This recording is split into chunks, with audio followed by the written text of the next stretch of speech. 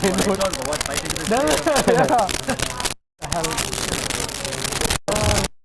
delay lah. They're still trying to like fight to masuk lah. They only said 50 people for the 50 minutes. But the Terengganu people bought people. One Terengganu or two Terengganu. No, they brought. They want to buy. No, they came. But I think not enough. They only 50. The seating position is 50. Here is different charge. Here is 28. What do you get? Buffet. Free food. Buffet? Yeah. Buffet? Yeah, but the cake buffet all takat lah. Hey, the food all. Oh.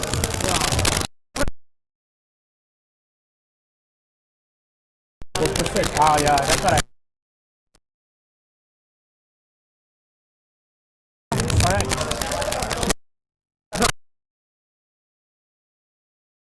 What happened to Al? Why didn't you talk?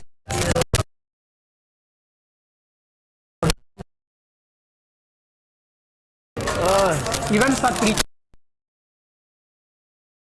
time we gonna go back? What time we gonna finish? 1 AM like that.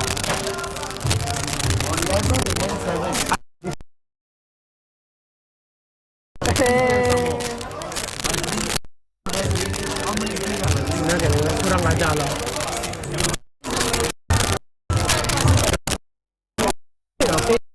They didn't let me go in, you know. Hey, you wait here.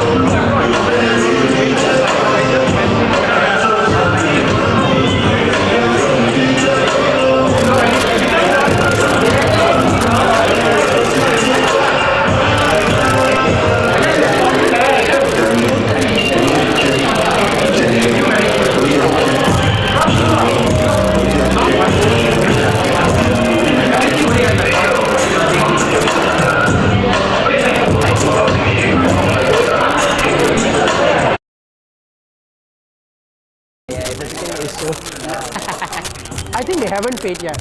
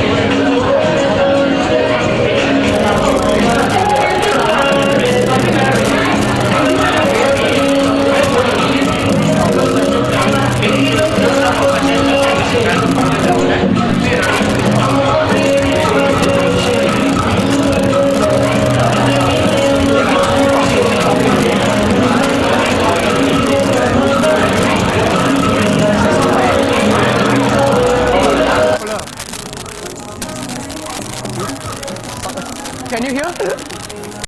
You didn't put inside, I was talking the whole time. Huh?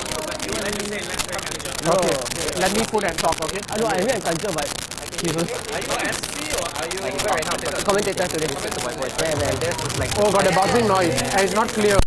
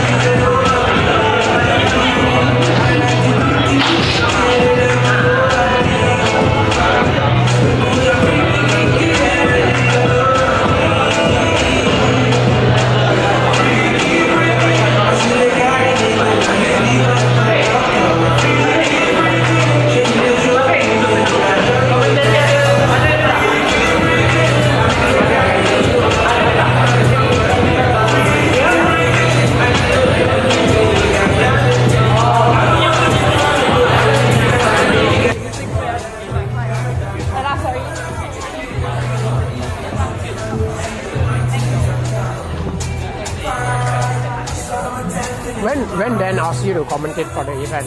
Huh? Last week or? No, 2 weeks ago because he said can you swap roles for the rage because instead of MC you do commentary. Okay. Then I just say I'll get Oliver to guide me from there. Senang only. He told me. No, like we talk like how we're talking now. Yeah. I think like that is much easier, bro. I think that time was too. He told me also just don't get like. He just told me like. Because like we see when you MC also like when you're overhyped, so he say like don't overreact. Unless if it's like a really like a crazy knockout or something like that. Of course, bro. Then everyone can react lah. Then there's no. Actually, bro, not gonna lie. I only overreact when Ben gives me new information. Bro. Yeah, fair. I'm always like that. I get what you mean. Okay. I'm like, oh, great.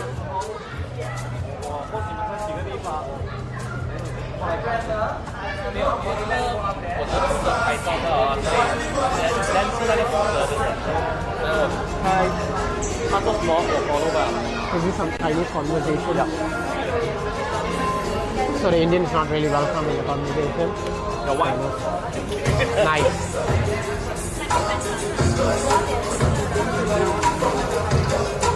Where's my bag? Hey, where's my bag? Oh, okay. Sorry. I thought no, it's okay. Oh. No, I thought it disappeared. Oh, no. Sorry. No, it's okay.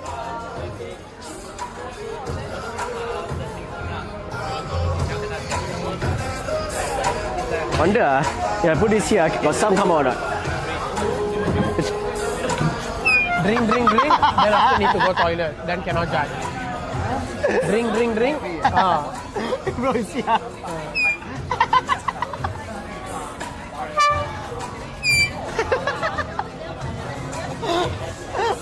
Like a kid, huh? I get so entertained, bro. It works.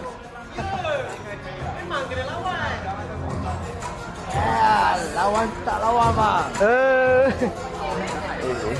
So they have all this done already. So they now is trying to fill up the buffet and thing lah. Yeah, see white color they can pay 120 and you know what? You divide 5, 30 USD, 30 euros only. For one table. Yeah, one table. No, per person. No lah, per person lah. What one table? I told you right. Hey, one table 128 divide 2 is like 64. Then you get 50 over there. Of course, I very like 64. 14 with food in charge.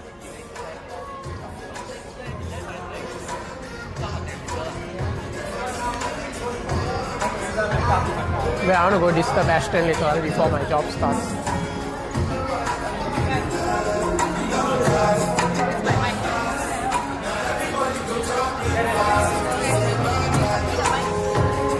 What's up?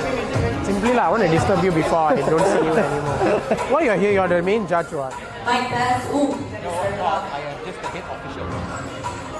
So you should be sitting on the first table. It's okay. I'll sit here.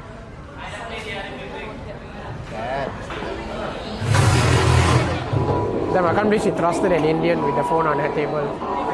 That's a bit risky, you know. I'm Chinese. It's very risky. Fuck, I need my pen. Your what? Why you didn't bring your pen? Why you didn't bring pen? You're supposed to provide it. No, I bring my own pen all the time. Yeah, see? I'm going to pick up my pen.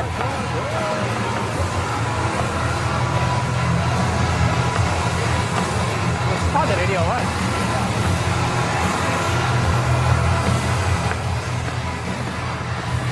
You got pen? Huh? Yeah, you brought pen. Sorry. What's up? Come. Sit on me.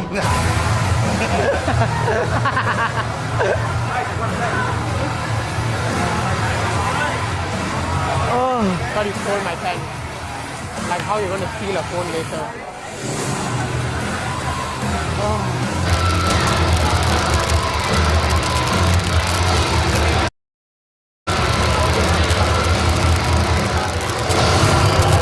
Come. Can you do me a favor? Put this inside. Or anyone? Crew. You get a crew. You move lah. Crew. It's not me. Crew. Who? I get a crew.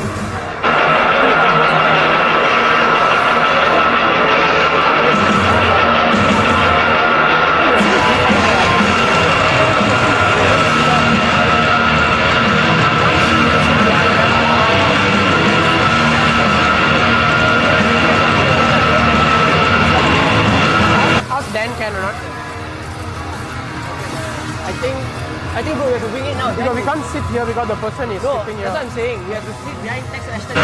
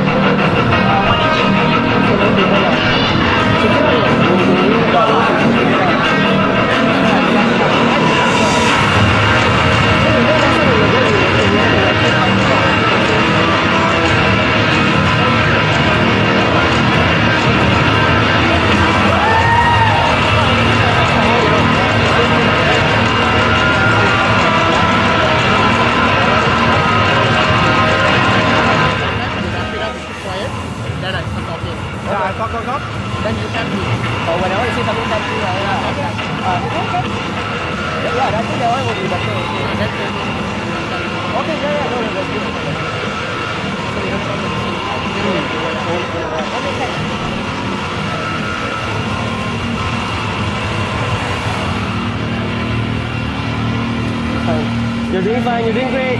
You look hot, okay? Hey! So? I still have to sit there. Which one you do, right? Okay, cool. First up, Good evening, Kugan. How are you doing today? Welcome back to Rage of the Maze Grand Prix from quarterfinals happening here at the page. Now, if you don't know who I am, yes, I am back and I am Chase. I will be yours truly, your MC and your ring announcer of the day. I'm not going to waste all this time because without further ado, we're going to start about number 1. Payenda, right? Alright, ladies and gentlemen, introducing first fighter in the blue corner. Put your hands together from Payenda.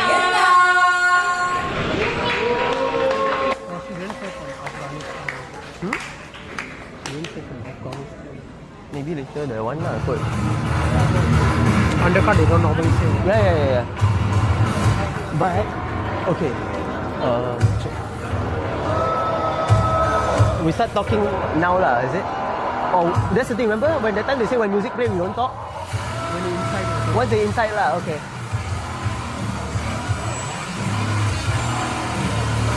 But now we're talking like we just say to each other. Like that, yeah.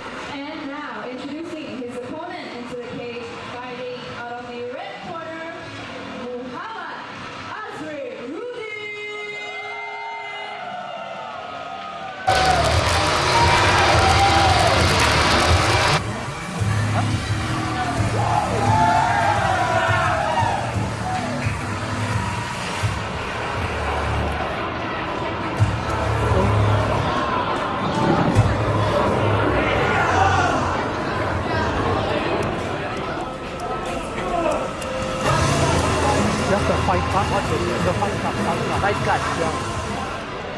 Fight cut. Okay, when you ask Dian, when you come after the pass over.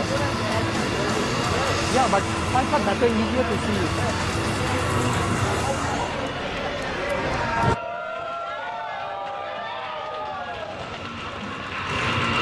Ladies and gentlemen, this fight is scheduled for 3 pre-main rounds of amateur MMA action, sanctioned by the Malaysia Mixed Martial Arts Association. And now, introducing first, fighting out of the blue corner, he stands at 182 centimeters tall, weighing at 69.7 kilograms, fighting independently with a making his debut at Rage MMA, representing Afghanistan, Muhammad Payenda!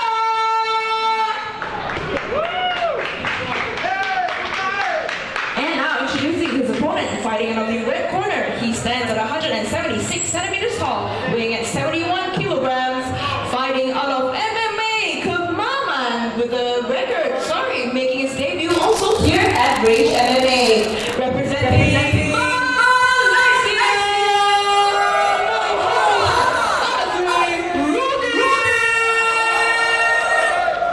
And when the action begins, your referee in charge, Mr. Kazan.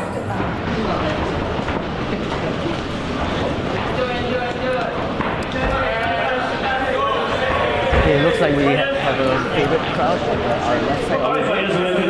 Alright, correct. So all time, these are my instructions. That's going to be clean, touch the opponents.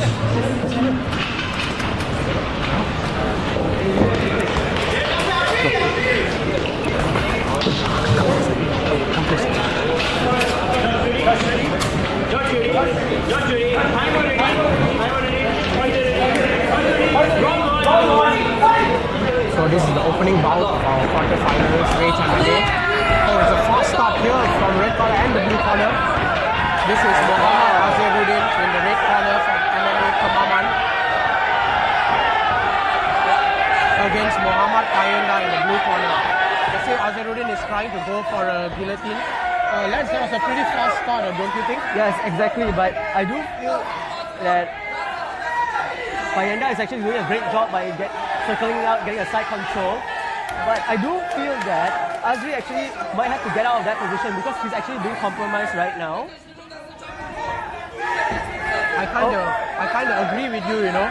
This is not a good position because there's no real submission over there. Now he's trying to go for an armbar.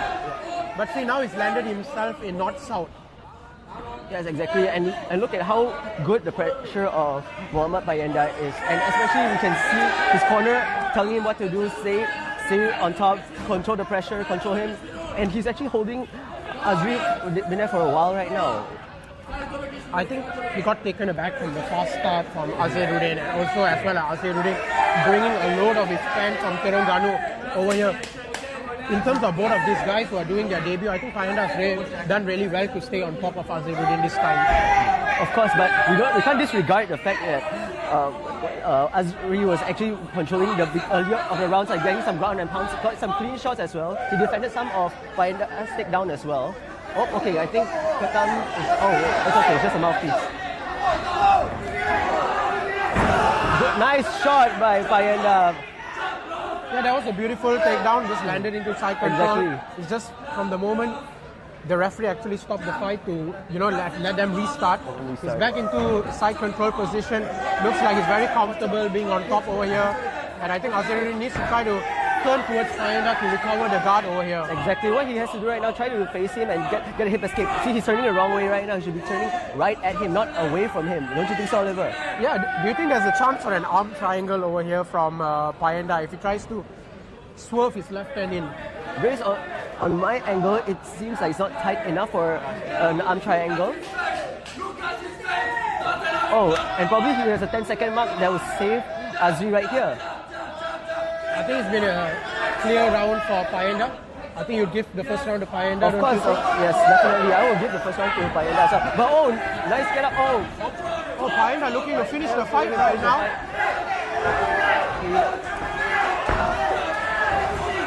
Okay.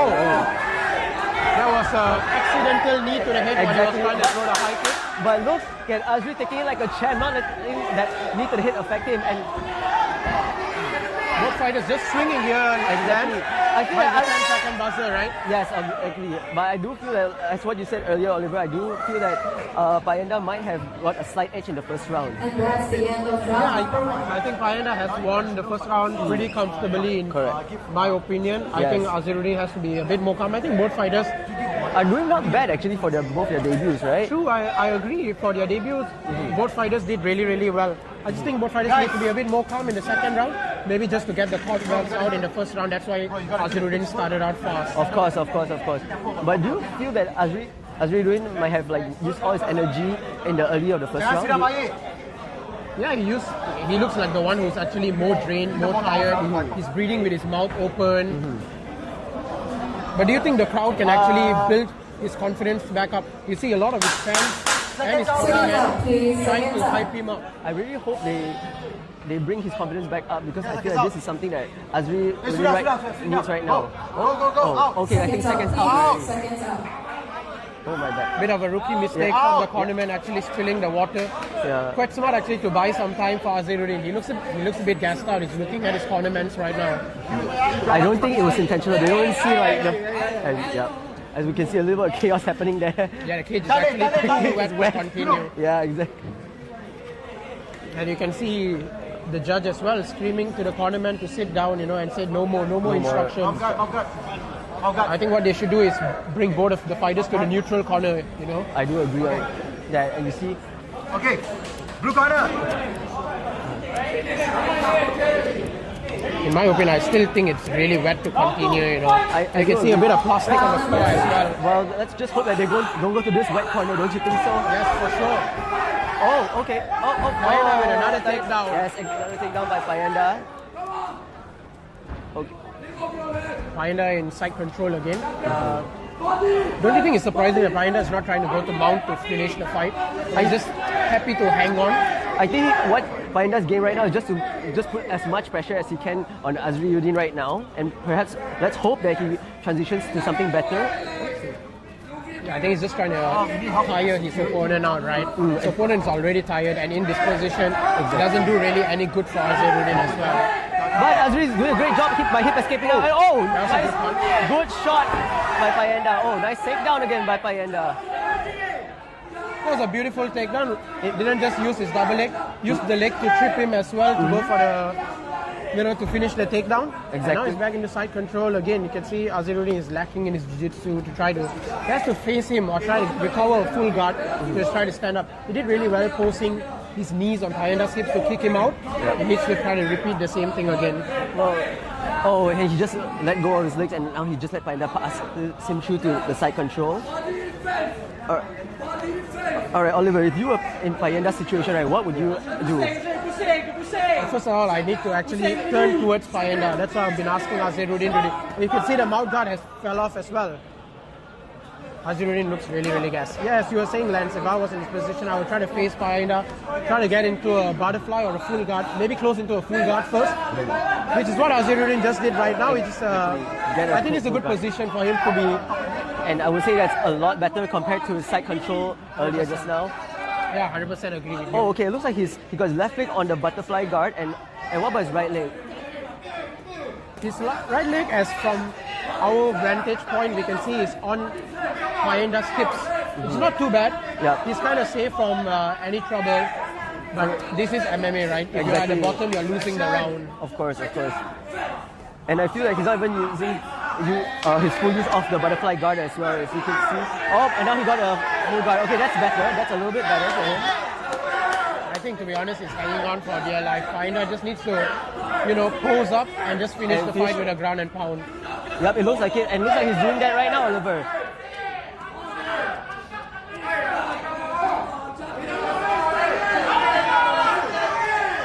You can see that Azrey, both fighters being their debut, haven't been in this situation before. Of course, if you are the top guy, you'd have more confidence and build up more confidence. That's what Payenda did in the first round. And he continued into the second round being on top. What do you think Azrey needs to improve into the third round, to make this a more even fight? I think personally, just in my opinion, Azrey should just stay away from Payenda from the take, especially from takedowns. If he gets strike, get out, strike, get out, strike, get out. Probably there might be some points right there. Who knows? Maybe Payenda without saying much, I do feel that the third round, Azrey really has to finish this fight. If not, he's definitely the judges won't be in his favor at this point, right? Yeah, I mean, it's pretty obvious it's 2-0 Payenda right now. You know, it doesn't take a rocket scientist to actually know this. But it's, all of his tournaments and his teammates, friends are all outside. So, not too sure what's going on there, lads. This is actually not allowed, you know. It's not within the rules. As you can see, Payenda has only one tournament. But one thing we cannot disregard is that, you know, a lot of them are here actually to support us right here. I definitely think the referee needs to be a bit more strict, you know, in allowing who gets to actually who is the cornerman and who should be ringside, because there's just too many people around there, which what caused the spillage as well. I think, you know, just the adrenaline. All right, now we're back to round 3. All right, let's just hope he just punching out. Oh, he's sprawls.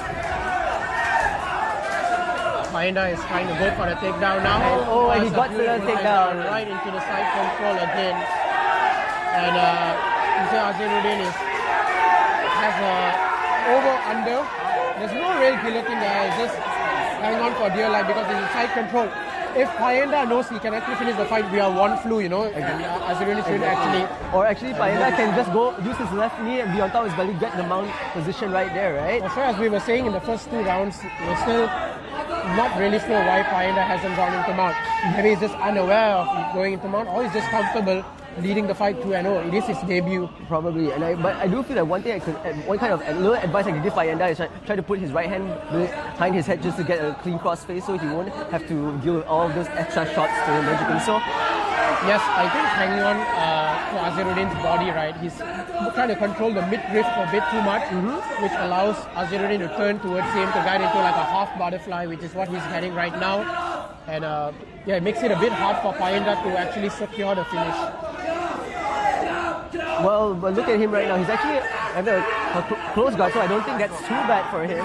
But I do agree on what you said earlier. What Payenda do right now, exactly right now, he just has to posture up, continue to ground and pound, and I think the fight should be stopped anytime. Azrey doesn't even really have a really tight close guard. You see, his close guard is really, really loose. You know, whenever Payenda try to move him around, and then his guard just opens up. Yeah. But heads off to Azrey though, even though like he's been taken down multiple times, got shots multiple times, but he's still in the game. For sure, it shows a lot of heart, you know, for a debut, for you to be taken down so many times to still be in a fight. Yes, and you see, he's not letting all these shots affect him. You can see how Payenda's tournament is really, really animated at the side, you know. Just willing him to finish the fight, you know, more ground and pound, more strikes thrown. But then here is Azrey and holding him down, not allowing him to throw more strikes. I think it's a repeat of the first and second round. An easy 3-0 for Payenda. It's a good debut fight. Both improved in the second round. I'll be excited to see what he does next when it comes to reach the next time out.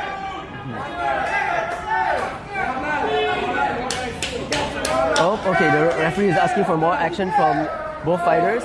But, okay, Payenda's just...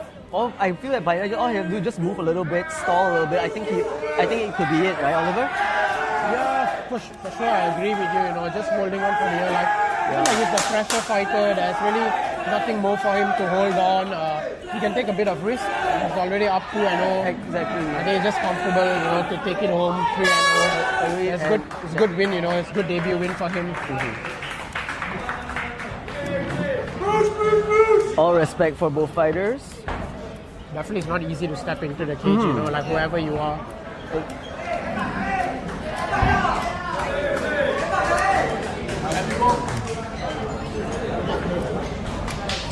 Again, heads off to both fighters, but I do feel that we can have a clear winner in Payenda, don't you think so, Oliver? Yeah, 3-0, I would give it a 3-0 to him as well. I think the first round was the closest with the adrenaline. Azrey tried to take him down the first, and then Yeah, I think he gassed out, using too much energy in the first round, but much to learn from both fighters as well. It's their debut. There's no real winners or losers in your debut, It's just about learning. Exactly, but I feel that for Azrey's first fight, he's actually doing quite well compared to a lot of fighters, right? For sure, I agree with you as well. So we go for the judges' scorecard for the decision.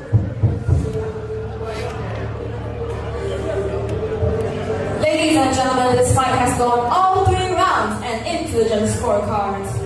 All 3 judges have scored in favor of your winner by unanimous decision goes to the blue corner, Payenda.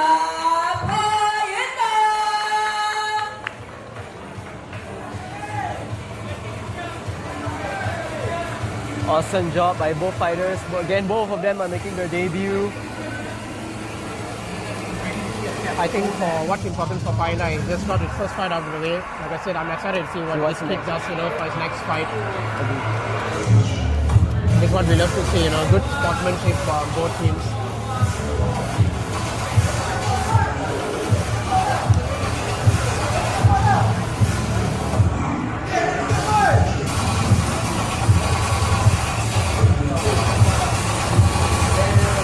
What number 5 is it? No.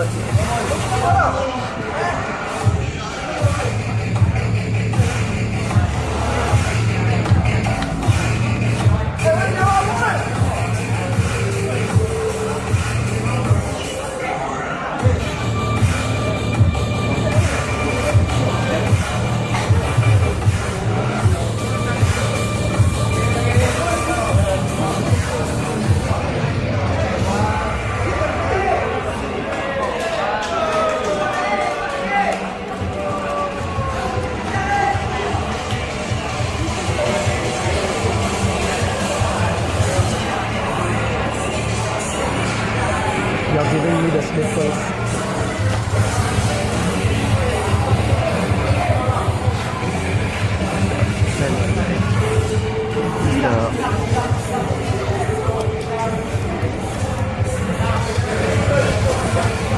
Ladies and gentlemen, moving on to round number 2. Introducing first, fighting out the blue corner. Let us make some noise for Dian. Alundi.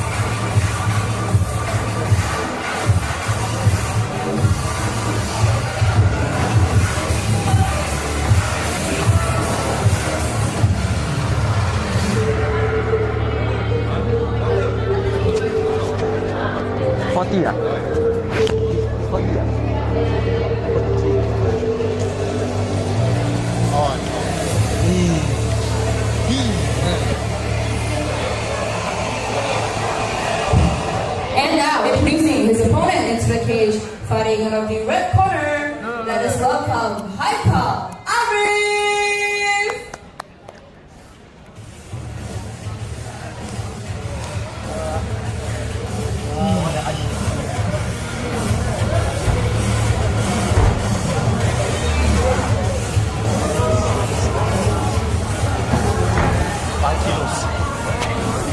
It's a 5 kilo difference.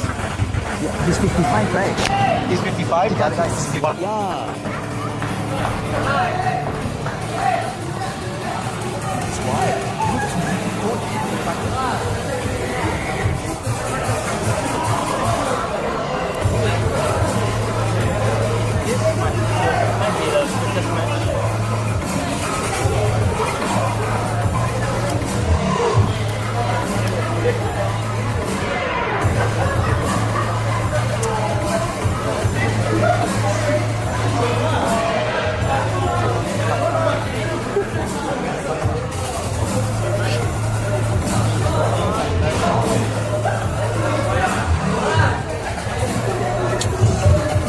Ladies and gentlemen, this fight is scheduled for 3 premier rounds of amateur MMA action.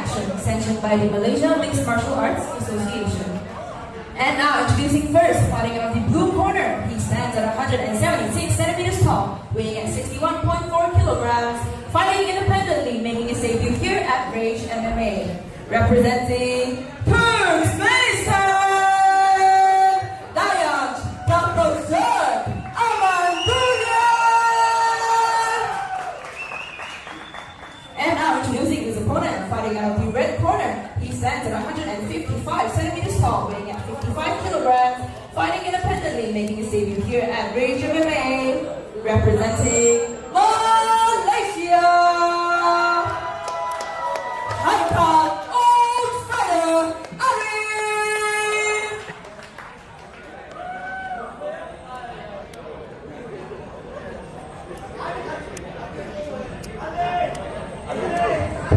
Apologies. When the action begins, your referee in charge will certify. The rules, right? Follow my instructions. Alright? You understand? You understand? Let's go. Thank you. First off, I just want to say hats off to Haikal for taking this fight. He's 43 years young in age.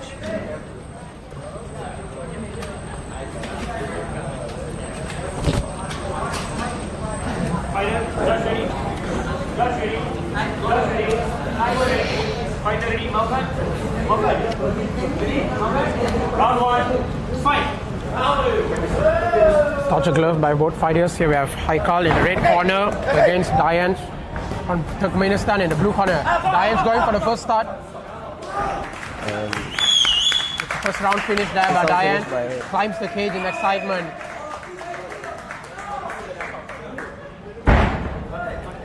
A swift finish there by Dian.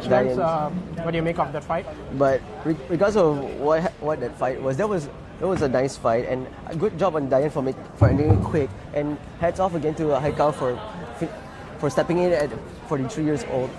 You have to give him respect. I really will give him 43 respect. and brave enough to step up. Not just step up against any fighter, a young kid from Turkmenistan as well. And Dian, and I think the referee did a really good job stepping in early as well to prevent any further more damage. I fully agreed, Oliver. Now we go to the judges' decision.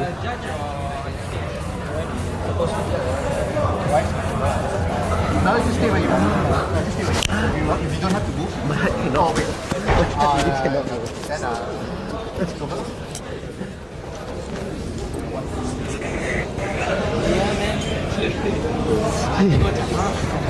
Same. Good. When do we stop?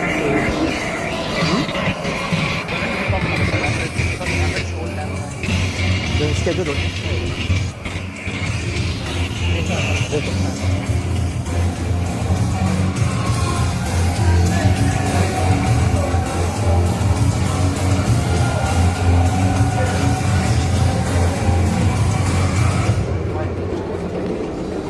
My phone.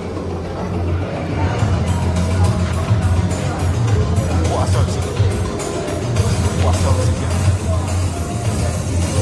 okay, you gotta deal with it.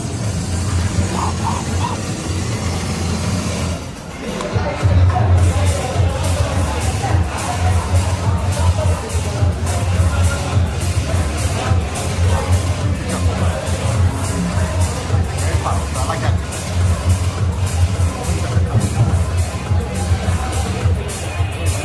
Apologies everyone, technical issue. I'm back. Alright. Ladies and gentlemen, your referee in charge has called a stop to this contest and declaring your winner by referee stoppage goes to the blue corner, Dian Alundi.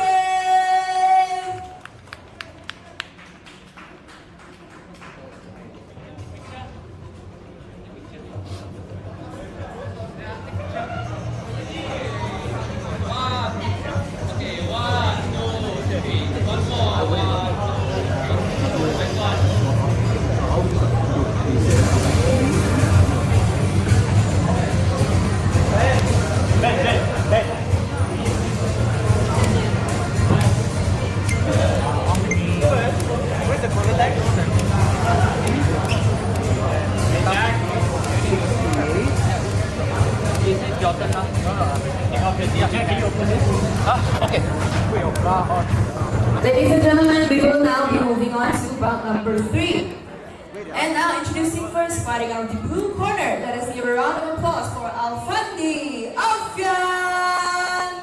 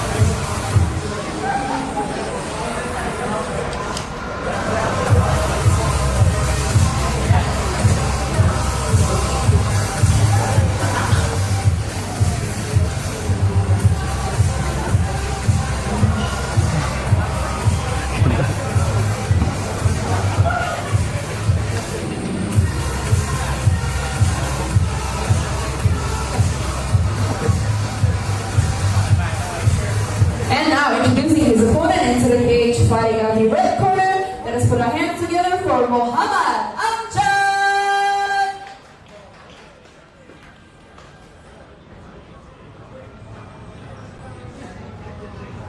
Oh, streaming that too. Oh, it's feedback loop.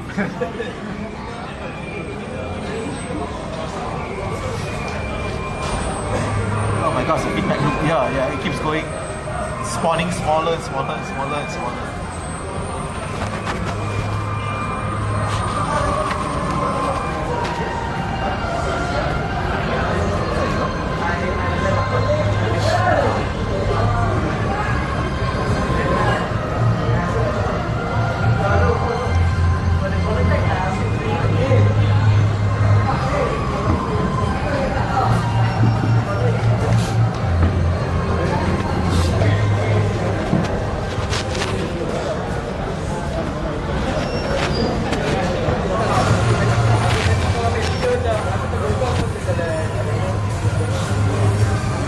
Ladies and gentlemen, this fight is scheduled for 3 3-minute rounds of amateur MMA action, sanctioned by the Malaysia Mixed Martial Arts Association. And now, introducing first, fighting out of the blue corner. He stands at 168 centimeters tall, weighing at 52.6 kilograms. Fighting out of Rela Fight Team, making his debut here at Rage MMA. Representing Sabah, Malaysia, Alfandi Alfian. And now, introducing his opponent, fighting out of the red corner. He stands at 165 centimeters tall, weighing at 52.4 kilograms. Fighting independently, making his debut here at Rage MMA, representing Pahang, Malaysia, Muhammad Amjad Wasim. And when the action begins, your referee in charge, Mr. Brandon. The rules, right? This is my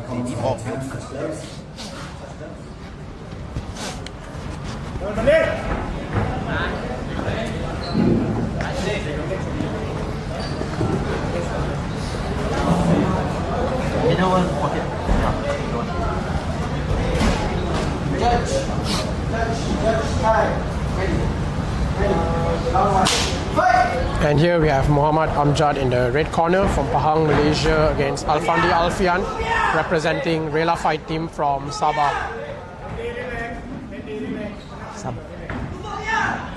As we can see that Muhammad Amjad has really good head movement, footwork as well.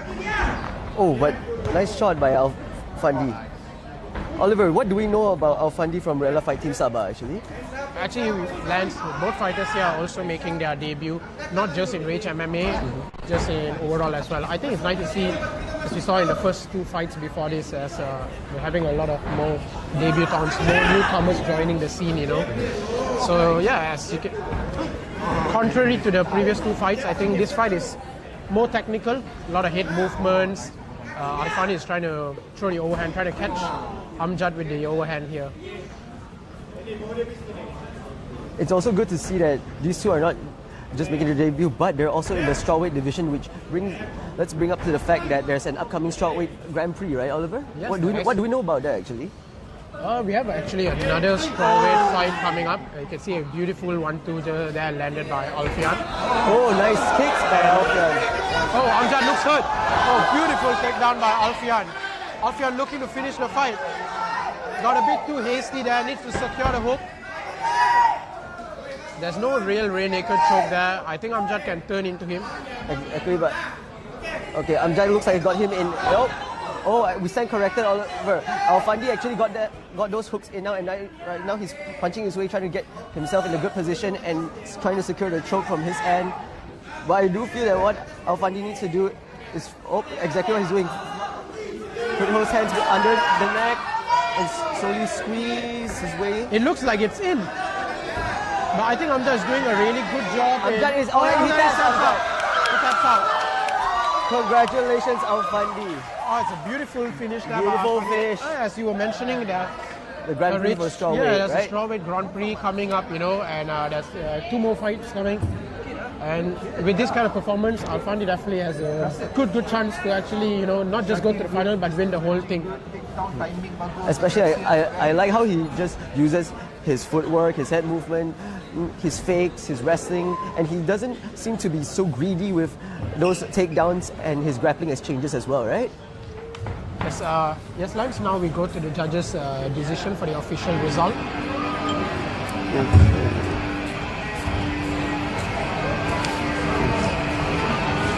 Ladies and gentlemen, your referee in charge has called a stop to this contest and declaring your winner. By way of submission via rear naked choke goes to the blue corner, Alundi, Alfian.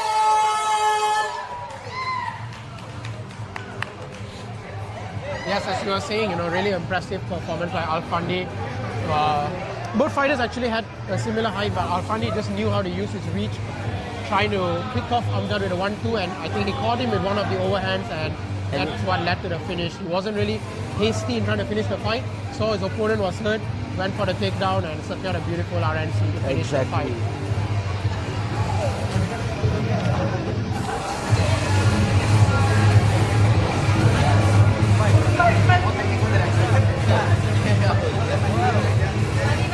Hay là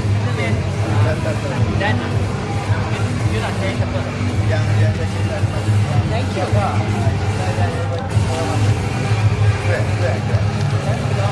You carry that.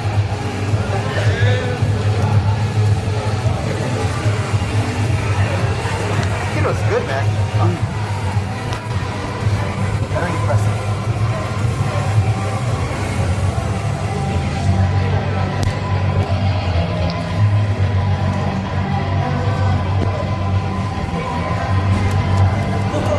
Ladies and gentlemen, we are now moving on to bout number 4. And now introducing first, fighting out of the blue corner. Make some noise for Hafizzy.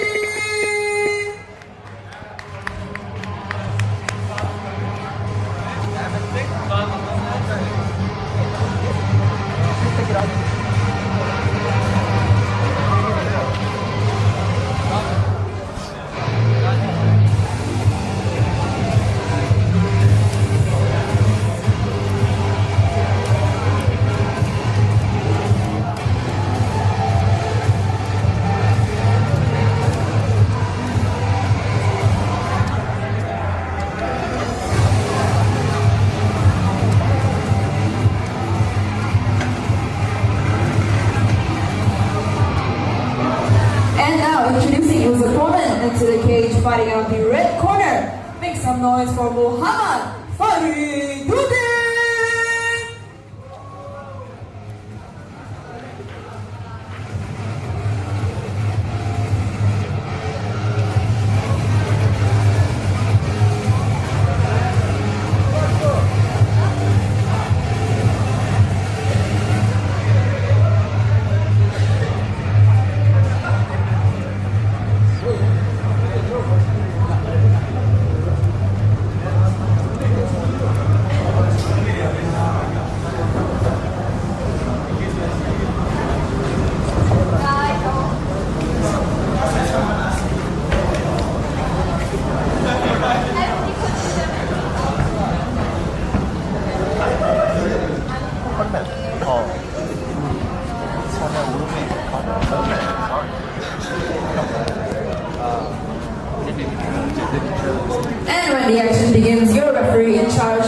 Brandon.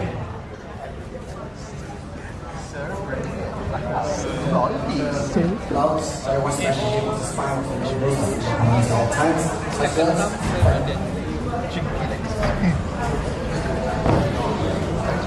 Sir Brandon.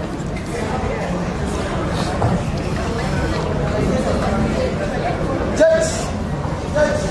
Time. Ready. Round one. Fight. Touch of gloves. Oh, no touch gloves. But what we know about Muhammad Fari is that recently he actually competed in the AMA. But Muhammad Fari might have got a bit too aggressive and slipped there. But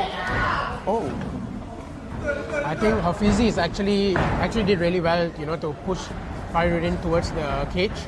And you see, Faridin is the stronger fighter, and he's trying to get his position, advance his position here towards the cage. Not too sure what is Faridin trying to... Oh, that's beautiful knees there by Faridin. Because he started off really, really fast, as you mentioned, he has competed in AMA before, so he has a background in kickboxing, at least. And now we can see that Amir Hafizzy is like, looks like he got a single leg. Oh, no. But do you think, Oliver, Muhammad Fari got that guillotine right there? No real guillotine there. He needs to actually jump guard, but I don't think so he would actually jump guard. It's not really safe. But in your opinion, Oliver, do you think Amir Hafizzy is in a good position right now? Oh, definitely not. For sure not. I think Faridin is using way too much strength here in the guillotine. If Hafizzy can actually clear his head, I think he can just look up, right? For sure. Amir Hafizzy just had to look up, and then right there, you see. All Hafizzy has to do, like you said, is look up, dive his right hand through, and he gets Faridin's back, It's a bit tricky in this case because Faridin is actually post up towards the cage. More action, come on. But at the moment, Faridin is using way too much strength. And looks like Amir Hafizzy has a nice takedown right there. And okay, the guillotine is out. Just as you were actually saying, right, was it actually a good position for Faridin to be in? I was saying, there was no real guillotine there, and he's using way too much strength. His shoulder wasn't really above Hafizzy to actually jump for the guillotine as well. It just landed. Hafizzy just got himself a very easy takedown. Yes, and perhaps now he's trying to advance into mount. Perhaps Muhammad Fari actually got a bit too greedy by squeezing that guillotine, like what you said, a little bit too tight, right? I think he did really well at the start. I didn't feel like he needed to, because he kept the range really well. I didn't see there was a need for him to actually push Hafizzy towards the cage to engage in some sort of clinch. As you were mentioning, he competed in AMA, right? There's no real clinches in kickboxing. Agreed. So he could have kept his distance and actually just teed off on Hafizzy, because he was actually punching Hafizzy at a decent rate. Decent range, yep. At the beginning of the fight, right? And looks like Hafizzy got a mount right there because he put his knee on his belly. Hafizzy just needs to be a bit calm. Fari got a half guard. What it looks like? More like a quarter guard. There's no knee shield there. I think Hafizzy is doing really, really well, conceiving a lot of energy. Faridin on the other hand, just grabbing onto Hafizzy is very draining, Easy first round for Hafizzy, don't you think, Lance? Obviously, but I feel that if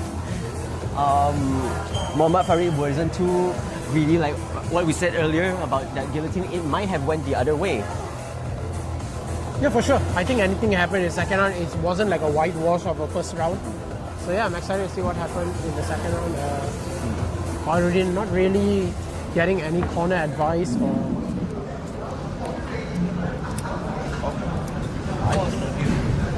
Yeah, he's not even taking a sip of water. He looks really fresh. Muhammad Fari, right? Yeah, Fari looks really, really fresh. Hafizzy now putting his mouth guard back in. Both corner women actually. It's nice to see some corner women as well, but both not getting into the cage. Round number 2. Faridin again trying to control the center of the octagon. Good kick landed by Hafizzy. Oh, look at that. He just pushes Muhammad Farid away. Nice knees by Hafizzy. I think this is what Faridin needs to do, keep his distance. Yeah, strike a little bit. Correct, and just tee off on the strikes. His hands are way too low, Hafizzy. More action. Almost like kind of baiting Faridin to actually get closer to go for the takedown or some sort of clinch. Oh, Faridin is the one. Attempts to take down. Yeah, but Faridin is the one who attempts to take down, got him in some kind of bulldog over here, bulldog choke. And Faridin throws a few uppercuts. And Hafizzy pushes him back to the wall, controls him, pressure. What Hafizzy right now has to do is exactly what he's doing right now. Both hands underhook. Oh no, he's not. Both hands. Faridin needs to turn towards Hafizzy and just get out of there. Faridin needs to turn towards him and try to get the underhook. Good knees there, landed by Faridin. He has thrown quite a bit of knees there in this fight. Yeah, Lance. Yes, but look at that. What's Muhammad Fari doing right now? Is he trying to go for the attempt the guillotine again? I don't think so. It's the smartest option for him to go for a guillotine. But what he's doing right now is actually really good. Yes, Hafizzy as well is doing really well in defending the knee. But I do have to say that Muhammad Fari has to be careful of those knees. It might look, because if you look at the position of Hafizzy's head, I'm just afraid and worried that the knees might touch the head just by accidental. You know what I mean? Oh yeah, for sure. 100% I agree with you. You know, it's a carbon copy of what we saw in the first round. You know, him having the head and arm from a standing position. But this time I think he learned from his mistakes. Oh, looks like we got a low blow right there. Accidental low blow.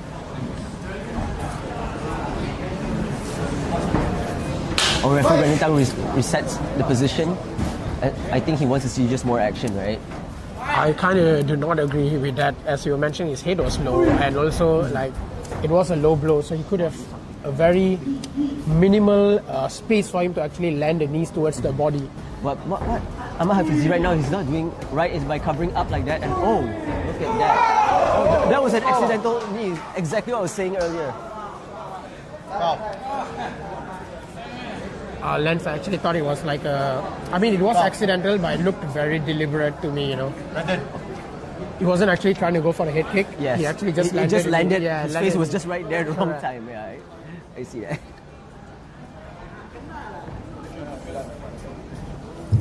Lance, I think the judge the judges might deduct 2 points. 2 points. Oh wow, in this case, Hafizzy has led the scorecards already, right?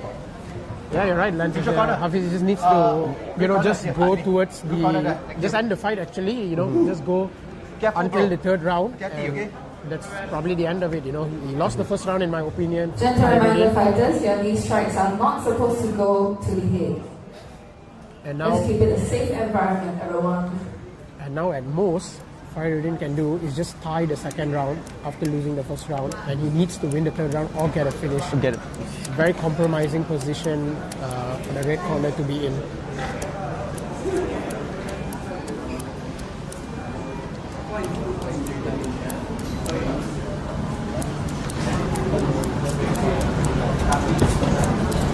Looks like Hafizzy is good to go.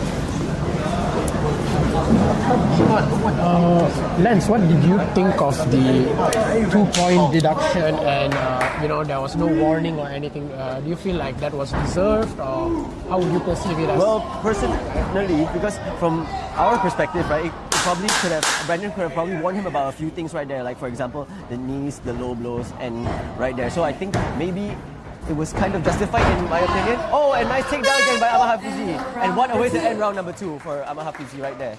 Do you think it was enough for...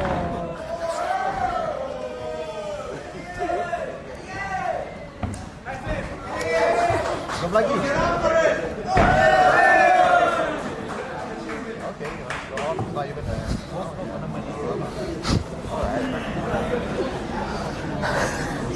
not even kind of a wasted energy for Faridin to try to go for the keep up, but he did it. Good on him, he actually did it. It's the first round. He's just not. Now he's getting a sip of water. Oh, there we go. Good on. Yeah, the keep up definitely took a bit of energy out of him. But props for showmanship though, right there. Okay, yeah. I don't know, the judges' scorecard could be all over the place with this one. I gave the first round to Hafizzy. If the second round was for Hafizzy, plus the point deduction, this fight is, it's actually over. Mm-hmm. But if they would have given Faridin the second round, it would have been a 9-9. Third and final round. Final round. Faridin looking to come off strong, trying to finish the fight. And look at Hafizzy, he's doing this head movement here, but he's gonna put his hands up right there. Oh, but Farid is right, trying to urgently finish the fight as he knows that he's under the scorecards. A lot of urgency there from Faridin, looking to finish it in the third round. A nice clinch and nice low kicks there by Muhammad Farid. Oh, nice head kick by Muhammad Farid. I think we need to see more of that, Lance. I think a bit more of a head kick, you know. It could be over, right? Woo, indeed, Muhammad Farid. I think one or two more head kicks, and I think that could be it. You know, instead of wasting his energy going for some rabbit punches and all that. Exactly, but I do feel that Hafizzy should put his hands up right now, not. Oh, yeah, 100%. Oh, nice kick That's a beautiful by head Muhammad kick Farid. landed.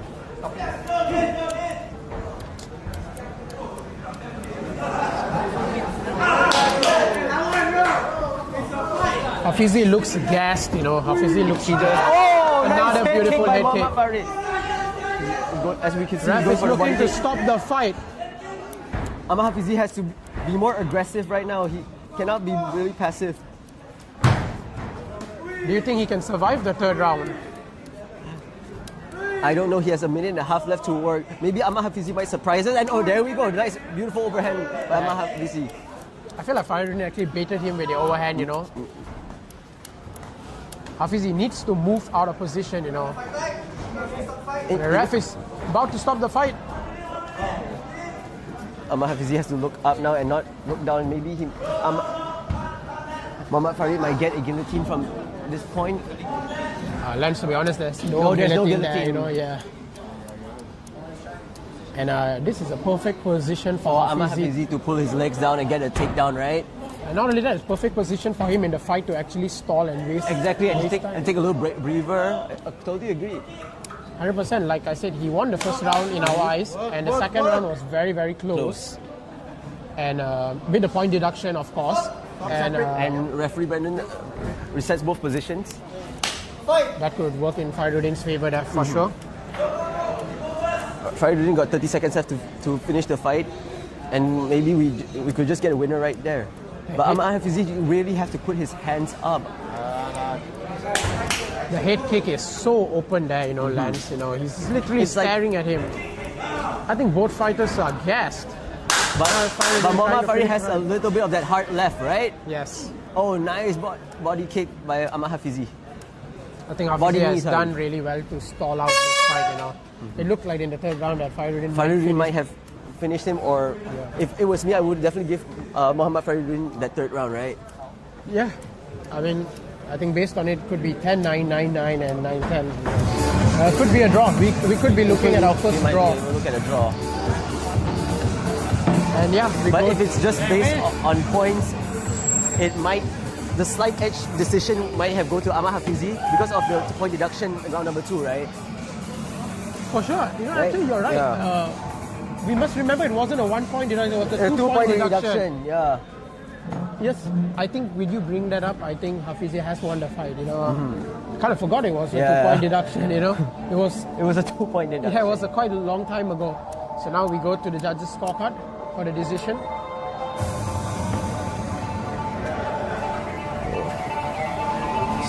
Ladies and gentlemen, this fight has gone all 3 rounds and into the judges' scorecards, and all 3 judges have scored in favor of your winner by unanimous decision goes to the red corner, Muhammad Fari.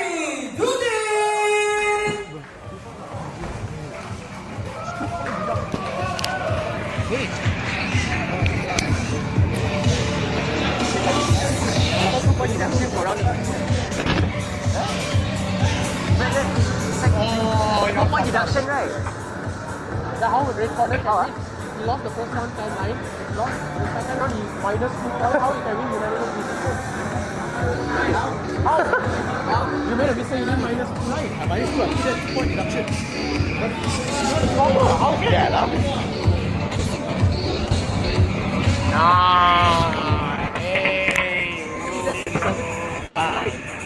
Should be a 27. Yeah, but you gave unanimous decision as well. How did you give it to the red corner? I didn't give us the thing, it's fine. I did, but you said I didn't.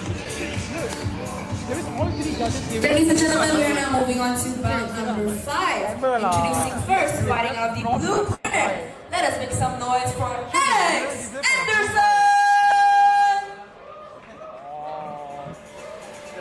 The blue guy Won the first round. And 2-point deduction to the red in the second. So he got it down 3 points. No way he can win. So red was losing the second round. What? Red was losing the second round. Red winning the second round. He lost the second round, it's minus 2. Exactly. So I'm like, that's what I wrote. Then suddenly the third round, The man gave the point wrongly to the so I was like, when he said that, I was like, Oh, that's bad. so when they gave the decision, I was just like, they calculated. So you give it to the blue corner. Am I right? Oh.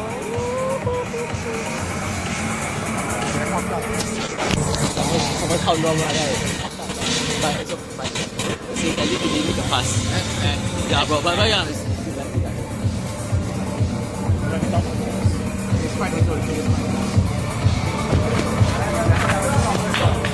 Yeah, but right, she's blue. And now, introducing his opponent into the cage, fighting out the red corner. Let us put our hands together for Amjad, Hafizzy! So I'm like, You're the head judge. Later you talk. after this fight,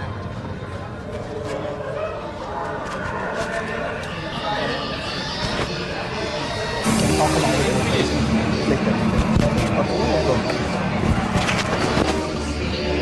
We talk about the scorecard during this fight. I think we can't talk now, right? Because the music playing. Can we talk now? Alright. Oh, you're talking about scorecard now because the fight happening already. That's true. Maybe like later when there's a... right? Can I take this off? And when the action begins, your referee in charge, Mr. Razi. You should be gone when I'm doing it. Okay, guys, go for the rules. Protect yourself at all times. Follow my instructions. Touch hands, let's go.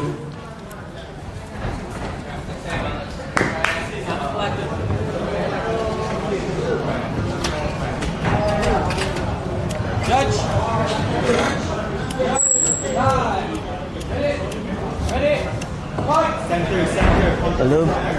Something interesting about this fight is that Alex is the only one out of all our 4 fight cards. He's the only one with a 1-0 record, whereas all our previous fighters, they're all making their debut, just like the red corners, Hafizzy right here.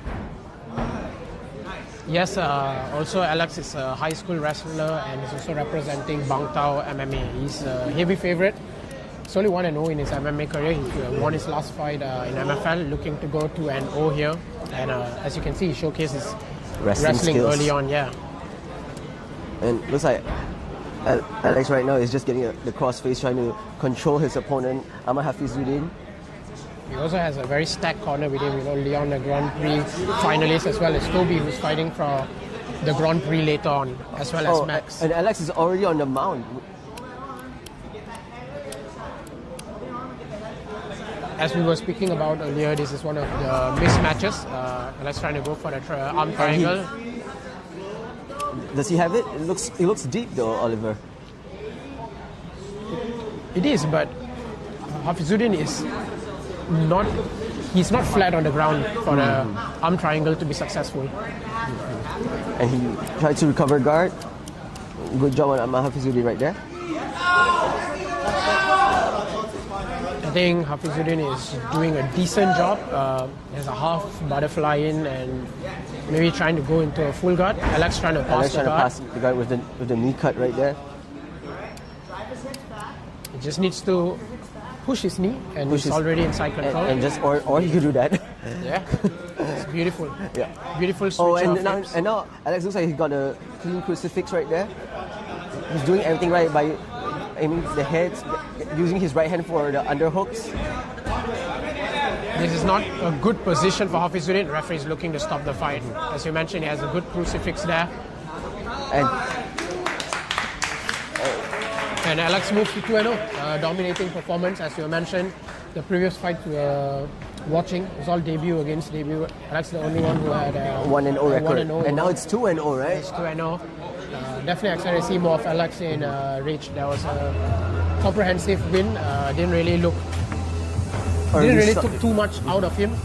It wasn't an early stoppage as well, right? Wasn't, definitely. I think referee could have stopped it maybe a bit earlier, but that's just being hypercritical of the ref. And yeah, we go to the judges' scorecard for the decision.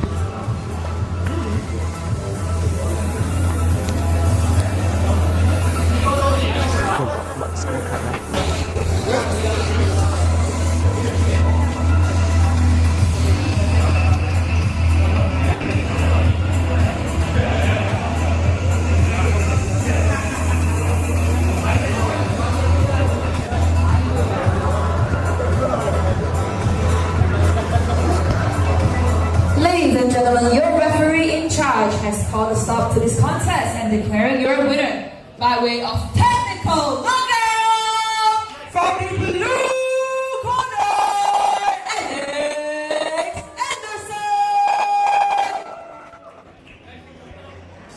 Yes, Lance. Of course, we got caught up in the fight. Yes. Last fight, And wanted let's- to see what his fight was about. But let's go back to match number 4, the scorecards for Mohammad Farid and Ahmad Hafizzy, right? Let's talk a little bit about that. Interesting, we both gave Hafizzy the first round, I suppose, and the second round was very close, but due to the point deduction Of 2 points, right? Yeah, 2-point deduction. I don't quite see how Fari could have won the fight, and I think it must have been a technical error, because they gave a unanimous decision to Fari. Something might have wrong somewhere, but I think both fighters making their MMA debut, and I was quite surprised that the blue corner Didn't react as what we thought he would, right? Yeah, what we exactly, expected him to do. They swiftly moved on. I think we're definitely going to overturn, most probably overturn this fight, or definitely going to have a further look at it. Agreed. But also hats off for Ahmad Hafizzy accept the results like a champ that he is, right? As you were mentioning as well. So I'm not too sure what's going to happen. Of course. I do think that they might have to rediscuss the point deduction situation earlier, or maybe even review the footage or something like that, right? For sure, I think it was a pretty clear win for the blue corner. There's no way the red corner could have won unanimous decision. But yeah, that was an impressive performance. Alright, ladies and gentlemen, moving on to bout number 6, introducing let's first, fighting move off on the to blue bout corner. number 6 then. Let us make some noise for Mirashon Mahmura!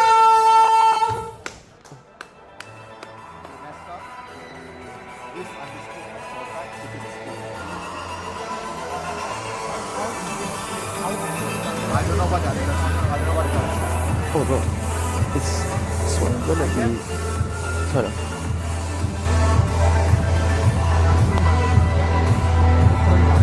Angles, I suppose. Angles. Incompetency. To be fair, they were all facing me. They weren't really facing them. They didn't deduct 2 points. Or not, there's no way. No, they did not. How can you deduct 2 points and give the other guy?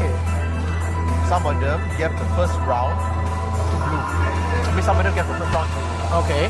No, they all gave the first round.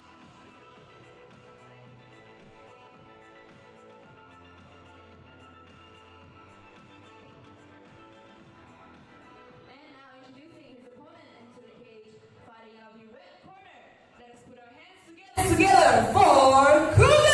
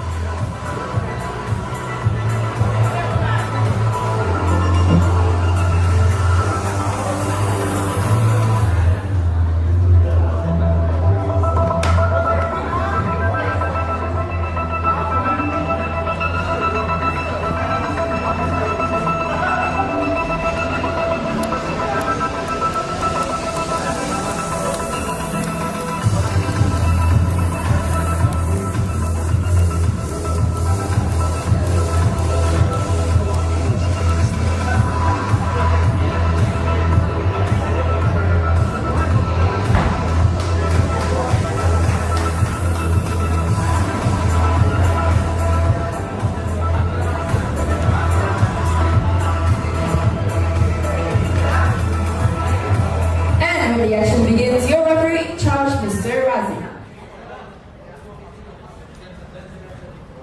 Guys, go for the rules. Protect yourself at all times. Follow my instructions, huh? Watch hands. Let's go.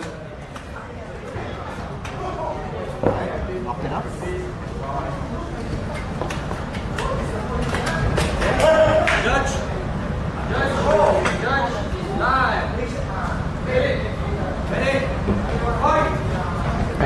have Mirjakan Mamurov from Uzbekistan against Kugan Vijayakumar from Sharks Muay Thai in red corner.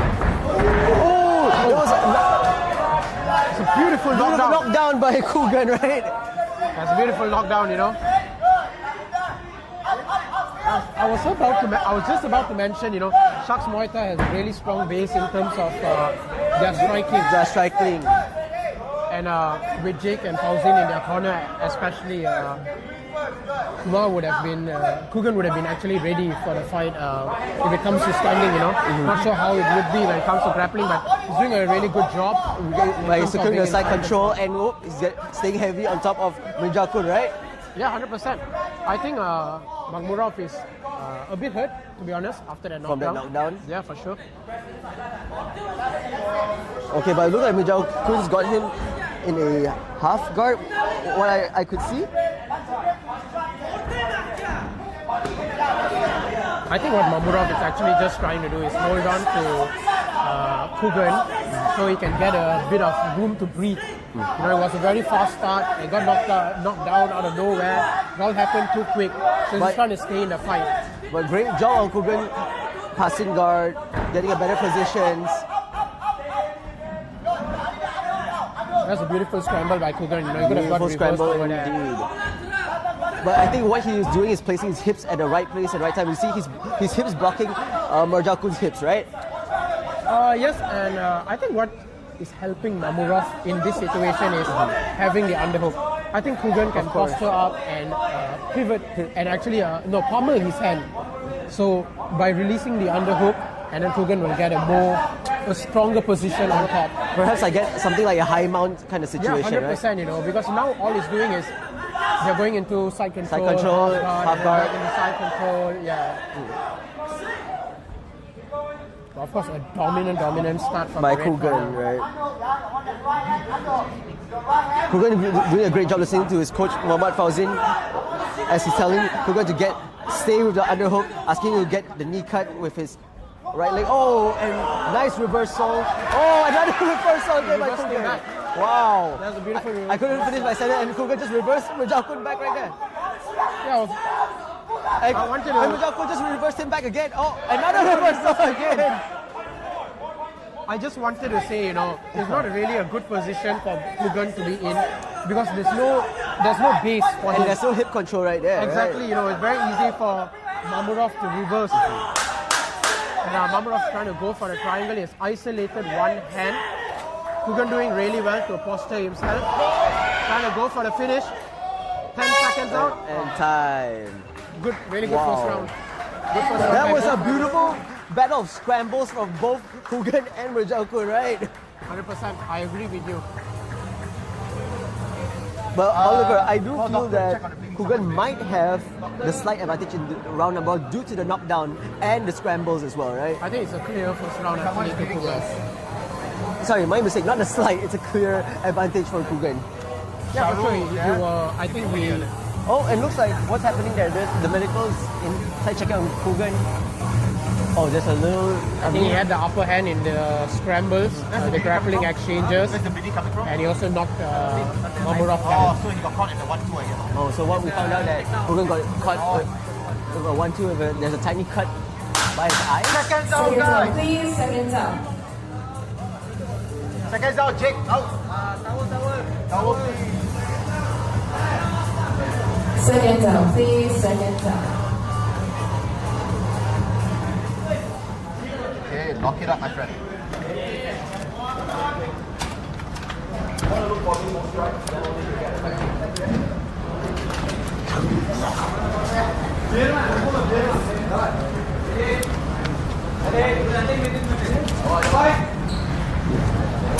Round number 2. Round number 2, touch of gloves again.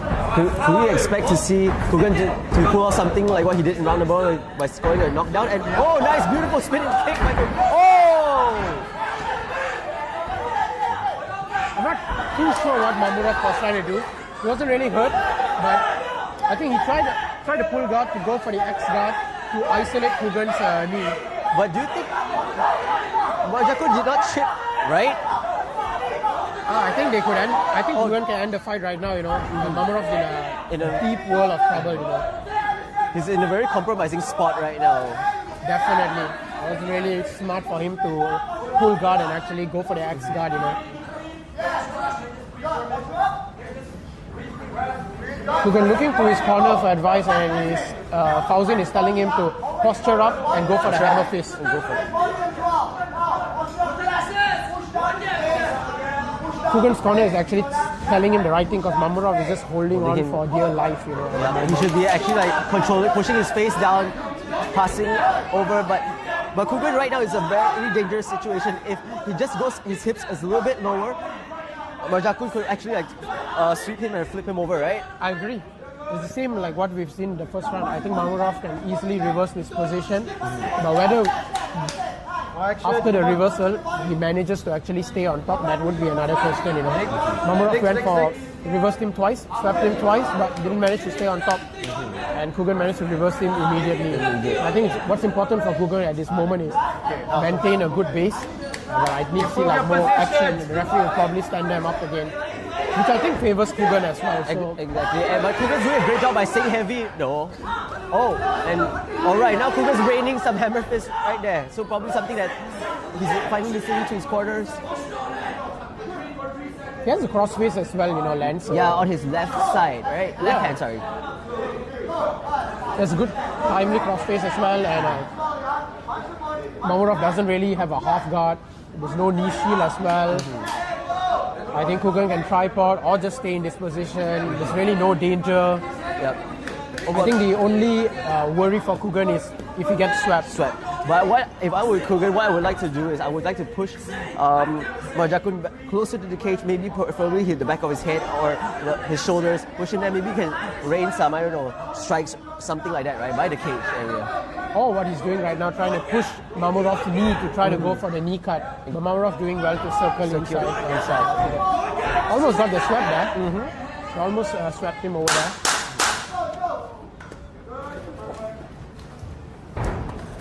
Lance, another dominating round for Kugan.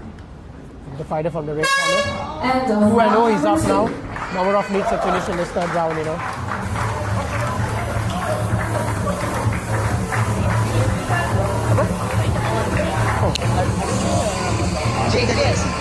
Hari ini saja.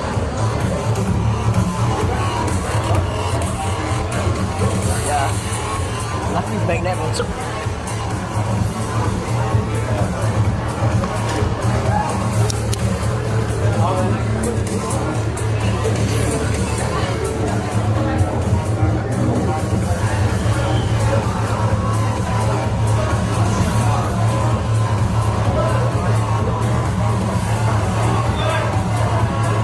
But I do feel that Kugan actually he knows what to do and he's performing really well. I think, and this is his first fight. Imagine what can he possibly do. Remember, this is his debut fight, and it's not an easy opponent in Marjakun as well, right?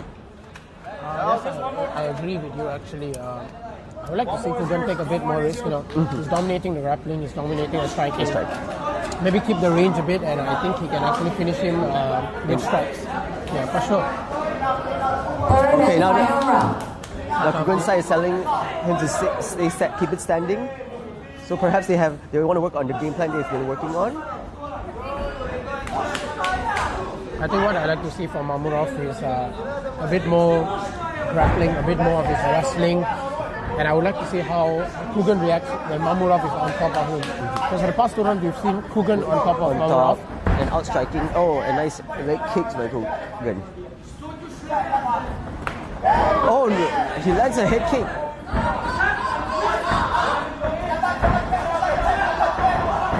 As you can see, Kugan is standing very bladed, more into a taekwondo stand. It would be easier for Mamurov to actually go for the single leg and catch him there from the kicks, right? You can see both fighters are winded as well, but their hands are down.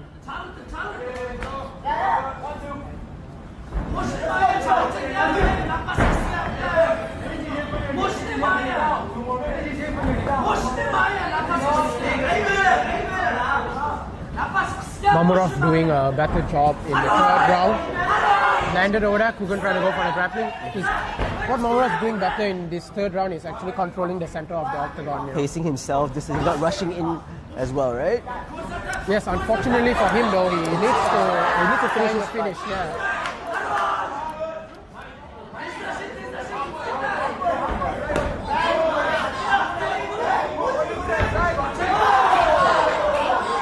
That was a nice head kick by Kugan. He looks very unfazed though, Mamurov in the third round. Looks like he knows what to do. Can feel like he's preying on Kugan. Oh, and Kugan takes Majakun down. That's not what I expected as well. He looked like he was winning the third round and he just fell again. And Kugan asking his corner how much more time he has left. The referee stand both of them up? No. Kugan wanted him to stand up. Because Kugan did not want to react to that. Because Kugan actually turned his back on Mamurov. Exactly. Allowed Mamurov to actually just stand up.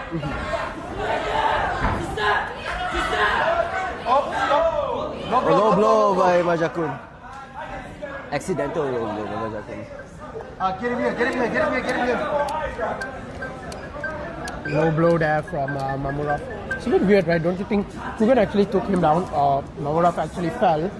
And just right a few seconds after that, Kugan was trying to go for a clinch and take him down. He already had his opponent down. They allowed him to stand up, face towards his corner to ask how much time remaining, just for him to go back into the clinch to try to take his opponent down again. Well, it just looks like Kugan just wants to keep the fight standing right at this point, you know? Because maybe that's what he excels in. Maybe they've been working on that. He wants to see what he's been drilling and working on, put to the cage. So do you think he was trying to actually go for the clinch to not take him down but try to go for some knees? Perhaps, because it looked like at that position.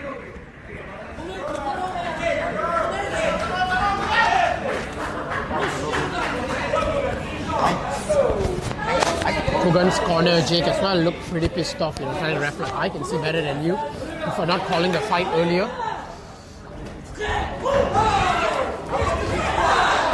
Kugan on the offensive, you know, a well-needed breather. Nice kicks by Kugan.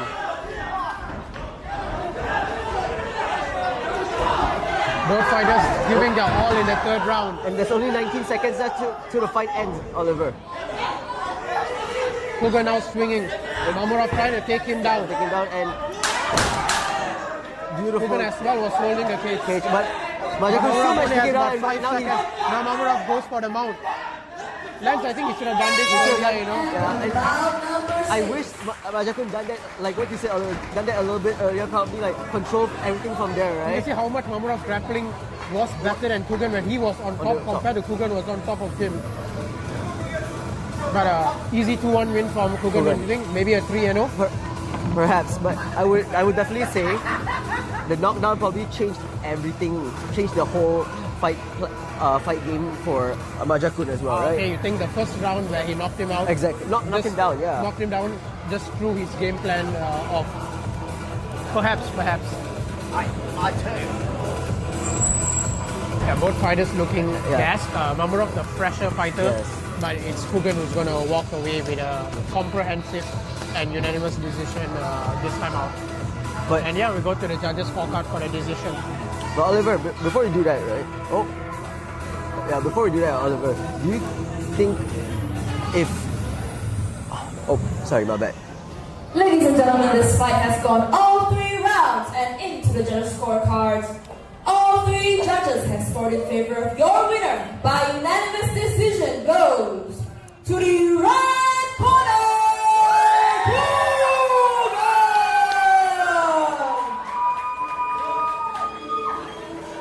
Sorry, as I was saying earlier, do you think if Majakun did not let that knockdown affect him, he could have just continued and did his own thing right there, perhaps like out-grapple or like stick whatever he's good at? 100%. Remember the time when he got 2 sweeps on him but just allowed Kugan to immediately reverse him? For one of the times, if he managed to actually consolidate his position and stay on top, like how easy he passed Kugan's guard in the third round, he could have done that earlier in the first or second round when he managed to get the sweep. I think it was the first round he managed to get the sweep, right? Yes. I think he could have potentially won the first round or would have tired his Kugan into the second round. So what you're saying, Majakun could have just probably like stayed heavy throughout the entire thing, right? Like sweep him and stay, all this, right? 100%. I felt like Kugan had the advantage standing up and Mamurov had the advantage when he was on top. Because he didn't really do much when he was at the bottom, you know. Hey, but that's And why this is now, moving on to MMA. bout Everything can number happen, 7. right? Introducing first, fighting out the blue corner. Let us make some noise for Alundi, Harit!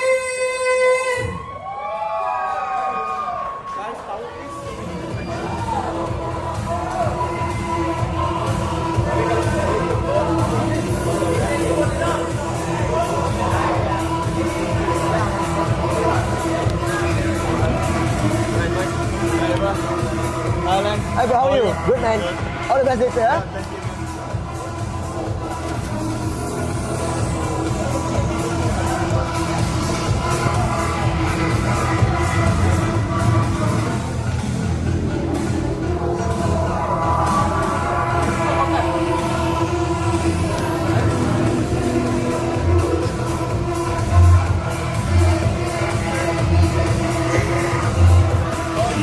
Dian is fighting this one, right? Confirm, huh? On that.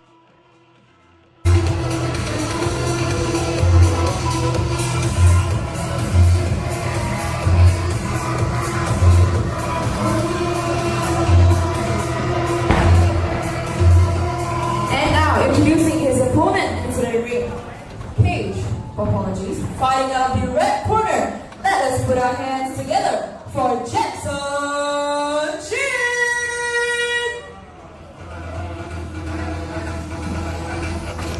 Don't want.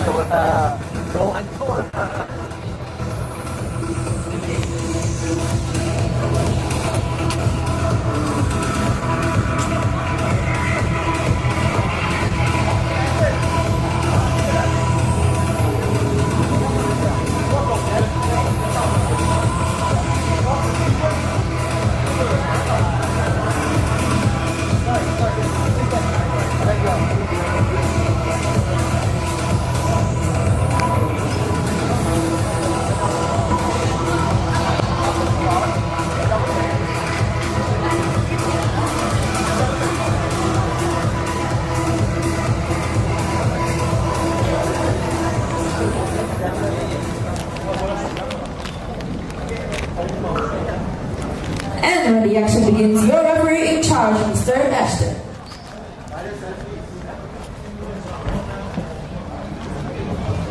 Watch out for the knees to the head, no elbows, and watch out for the strikes to the back of the head, right? Protect yourself at all times. Touch gloves.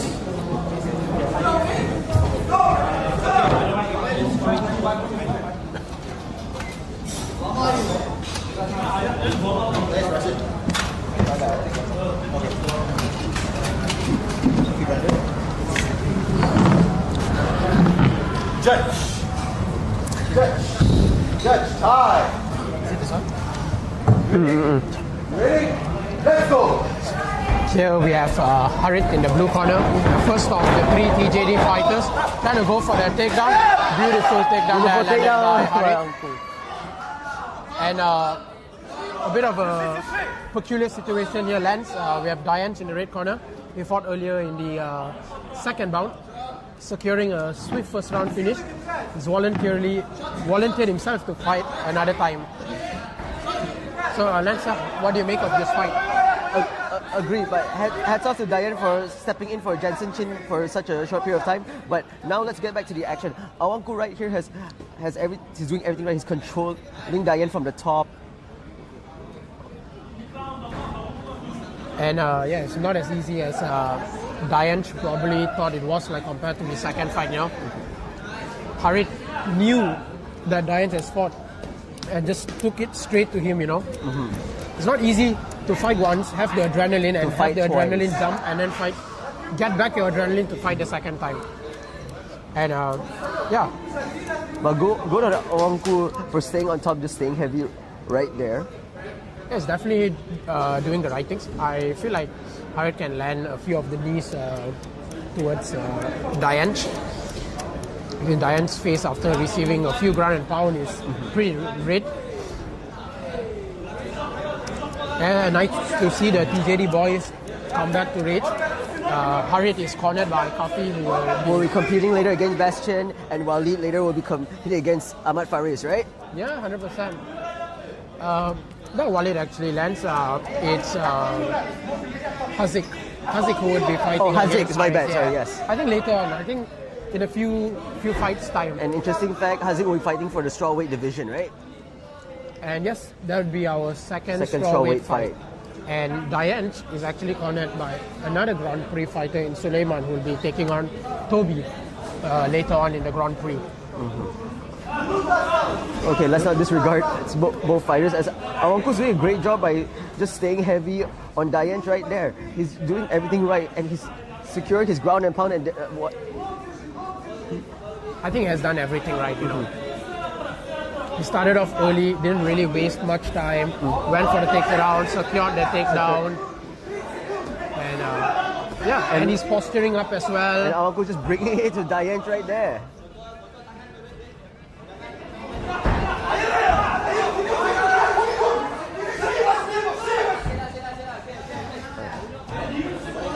Heavy pressure there by Harit, you know.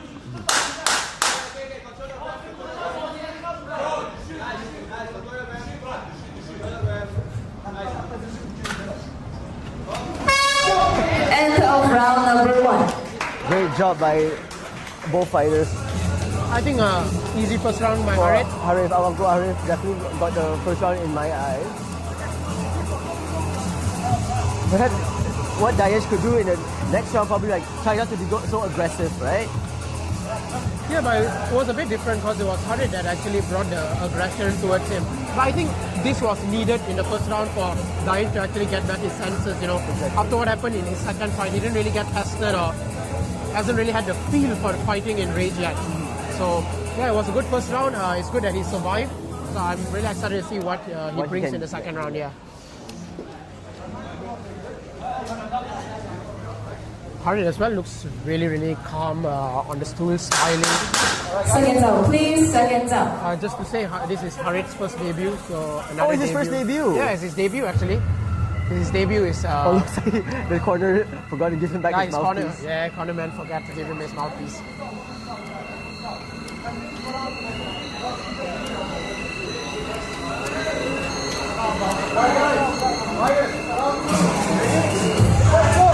Round number 2. Nice start by Dian now, but look at Awangku Harit.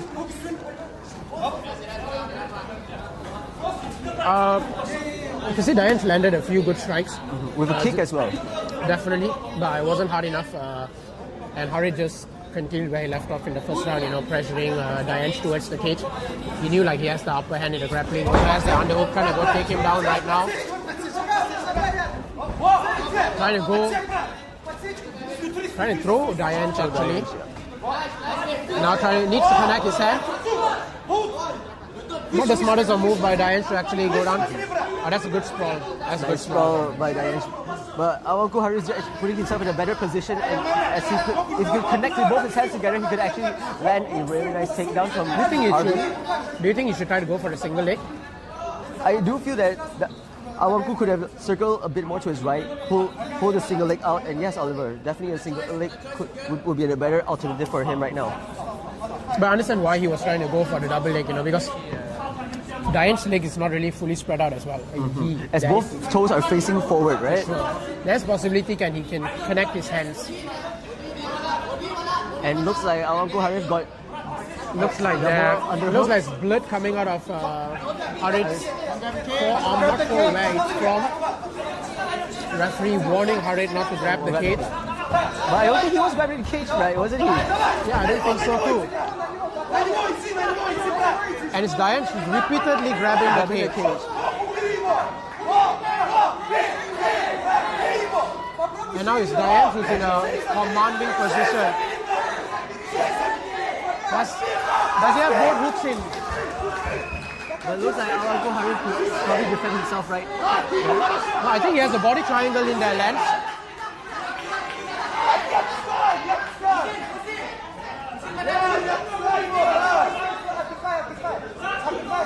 He has a tight body triangle there, Lance. One hook in.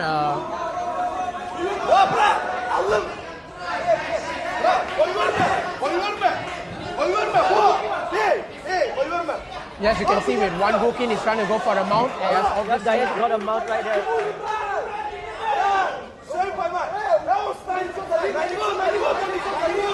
As I was mentioning, you know, he needed the first round to get the jitters off. And in the second round now, you can see that he's in a more commanding position. Looking to finish the fight there, Dian. Looking to finish his second fight of the night. Harit looking to survive this round.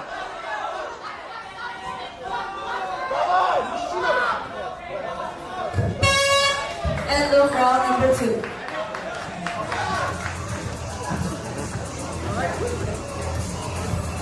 Lens, there's blood coming out of the medical team. Uncle Harris, left elbow if I'm not mistaken. Sorry, right elbow if I'm not mistaken. Yep. I guess it was his right elbow actually. A pretty weird place for him to get a cut. I'm not too sure when he got that cut actually. From my understanding, probably could have been from the cage, you know, the corner side of the cage, right? Makes sense, he could have scraped the cage. 1-1 now. All to play for in the third round.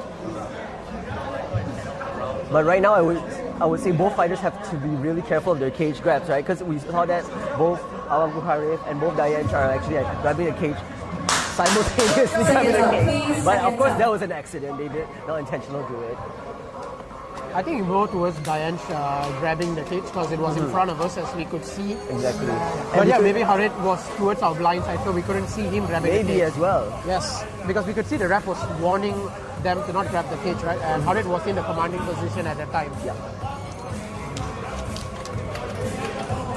This is a good fight, Lance. It was a really good fight. 1-1 going into the third round. And Alango's doing really well as well for his debut fight. And Dian seems to be getting his momentum back to where it's supposed to be, right? Third and final round. Yeah, for sure. You can say that Harit is commanding center of the octagon again.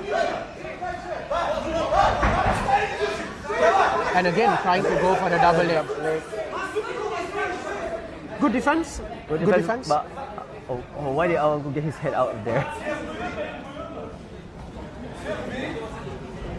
Needs to try to avoid grabbing Awanko's head. It's not a really good position to be in. But I think he's doing it quite well. Harit as well has the underhook in the far side. Exactly. What Uncle Harif could actually try to do is like perhaps pass his hand over to his right hand, which is the underhook hand, try to get a Dagestani handcuff from there, right? For sure. And I think what Dian needs to do is control the free arm of Harit or try to get an underhook from his side. Not this. No, he shouldn't grab the head. Yeah. There's not a good position to be it because he doesn't have the underhook.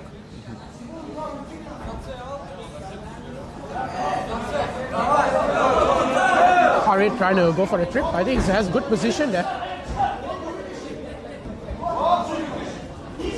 I think Dian needs to be careful in trying to grab Harit's head, you know, allows and gives Harit more leverage. The little space right there, he could take him down or actually circle to his back, right? Like that. I do understand what you're saying, Oliver.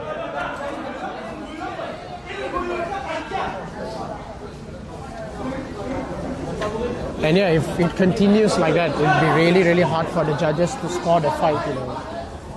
But Oliver, what do you think Awanko Harif has to do to take Dian down, actually? I think he's got the right mindset in actually having the far underhook. And well, he needs to continue tripping the far foot. And when Dian tries to grab his head, he can go down and go for the takedown. Oh! I see Dian is trying to go for a guillotine, but there's no guillotine. He popped his head out. There's no guillotine. We could see that was actually going to happen, you know. And right now Dian is in a position where he doesn't want to, because we saw what happened in round 1. Awanko Harif was exactly in this same position in round number 1. All he has to do is posture a little bit higher, land some ground and pounds, and maybe the referee might even call a stop to this fight, right? Exactly. You could see both rounds. The fighter is on top that is more comfortable. Both fighters are not comfortable being in the bottom. Kind of weird that Dian actually tried to go for a Hail Mary guillotine when he didn't need to. Round 3 was really, really close. He could try to get some separation, or maybe the ref would have actually, you know, separated them. There was really not much action going on. So for him to jump into a guillotine wasn't a sensible thing to do. Right? Yeah, very.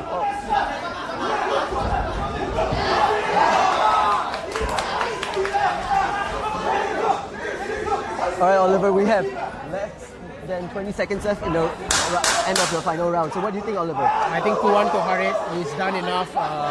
Unless they have a separation and Dian lands a few strikes, I don't think so. I don't think I can give the third round to Dian. That's the end of But really good round fight by number both 7. fighters. I agree. Beautiful fight regardless. Beautiful performance by both fighters. My hats off against the Dian for taking this fight in very, very short I must say, notice. not a lot of people know, if they didn't tune on to the stream earlier, this is Dian's second Second fight. fight of the afternoon, right? Yeah, exactly. Just a space of an hour.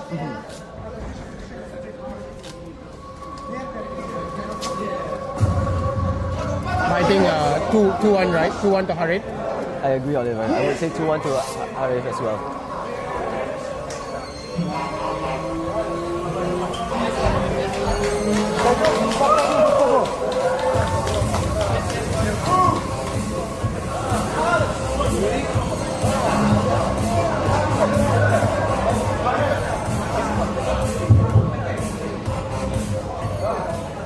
Ladies and gentlemen, this fight has gone all 3 rounds and into the judges' scorecards. All 3 judges have scored in favor of your winner by unanimous decision goes to the blue crowd. Well deserved, Oliver.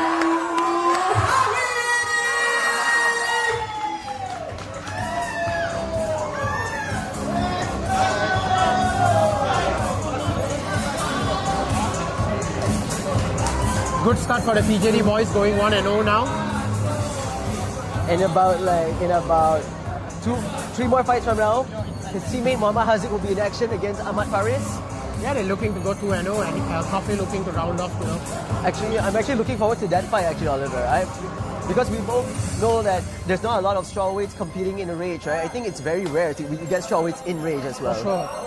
But in my opinion, even though Hazik has the experience of fighting in rage, I have done a bit of time of training with Faris. I feel like Faris is really, really underrated. He's actually a flyweight. And he's cutting down to strawweight. And this is his first strawweight fight, right? This is his first strawweight fight. He has competed. This is his first time in rage, but he's competed against tougher opponents. Oh no, he's actually his second time in rage. Remember, his first time was with David a couple years back, right? The David Dian. At Rage Grand Prix? No, it wasn't Grand Prix. It was I think it was the first ever event. No, I don't think. I think this is Faris' first fight here in Rage. Maybe it could be an AMA fight. Oh, maybe it might be a while back, Yeah. He's currently 2-1. Yep. 1-2. I'm not too sure about 2-1 for Faris, also 2-1 for Hazik as well. 2-1 for Hazik. Because Hazik's last opponent was Alvin Ang, but it was for the flyweight division as well, right? Yeah, exactly. So both these fighters have fought in flyweight before. Now cutting down to strawweight. Be really interesting to see how they perform in their new weight class. And I think both fighters are not really big flyweights, so I think they're trying to make the cut to strawweight to prepare themselves for the strawweight Grand Prix. And I don't think it's a big cut for both of them, right? No, like I mentioned, they're both not really heavy flyweights. I don't even think they really cut that much of weight, or if they cut any. So this would be a good test of fight.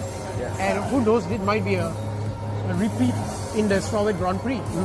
So yeah, let's see what happens. All right, and what we have next is an interesting thing on Oliver. We have Ashraf Iqbal and Optimus Pranus from Wayfit DJ, right? And used to train in Wayfit. Right? Yes, you know him? for sure. I think Prana, I think he's 2-1 or 1-1 if I'm not mistaken.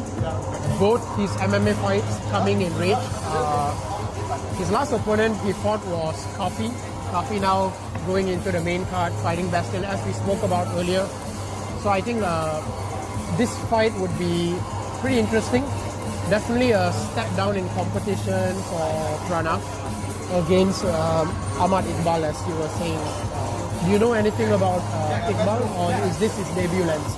No, he's actually he's fighting independently, but the one thing I guess I know about him right now that his record and Prana's record are the same. They're 1-1. Both of them. Okay, so that would be interesting. It's a really good matchup, I would say. But probably give the favor a bit more to Pranav, as he has fought in rage before. Both his fights coming in rage. The more experienced fighter has a feel for the cage. But yeah, anything can happen. Like you say, they're both 1-1. So yeah, we're excited. Look forward. Even though we had a delayed start, Lance, we're already off to our 8th fight. You would say 8th fight. Number 8 already. Just 3 more fights left until the main card.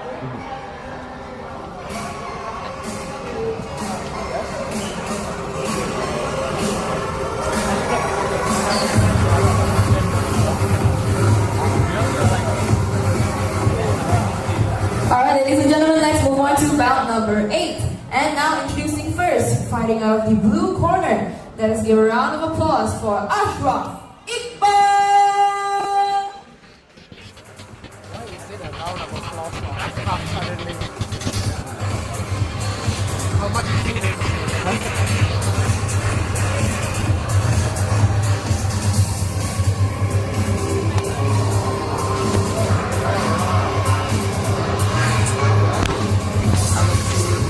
You know Hayward?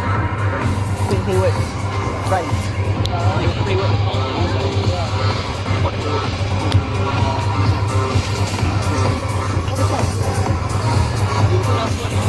He won Hayward. No, he won the recent one, the rich one.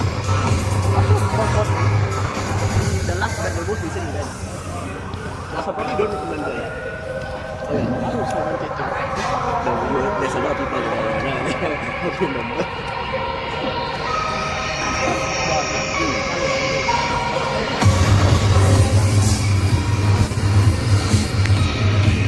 That's poor on me. And now introducing his opponent into the cage, fighting out of the red corner. Let us put our hands together for Prana, Medi!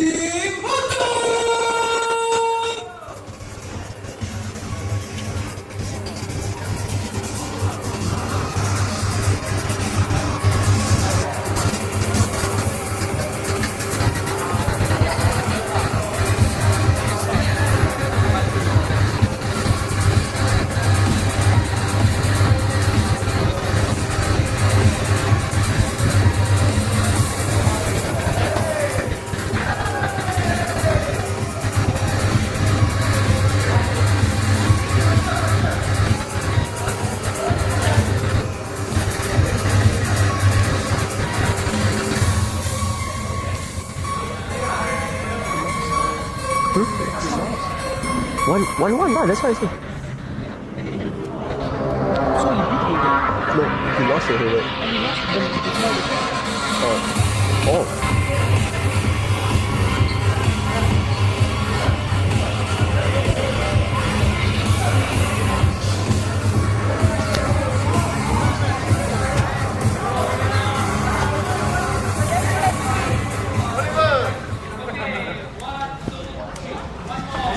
And when the action begins, your referee in charge, Mr. Brandon.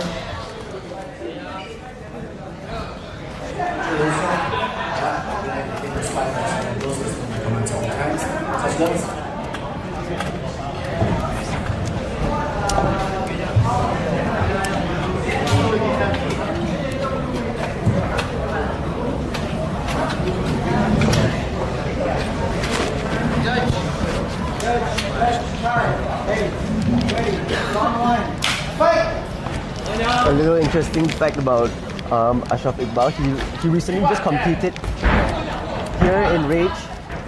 Oh, and Prana got off to a nice start. Pranav looking much better than his fight previously against Kafi. As we mentioned, he stepped down in competition. Both fighters, beautiful takedown there by Iqbal. But as I was mentioning, both fighters trying to come off from a loss, both fighters coming off from a loss. And both at reach here, so both trying to get back into the win column. As you mentioned, Ashraf was 1-1, Pranav 1-1. So yeah, Ashraf is trying to get his first win in reach. Pranav's trying to get his second win in reach. A good start from Ashraf. Has some kind of a ninja choke there, but I think Pranav doing a really good job controlling the elbow and straight into the side control. Ashraf should release his hand now. There's really no choke there. I'm just more worried that Ashraf might even gas his hands out right there. So I think he did a good job in releasing his hand. I think Pranav can go into the mount and finish the fight right now.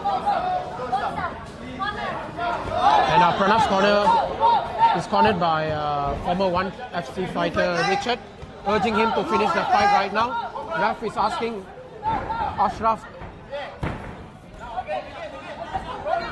Good control by Pranav. Pranav looking to finish the fight through the ground and pound over here. Ref Brandon is looking very close. He could stop the fight at any moment.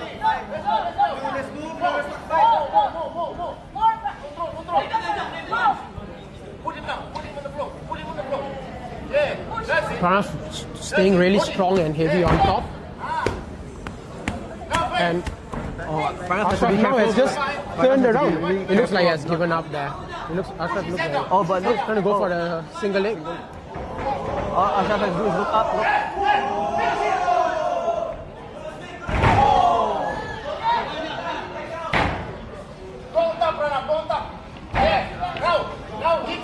A beautiful transition into mount by Pranav. Why Pranav looks like he got a tight guillotine? Do you think so, Oliver? He needs to feed it towards his other hand, you know. Doesn't need to use his other hand to actually pose and try to get the crank in. And just like that, right? Yeah, for sure. But I would say what Ashraf has to do right now, perhaps try to put his head on the floor, right? 100%, you know, like like to escape that guillotine. Yeah, by lifting up his head, is allowing Pranav to actually grab his head. Have so much of neck It'll crank, be even you know? deeper right there. Yeah, 100%. But Pranav only has about 10 seconds now to finish the fight. I think Ashraf has done really well to stay in the first round.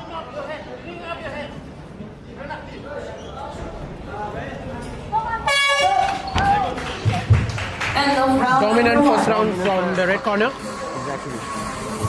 But I would say I was actually quite surprised when Ashraf Iqbal actually got the first takedown, right? Yes, I was too. And Pranav did a great job by reversing it and getting a better position on his side. As you can see as well, Pranav is cornered by a former 1FC fighter in Richard, and Ashraf has, and you can see the difference in cornerman as well. So you can see the advice Pranav was getting, while also Ashraf taking out Pranav towards his corner, allowed Pranav to get more advice from his corner, made it easier for him to listen and actually follow what Richard was saying. As well as Ashraf didn't really get anything from his corner, and those are the things when both fighters are similarly matched up in skill. I think the cornerman makes a bit of difference as well. Because of the coaching advice and their experience going through all this, right? 100%. Alright, let's see how both athletes compare in round number 2.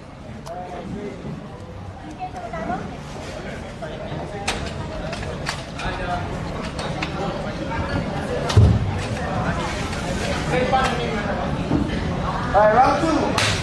Pranav's corner is urging him to actually just go for the 1 and 2. Okay, but look. Oh, nice duck under by Ashraf Iqbal.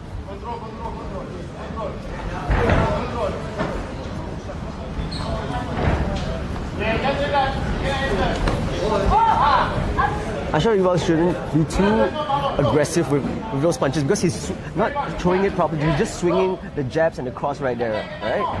Yeah, I think he needs to use his feint more to grab into distance, you know, because Pranav is the longer fighter, and whatever Ashraf is doing is just nearly missing, and Pranav is connecting. And he lands again. Oh, Ashraf lands this time.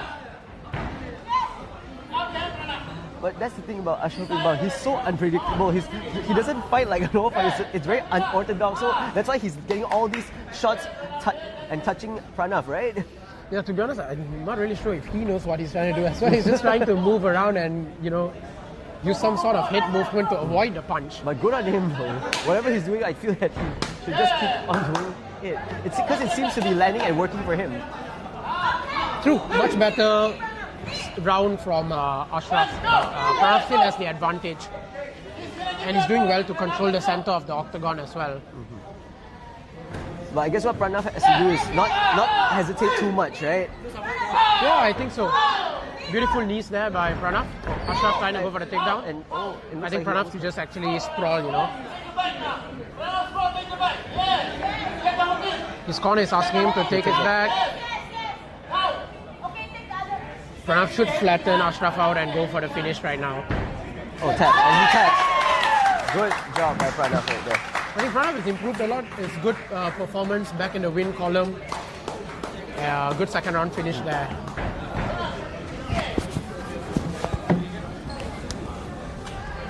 But what I would wish.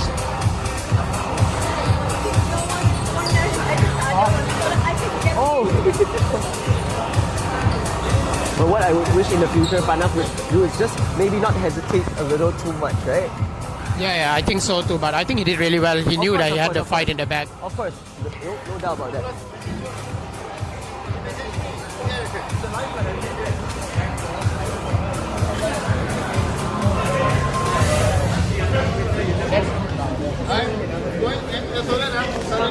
Message lah. Not my turn, right? No. Okay. That's good lah. That's good. After this,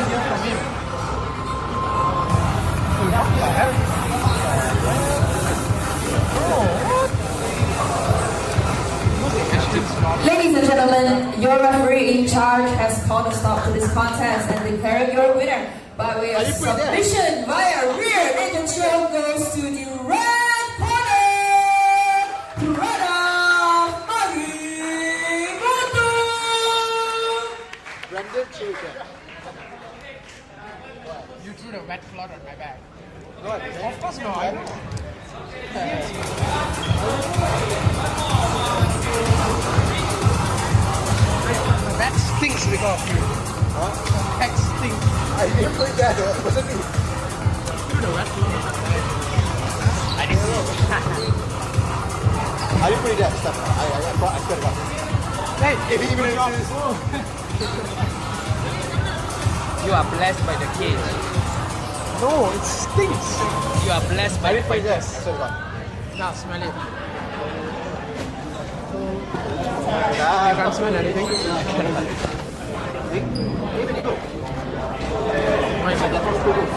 What? Where did my Dettol spray go? Hey, he's improved. That's a pretty decent fight. He knew what to do on top. He didn't simply spin around.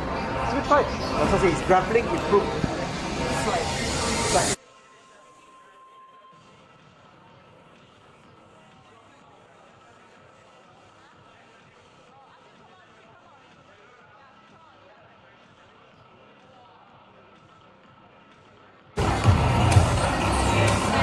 What is the group saying? I saw they tagged me also, you know. What happened now?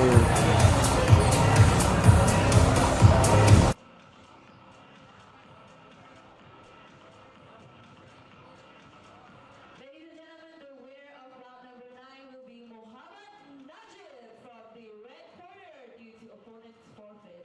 Round of applause, everyone!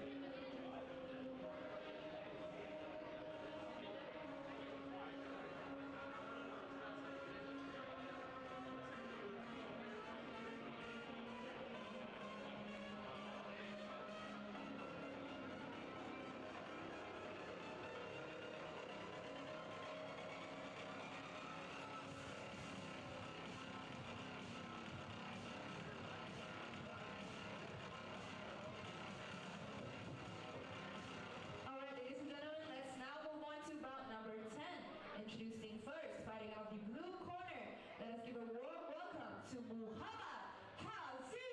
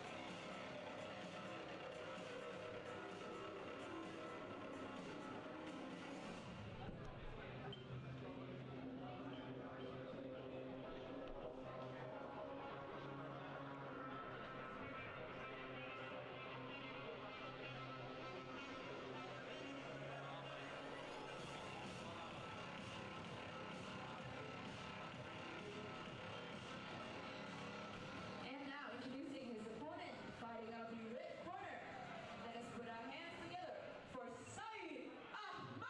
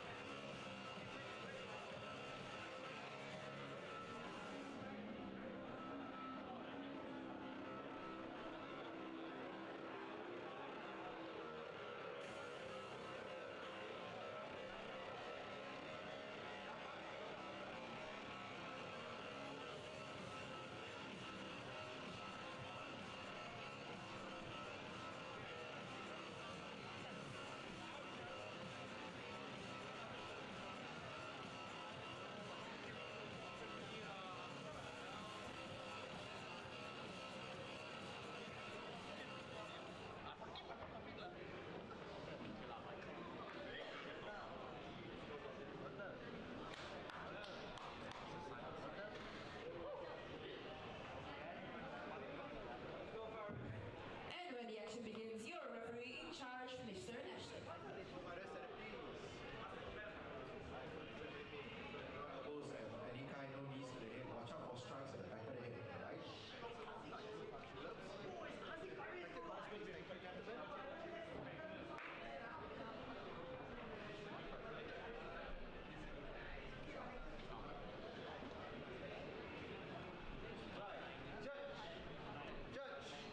Judge, time.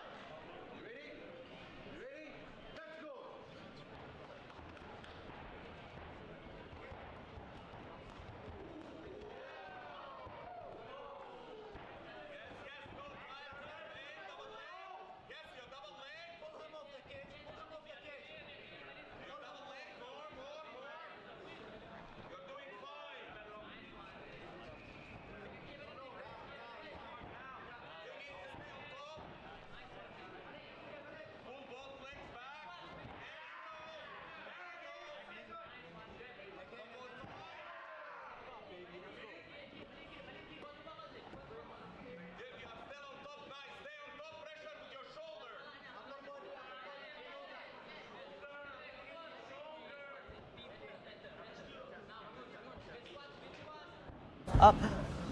But also, he also has to be very careful about Faris' underhooks, specifically his right underhooks. For sure, as we mentioned, Faris had the slight edge in grappling, being a jiu-jitsu blue belt. But a bit of a Merab-esque performance by Faris recently. He's taken his opponent around 3-4 times. But Hazik just got back up. I think there's a lot of energy in this. And he takes Hazik down again. Takes him down again. He's doing really well in taking his opponent down. He's not doing really well in keeping his opponent on the ground. Faris' corner urging him to take Hazik's back when he takes him down. And whereas Hazik's corner is urging him to get the wizard and try to circle him out of there. I think in the brief exchange we seen in the first round before the takedown, I think Hazik landed a more cleaner shot. Cleaner shots, exactly. So maybe he would prefer this fight if it's separated, you know. And he needs to get a bit of separation right now because Faris is doing really well with the underhook. Exactly, but we can't also disregard Hazik's and the TJD scene grappling as well, right? Because earlier, just like we saw Haris fight with his domination of the grappling exchange against Dian, right? Yes, when the TJD fighters are on top, they've done really, really well. It's really good to see for Sarawak MMA how they actually first started out here in Rage. They've shown tremendous improvement. And yeah, Hazik's doing, actually both fighters are doing a really, really good job. I think Faris has finally got control of Hazik. He's trying to go into the side control.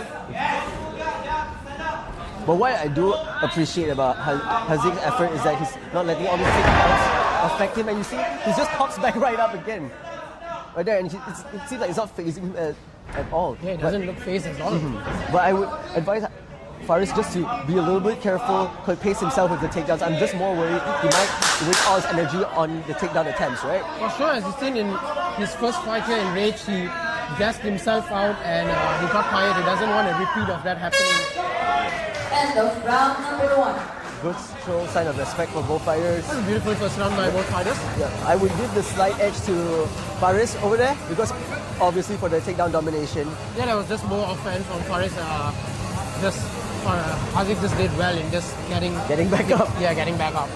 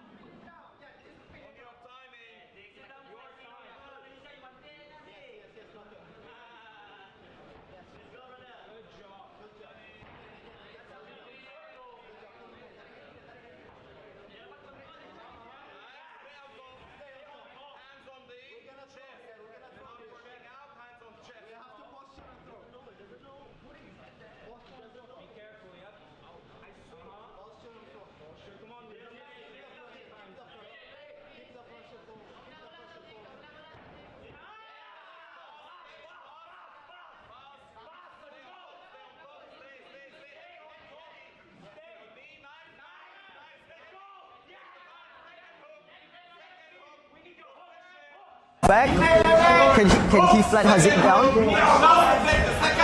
I think he realized he couldn't get the second hook. That's because Hazik could have wobbled him away, right? Yeah, 100%. I think he did well to go back into the position.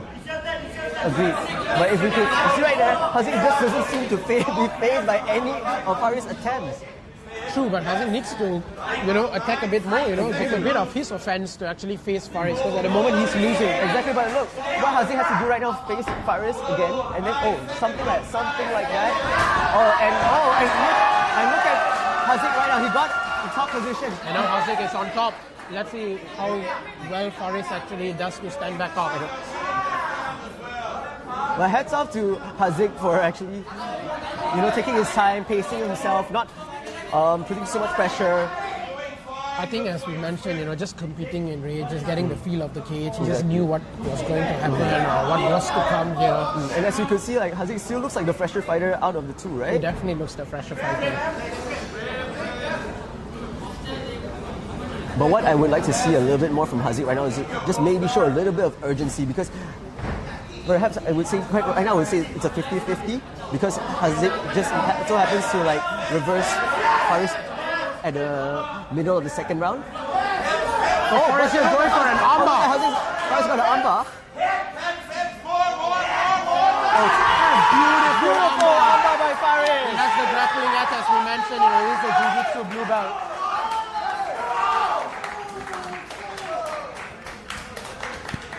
Well, we didn't really saw that coming.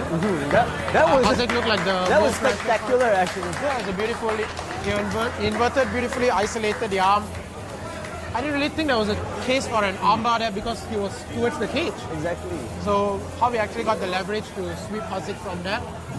Really good job there by Faris. Beats me, Oliver, beats me, but that was a really, really beautiful armbar attempt by Faris. And now we go to the judges. And it was an awkward position for Faris, right? Yeah, it was. Yeah, as I was mentioning as well, he was towards the cage.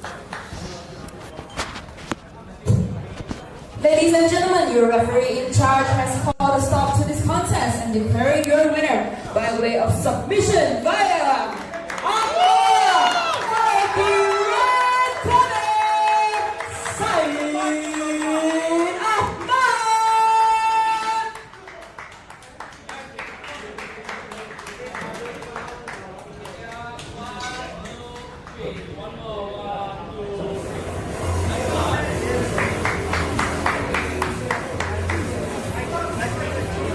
Hey, how are you? Good, yeah.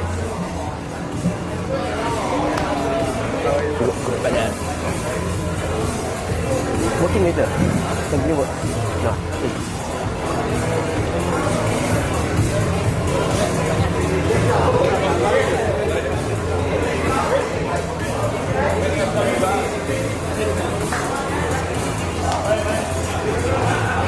Hey, good fight, man. You're a beast, bro. You're a beast. Ladies and gentlemen, we are now moving on to the last undercard bout that we have here for today. And now introducing first, fighting out of the blue corner. Let us make some noise for Kingsley.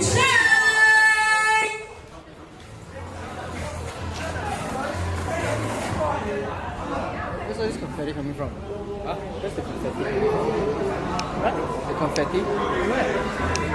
Like, is it my mic?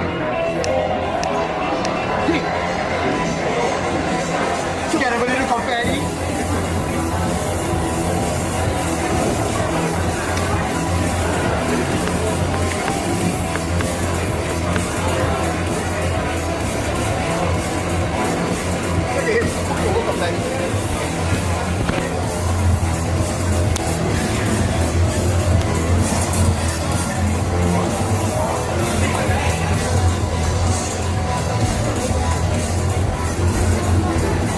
And now introducing his opponent into the cage, fighting out of the red corner. Let us put our hands together for Medi.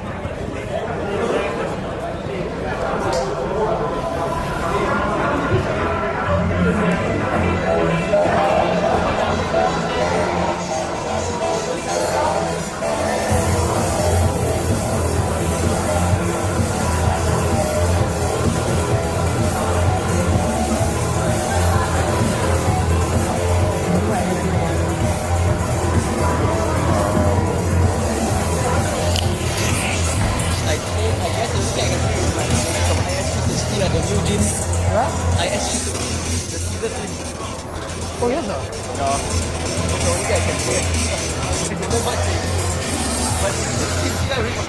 And when the action begins, your referee in charge, Mr. Ashwa.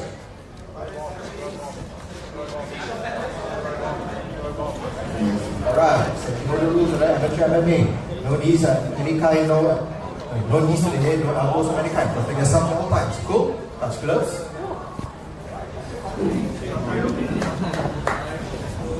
Come on, get come on!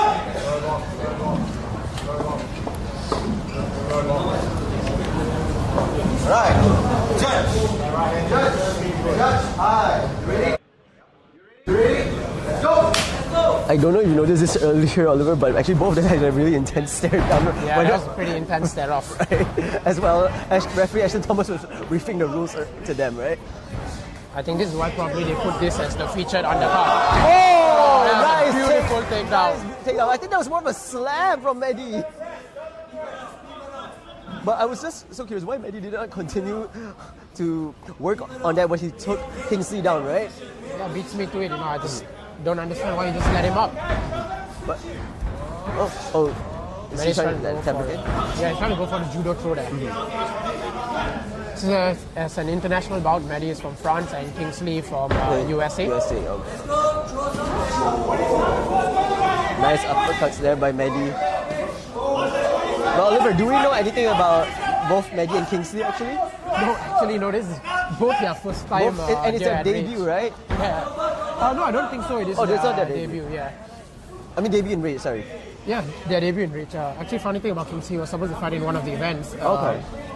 So he was coming down from Singapore and he missed weight for about more than 5 pounds. Okay. And he brought his scale and his scale was malfunctioned and he couldn't make weight, so he couldn't continue. The fight didn't go on. So yeah, that was just something I knew speaking to Kingsley. Wow, but look at Kingsley, look at Medi's Kingsley could have finished this. Speaking of Kingsley, and looks like he finished Medi right there. Oh, looks like Medi has a cut above his left eye. Yeah, it looks like Medi's actually busted up. Beautiful work by Kingsley. We didn't really see what happened and how Medi actually got hurt.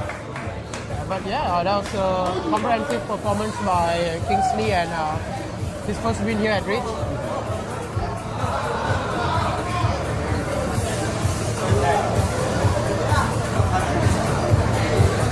And also Lance, Kingsley actually one of the contestants for the welterweight Grand Prix as well. Oh really? He is? Yeah, welterweight Grand Prix is actually happening in January if I'm not too mistaken. Right. Yeah, I remember seeing his name on the Grand Prix now that you mentioned there was it. Right? a limited number of people. Contestants, right? Yeah, and they wanted to have this exhibition fight.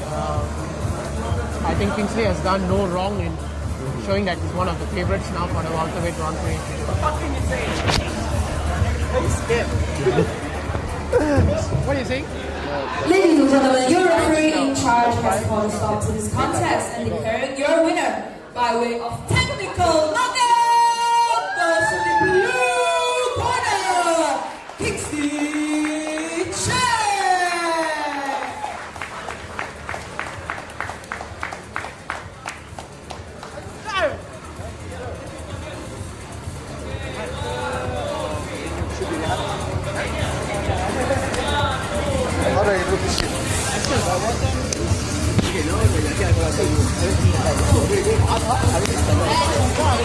One of the people are supposed to announce. This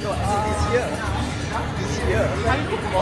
No, the guy who brought him in, Omju, he told me he's bringing in. Yeah, but the thing is, I don't know.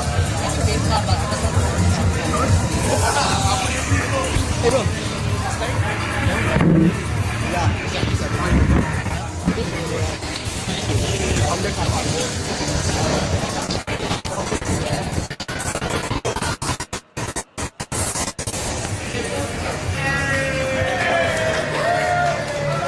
He's back.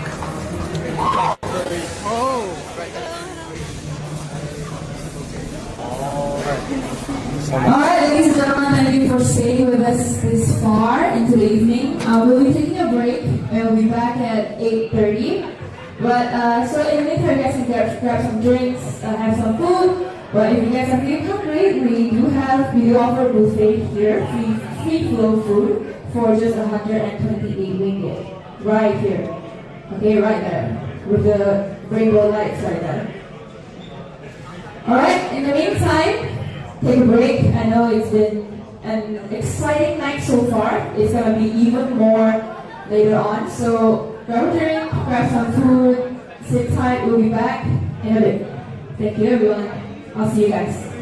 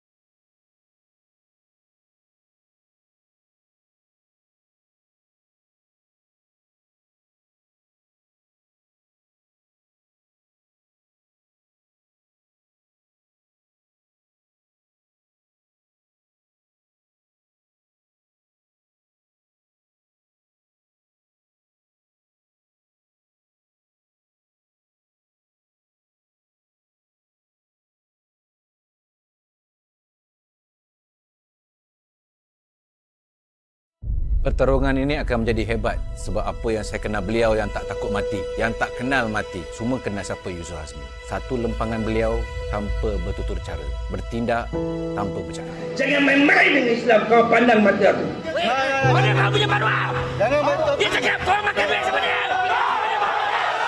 Kau tak bedal macam mak kau boleh kau seyit. Kau orang balik ramai-ramai buat apa? Duduk dalam satu situasi yang sangat tegang. Ramai orang, dia satu orang di situ. Saya, you mau ditolong diam! Jangan cari, abang cari bikin apa? Kenapa Yusuf Azmi berani melawan Alung? Sebab dia ada fakta dan kebenaran untuk menegakkan dan juga kebenaran itu. Kalau dia berani berdepan dengan Alung, apakah lagi Yunus? Untuk berhadapan dengan siapa pun dia sangat berani. Dia memang seorang fighter dan berani. You tak tahu saya dan you tak tahu how survival I must suffer every day.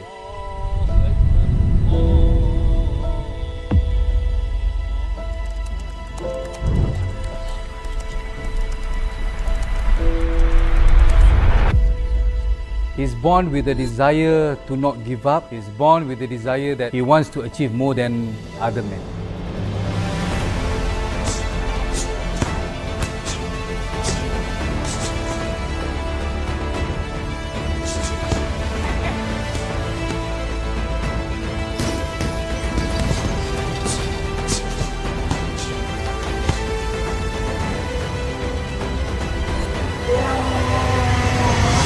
Malaysia mempertaruhkan satu nama, Yusuf Azmi. On the other side of the ring, Yunus Martin. Nama besar yang disegani, bukan sekadar kekuatan yang dipertaruhkan. Respect is on the line.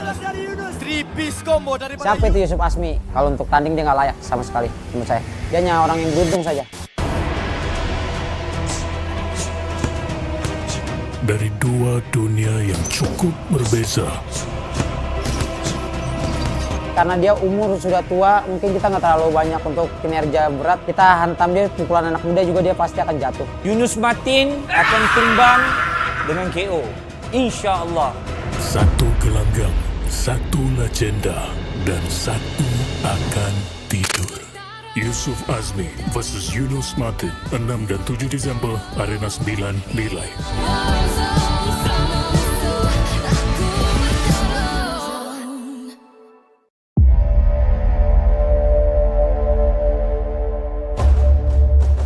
Silent Killer itu sebenarnya adalah nama samaran saya. Saya selalu berjuang secara senyap. Apa yang saya tahu, saya cuma fokus pada latihan dan waktu perlawanan saya akan habiskan.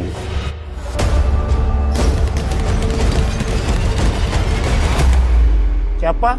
Yang dikalah. Siapa itu? Tahun ini saja saya sudah fight 6 kali dan 7 itu untuk mengunci dia di tahun terakhir dia fight. Saudara Fendi Kalai, Anda harus siap.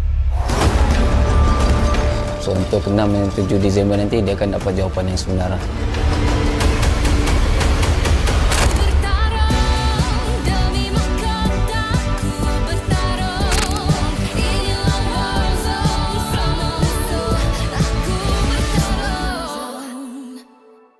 Because I start wrestling from 6 years, and after that I look at the fighters and I know a lot of fighters from Dagestan, and due to them I like MMA. I'm here to compete in the Grand Prix for the quarterfinals. I'm from Egypt, but I started MMA in Malaysia here. I'm a wrestler, I think. I'm planning to start from punching. After it, I will see if I cannot punching, I will enter wrestling. My goals in MMA are to challenge myself, challenge my training, see how far I can go, and just face my fears in general. I don't know about him anything, but I know only his name and his weight. I don't know much. I visited his Instagram. I saw he did like wrestling and some boxing, so I think he's well-rounded, and I would love to test my grappling against his grappling. I think I would beat him in the grappling, yeah. Muhammad Walid, good luck. We will see each other in the cage tonight. How are you, Sulaiman? Good luck. Let's both do our best, and I'll see you in the cage tonight. I got the green light from my parents to go and fight full time, so that's what I'm planning to do. So I'm training, targeting to get to professional around 23, 24, and hopefully one day get to one championship or UFC. So that's the dream right now, and that's the plan. I'm joining this fight just to have fun, I guess. And I'm gonna win, of course. Not much, just experience as much as I can. But I train every day, so I'm gonna make sure I win this fight, of course. I think I'll perform very well. I've been preparing for a long time here, and this is one of the opportunity that I didn't expect to get. So I'll perform my best. I'll try to finish it in 1 or 2 rounds, make it an amazing show, amazing night. So that's the plan right now. Fastest win, and then I'm gonna fight in May because I need to prepare more, honestly. I joined this fight pretty last minute. My friends keep pressuring me, now I'm in. I didn't really look much into it. It's just I feel like either way I'm confident with my skill and I'm confident with what I can do. So whatever it is, whatever the challenges is in front of me, I'll give it my best, and win or lose, it's an experience either way. So that's my look towards my opponent right now. Nothing much really. He only has that one fight on YouTube. I don't really know him much. But I'm not going to underestimate him, of course. Yeah, I'm just going to take care of my distance and fight on the inside. I hope we have a good fight, but either way I want to take that belt. So since I'm your opponent, there's going to be one winner. Right, see you tonight.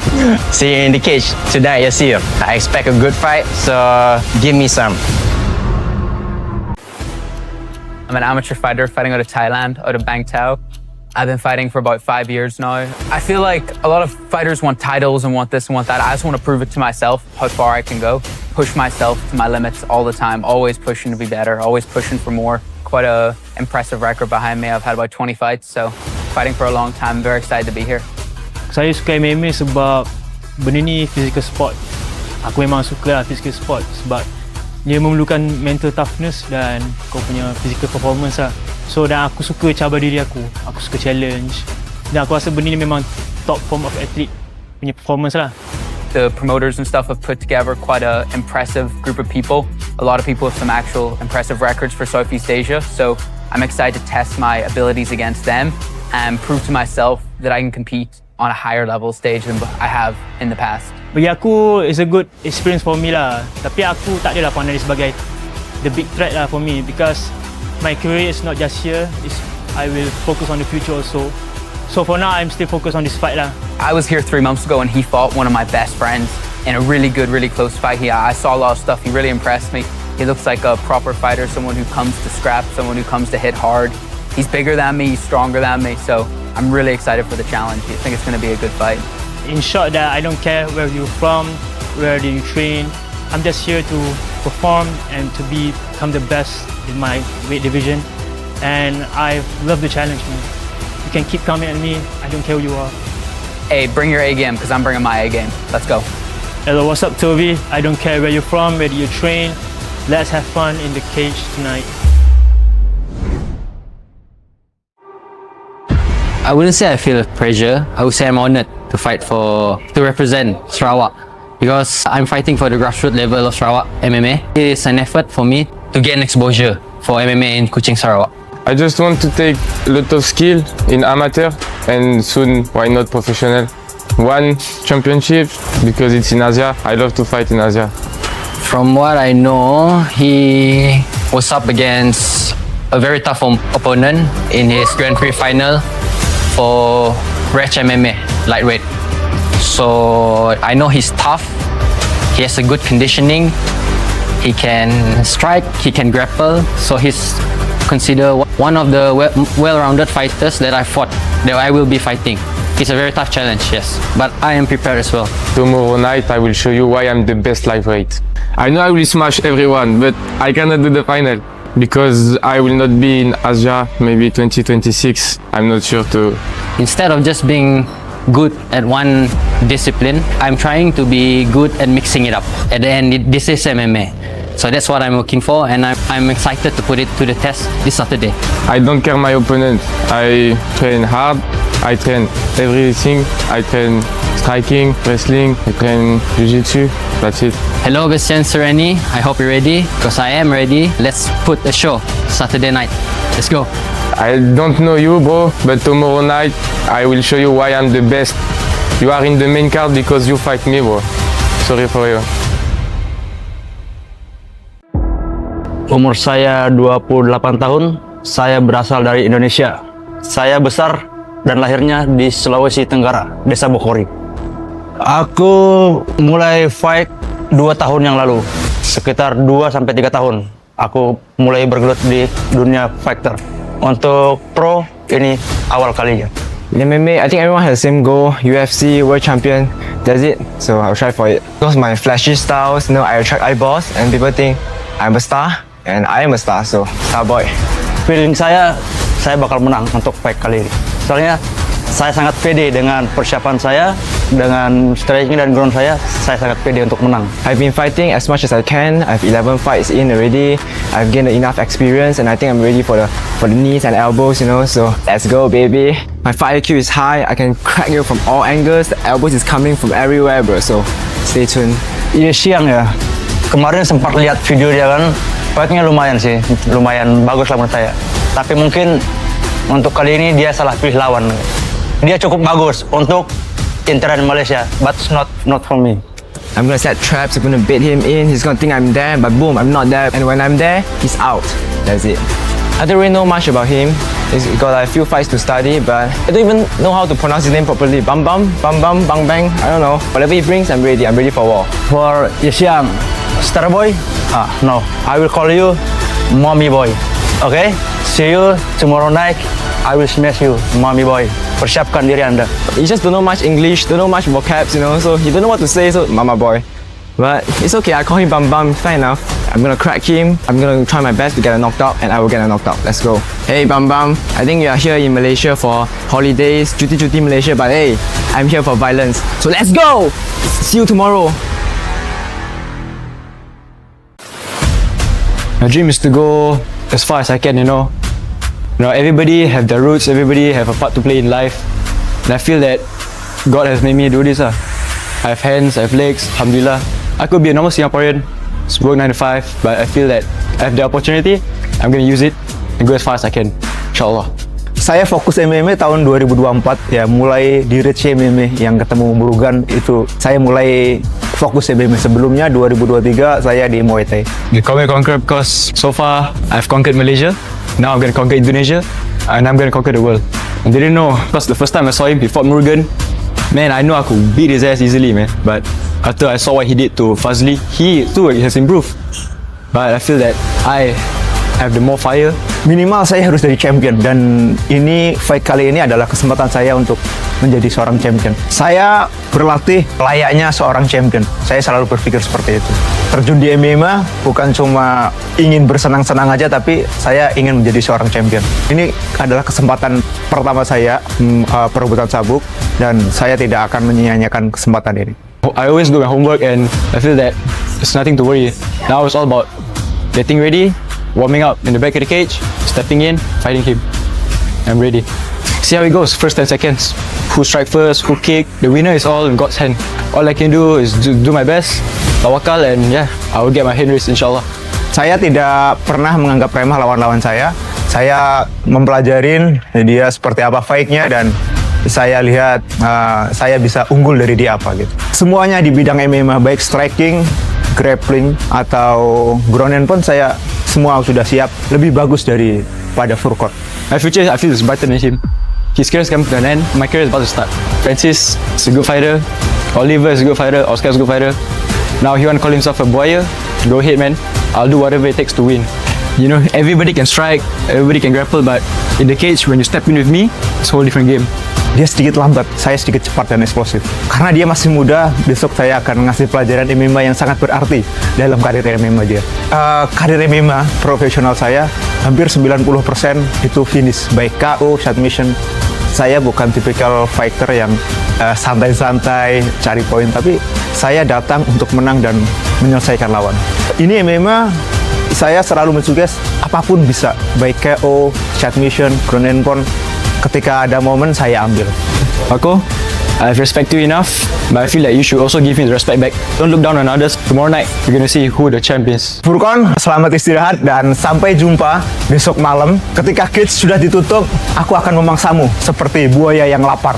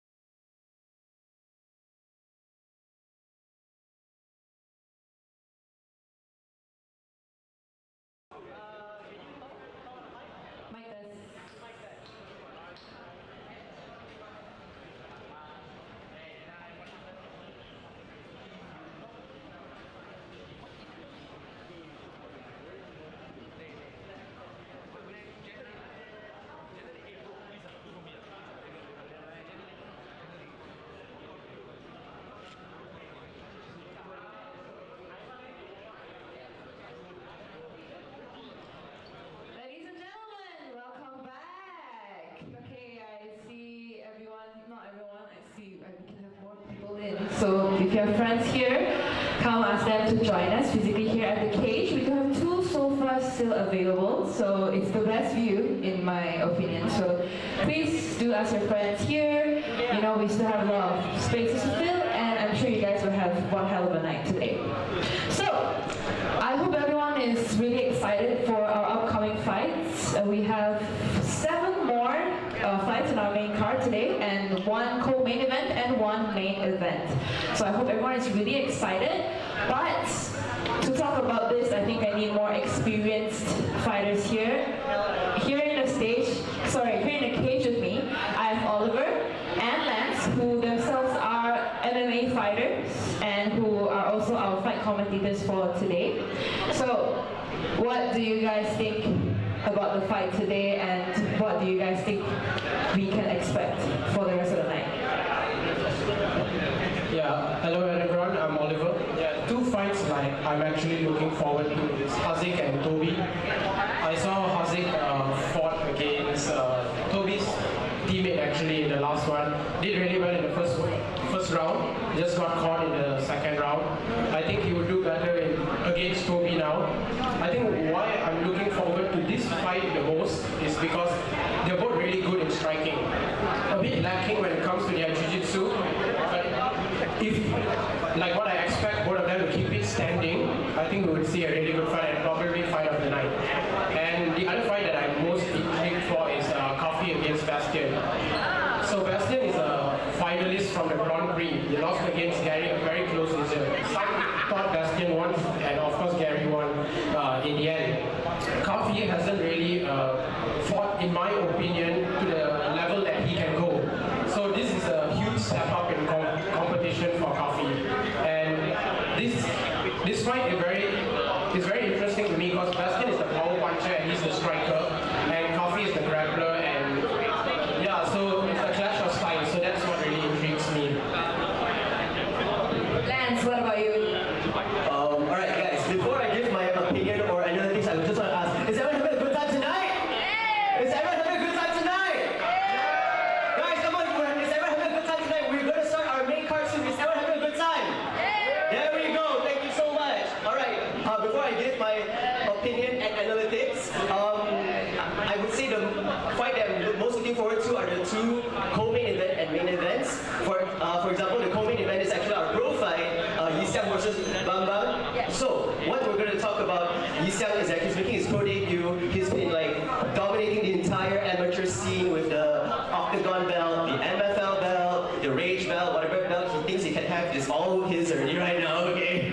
And not to mention about Bang Bang as well. Flew in all the way from Indonesia with a 2-0 record. So one thing is that we don't know much about him, but I'm personally very excited to see what he brings to the table and what he can show all of us here in Malaysia and perhaps Yixiang as well. You know, who knows? Because this MMA, this might surprise us, right? And as for the main event, this will be for the Rage Pro Flyweight title. It will be Furkan versus Fatkur. Furkan, same thing here. He actually Furkan Fatkur, right? Yeah. Rosie. Yeah. Oh yeah, Fatkur Rosie, right? So what we know about Furkan is that a little fun tip. Actually, Dan Chi, the organizer of Rage, guys, can give Dan a hand right here. Dan. All right. So Dan is actually, his side talent is actually a talent scout. So he discovered Furkan in the ultimate beatdown scene back in Johor. And he actually grew up with Dan competing his events in Rage. And now look at him, he's actually fighting pro and for the finals for the Rage Flyweight title as well. Fatkur, on the other hand, he's actually one of the guys that really surprised me the most. Not because he's tall and active, but you know, he's always in a very compromising situation, but he catches you like triangles like this, you know? But you won't know. But yeah, overall, I'm just very excited for these 2 main events, and that's just my analytics and point of views for tonight. Thank you so much, Jane. Back to you. Alright guys, I hope you guys are also as excited as Lance as I am. Because I am. We're fucking excited! Wow, organizers very excited. Okay. Thank you to the both of you. Alright. I can't wait to see what you guys have to say in our backstage online. So you guys stay tuned. Keep watching. Alright, let's get ready for our main cards. Shall we, boys?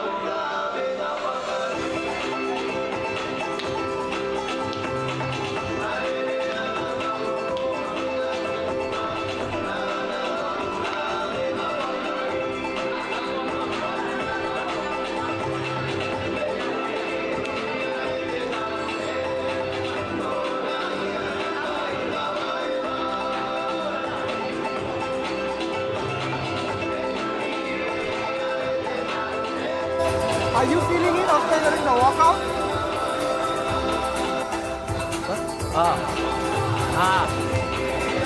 Brother, come on.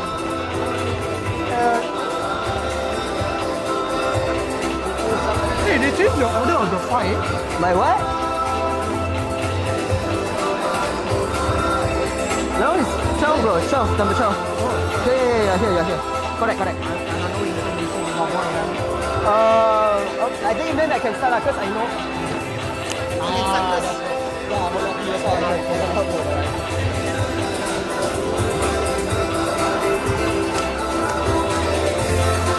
Like I'm talking Lilo and Stitch like that. I like bro. This is a mini Bam Bam Tuivasa.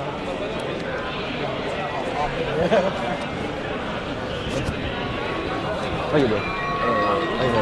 Are you commentating? Yeah. I'm commenting, yeah.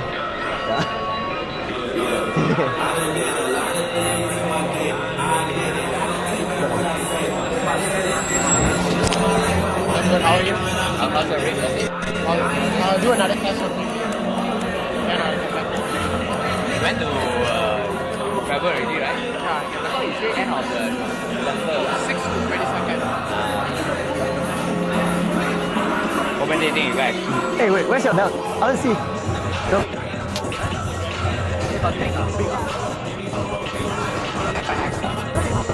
The next fight you are deciding for fighting for the main title. Undisputed, or that's interim only, right? Hey, but I'm so happy for you. But bro, I'm fucking happy for you, bro. Fine, sorry.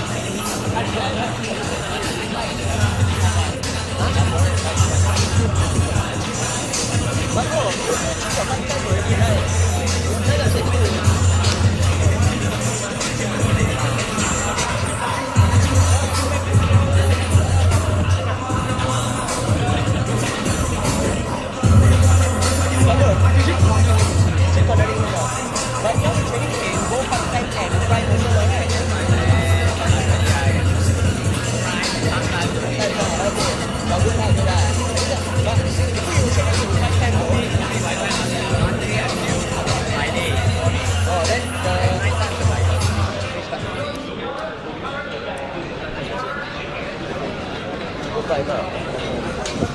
Udah tak kau.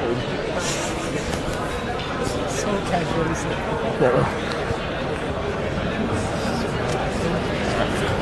Ladies and gentlemen, this fight is scheduled for three 3-minute rounds of amateur mixed martial arts action sanctioned by the Malaysia Mixed Martial Arts Association. And now, introducing first, fighting up the blue corner. He stands at 180 centimeters tall, weighing 71 kilograms, fighting along Dragon Muay Thai, making his debut at Rage MMA, representing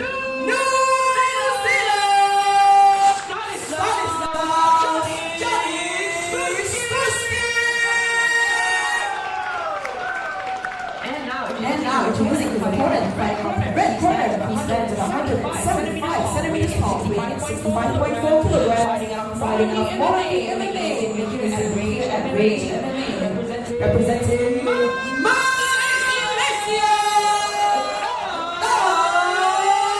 Wrong country. And when the action begins, the referee in charge is Nick.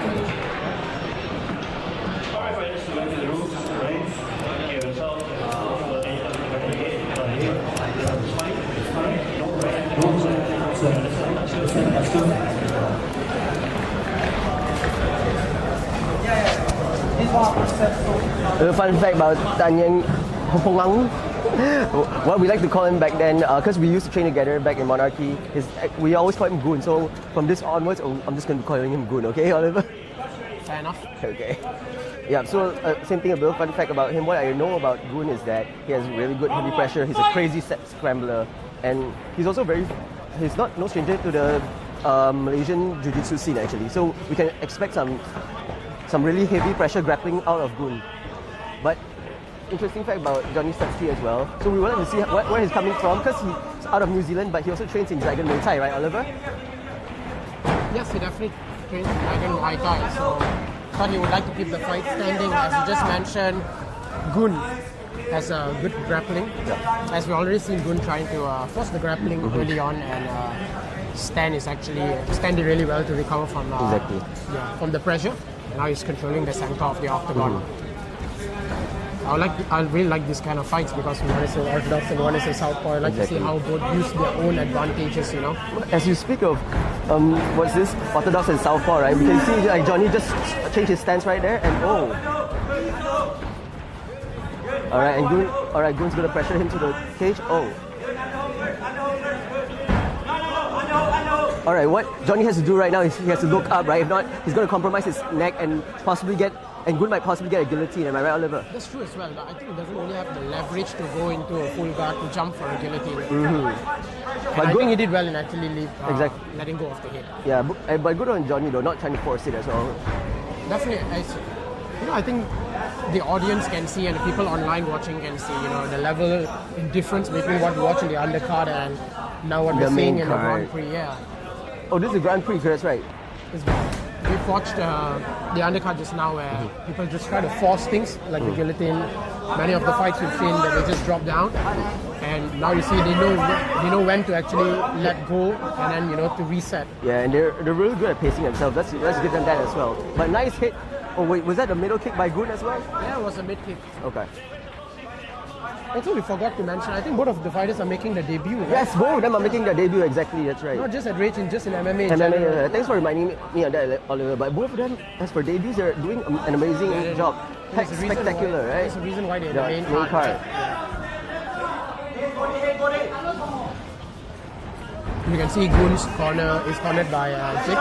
He's SEA Games Jiu-Jitsu fighter, right? Yeah, as well as a Masters World Champion. I think in Abu Dhabi, if I'm not mistaken. Exactly. So, Gun being the better grappler, I would assume, definitely having. Oh wow! Oh my God! What a shot by Johnny!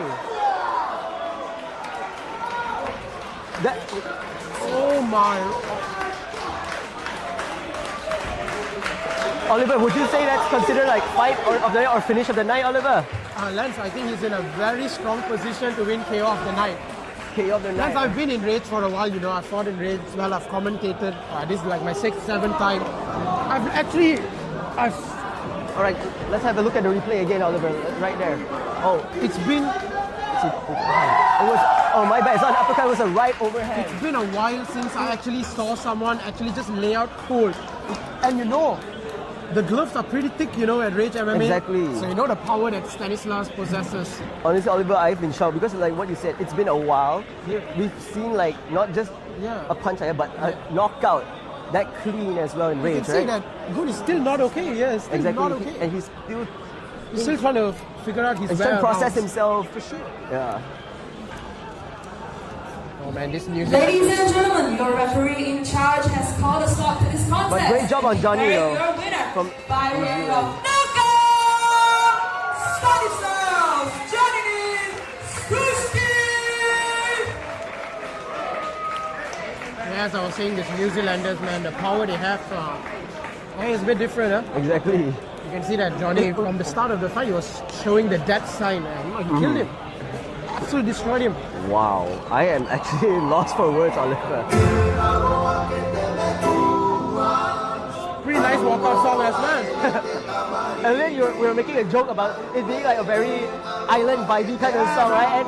And clearly it works for Johnny, you know? Nothing island about that finish. Nothing island at all. That was pure violence.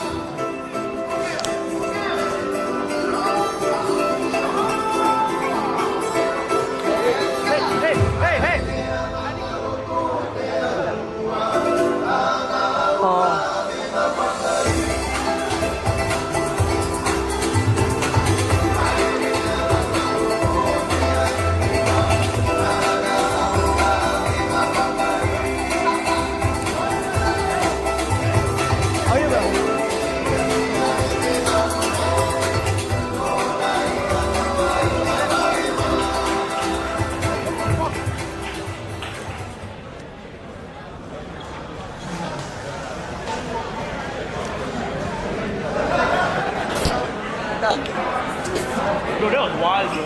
Overhand, right? Sorry. I think overhand. Overhand? It's not uppercut, huh? Wait, I think it was overhand. Overhand. Yeah, overhand. Shit, I didn't see that coming. He spit out. Yeah. And then he said, I saw the other guy, I was like, start to run right now. I think it's recorded, my question recorded. Yeah, I think so. I want to see. Yeah, I did, yeah. Okay, let me see what's... Wait, can you check? You want to check now? Got it. Let's see, yeah.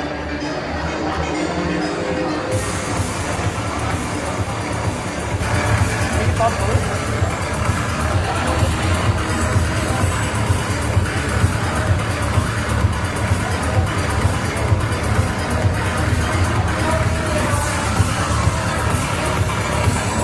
Maybe at the back got the long play. Okay. Maybe. Okay. Didn't catch. Hey, can I see? Didn't catch. You get it. Huh? He faced away. Yeah, you see, huh?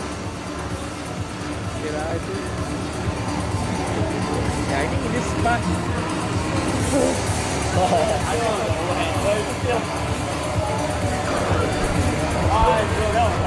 We were just having a normal conversation and saw someone just dive there. It's unconscious. Imagine if the guy had thrown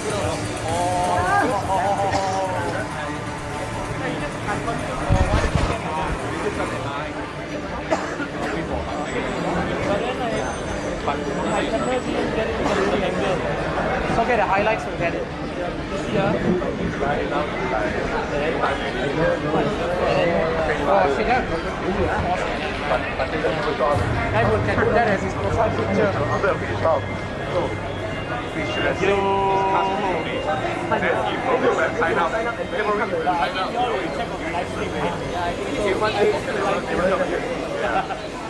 I think they got it. Yeah, for...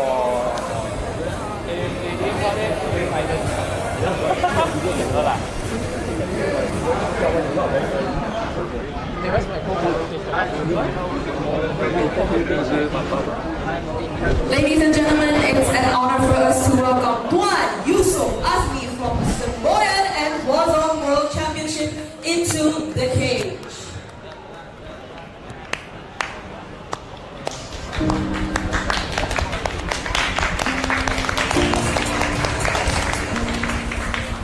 Bagi saya memegang nama kapten ni amat besar sebab nama kapten ni bukan saja nama kapten tapi seorang pembimbing kepada semua pasukan-pasukan dia dan tanggungjawab sangatlah besar kalau dinamakan sebagai seorang kapten atau sebagai seorang pembimbing ketua pasukan.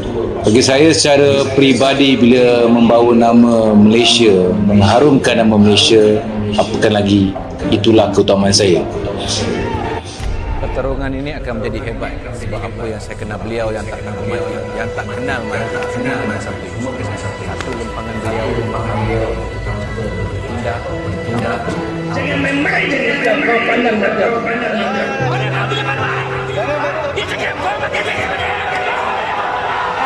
Kau tak berdal macam mana kau boleh kau selit.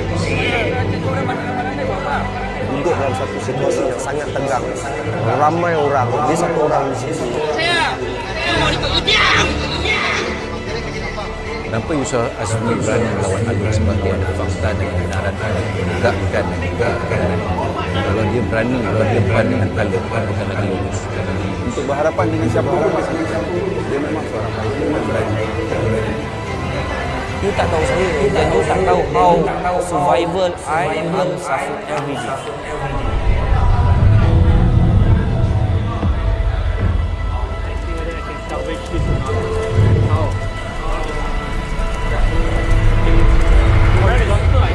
He's born with the desire to not give up. He's born with the desire that he wants to achieve more than other.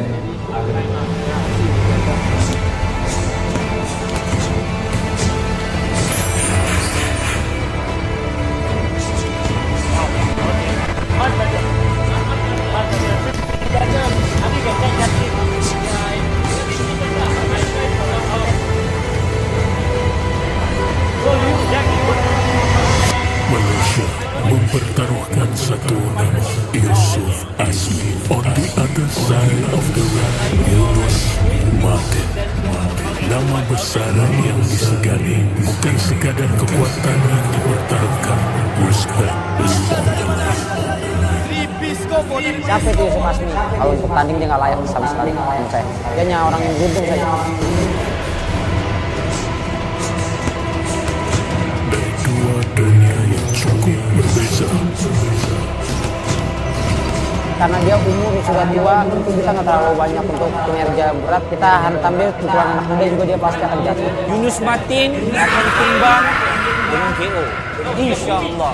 Satu pelawan, satu legenda, dan satu akan Yusuf Azmi versus Yunus Martin 6 dan 7 Desember Arena 9 Malaysia. Again, ladies and gentlemen, that was Yusuf Azmi. Ladies and gentlemen, make some noise for Dian Yusuf Azmi! Warsaw World Championship is happening this 6th and 7th December. It's gonna be one hell of a fight night as well. Do check them out. And now, without further ado, A little fun fact about Tuan Yusuf Azmi, he's actually associated with the Persatuan Pengguna Islam Malaysia PPIM as the Special Action Unit Director for about 7 to 8 years. He later founded or became a key figure in the PPIM, Satu Malaysia, Semboyan Malaysia. This is your last stop. And for those who are interested in joining the upcoming war zone that's happening, Because I start wrestling from 6 years, and after that I look at the fighters, and I know a lot of fighters from Dagestan, and due to them I like MMA. I'm here to compete in the Grand Prix for the quarterfinals. I'm from Egypt, but I started MMA in Malaysia here. I'm wrestler, I think. I'm planning to start from punching. After it, I will see if I cannot punching, I will enter wrestling. My goals in MMA are to challenge myself, challenge my training, see how far I can go, and just face my fears in general. I don't know about him anything, but I know only his name and his weight. I don't know much. I visited his Instagram. I saw he did like wrestling and some boxing, so I think he's well-rounded, and I would love to test my grappling against his grappling. I think I would beat him in the grappling, yeah. Muhammad Walid, good luck. We will see each other in the cage tonight. How are you, Sulaiman? Good luck. Let's both do our best, and I'll see you in the cage tonight.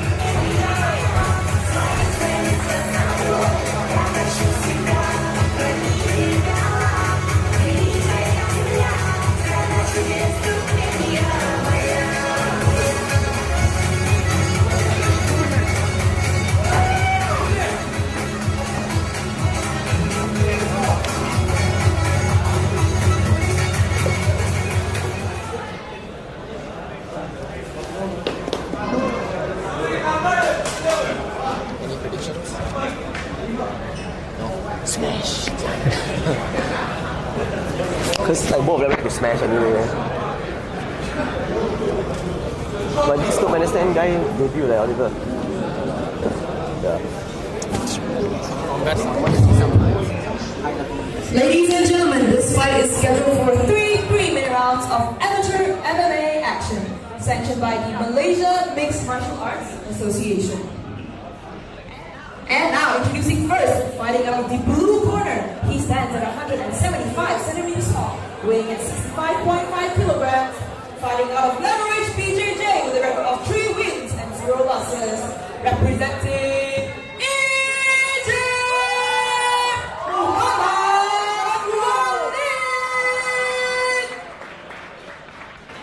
and now introducing his opponent, fighting out of the red corner. He stands at 174 centimeters tall, weighing at 65.4 kilograms, fighting independently, making his debut here at Rage MMA, representing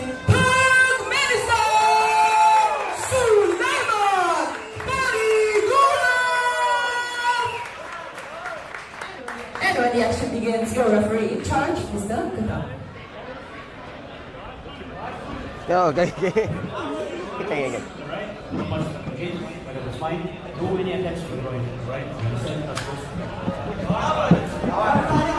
Interesting matchup we have here, Oliver. We have Egypt versus Turkmenistan. What do you think, Oliver, for this fight? To be honest, like Walid said, just scroll through Suleiman's Instagram pages. Like I said, he did wrestling since he was 6 years old. We've seen Walid many times in the cage.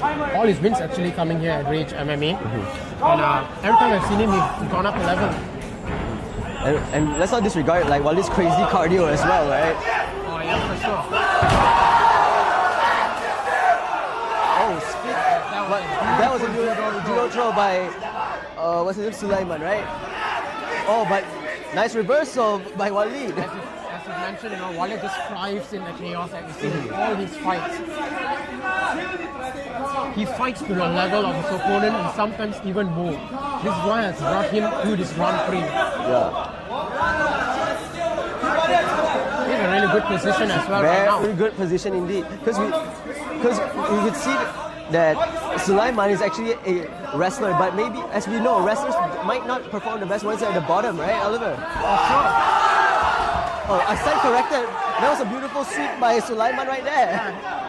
I guess it's just the commentators because I see. Yes, wrestlers don't really do that well at the bottom. Exactly. He managed to sweep him and now he's on and top. get a better position right there. And right now he's alright. I think what Sulaiman has to do right now is just to use his pressure and be on top of Walid the entire time. Because Walid seems to be holding him tight right there. Okay. Okay, looks like Sulaiman's doing the right thing. I think Walid is trying to go for the back take, right? Yes, he's trying to take his back. But how can he take his back when his thighs are pinned? His thighs are pinned right down there. I get it. I don't even. And now he's done well. He's done well to release the triangle. Now he's looking to finish the fight. Walid's going for the finish. Oh, he's got him flat. He got triangle there. Walid looking for the finish, trying to flatten Sulaiman out. Sulaiman goes for the roll. Oh, Walid has done really well in removing his legs and closing back the triangle during the roll. Exactly. Now he got Sulaiman in a very dangerous situation. But can Walid squeeze in the choke and finish the fight right there? The choke is in. Sulaiman needs to fight his hand. He's not fighting his hand. He can't. And Walid progresses. And we have the second competitor in the Grand Prix in the featherweight division. Right, he moves to 4-0. He's undefeated. You can see his corner is absolutely elated. Sulaiman looks dejected and devastated, What I really like about Walid is that he did not let the takedowns by Sulaiman affect his game, right? I was saying he thrives in the chaos, Yes. In all fights, as you were mentioning, he's always in the bottom. He's always at a deficit. But he always knows what to do. He doesn't let it. Now.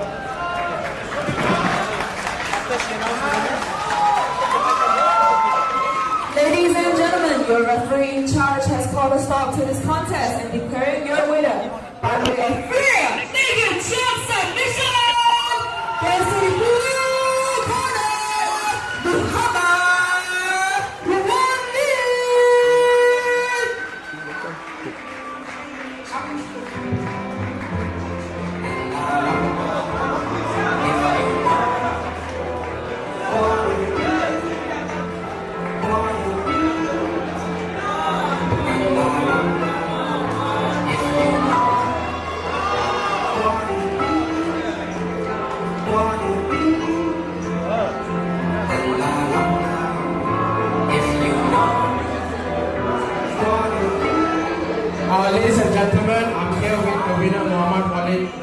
really good first round finish. Is this what you were expecting? Yeah, as I said, I think my grappling was better. That was always the game plan, just take the battle. We were watching outside, when you got judo thrown in the first round, the very start of the fight. What actually went through your head and how you managed to overcome it? Nothing, just I've been in these positions, so many times, it's not down. I've trained with much better grapplers, respect to my opponent, but I'm adapt to it. Well, every time I've seen you, you've gone up a level, now you're 4-0, all of your wins have come in Rage MMA, and now you're into the semi-finals. Is there anyone you're looking forward to fight? I'm not sure how they will do the brackets, but I just want to see how His far I can questions go. are great, I will fight. but it lacks energy. Alright, everyone, give it up for Muhammad Wali. I just want to say, Alhamdulillah, before the fight I was kept praying, so after the fight, I can't pretend like I was brave when I was afraid like 10 minutes ago, so I have to say Alhamdulillah. And then next I want to say thanks to my friends and my team at Leverage BDJ, the best grappling academy in Malaysia, I think. Thank you, Coach Aaron, for always helping me, always motivating me, advising me, and telling me what I need to hear. Thanks so much, Coach Ashton, the head official here. I really appreciate you. Thank you, Junji, man. Junji, he makes time to come here. He always helps me with training and everything. And everyone else at the gym, thank you so much, guys. I love you. My friends here at Sunway. Sunway at the back. Thank you so much, guys. Every one of you helped me so much. And thank you, Rage. Thank you, everyone.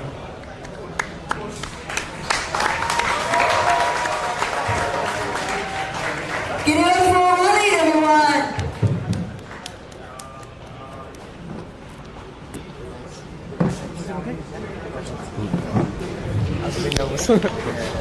Okay, so then I just alternate. So you tell me which one you want to do later, which one I'll do. Oh, alternate? You do next one? No, I said like which one you want to do. So then I'll just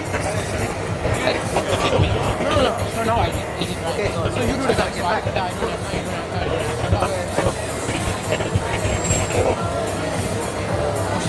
You're doing like UFC event. Dan did mention that like your energy can be high. My energy? Yeah, bro, my energy is always there. But great questions though, very nice. Actually, can you do the next one? I just want to see who you ask again actually. Who's the next one? This one. Syed and Yasir. That's how you see it. What's happening? Silent killer itu sebenarnya adalah nama samaran saya. Saya selalu berjuang secara senyap dan saya tahu saya cuma fokus pada latihan dan untuk perlawanan saya akan habiskan.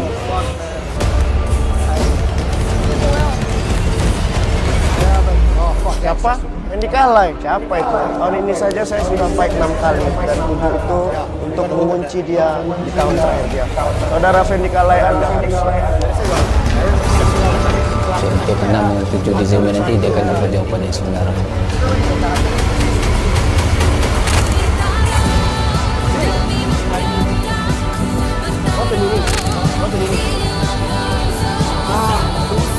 I look like he's playing with it like he just bought like that. Agony of victory, the thrill of victory. Are you doing the office? Yeah, my last dog. Do you want me to be dog? Take over the mic. Second nature. How's your diet? How's your diet? Diet? Yeah. I got no diet. Oh, nice. Then how do you get so fit? I got the green light from my parents to go and fight full time, so that's what I'm planning to do. So I'm training, targeting to get to professional around 23, 24, and hopefully one day get to one championship UFC. So that's the dream right now, and that's the plan. I'm joining this fight just to have fun, I guess. And I'm gonna win, of course. Not much, just experience as much as I can. But I train every day, so I'm gonna make sure I win this fight, of course. I think I'll perform very well. I've been preparing for a long time here. and this is one of the opportunity that I didn't expect to get. So I'll perform my best. I'll try to finish it in 1 or 2 rounds, make it an amazing show, amazing night. So that's the plan right now. Fastest win, and then I'm gonna fight in May because I need to prepare more, honestly. I joined this fight pretty last minute. My friends keep pressuring me, now I'm in. I didn't really look much into it. It's just I feel like either way I'm confident with my skill and I'm confident with what I can do. So whatever it is, whatever the challenges is in front of me, I'll give it my best. And win or lose, it's an experience either way. So that's my towards my opponent right now. Nothing much really. He only has that one fight on YouTube. I don't really know him much. But I'm not gonna underestimate him, of course. Yeah, I'm just gonna take care of my distance and fight on the inside. I hope we have a good fight, but either way I want to take that belt. So since I'm your opponent, there's going to be one winner. Right, see you tonight. See you in the cage tonight, yes, see you. I expect a good fight, so give me some.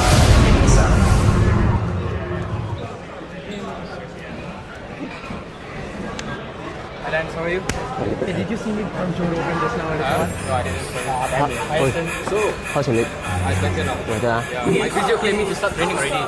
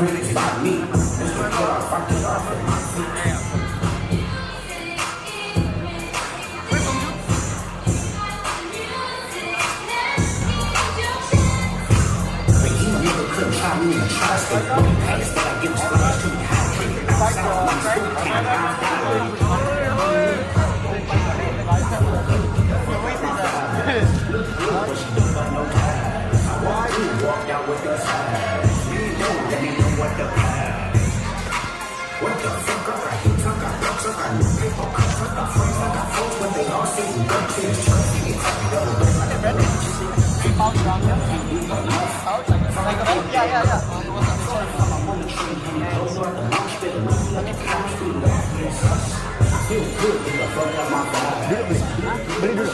Medi ada. Blue. Oh. Di situ ah.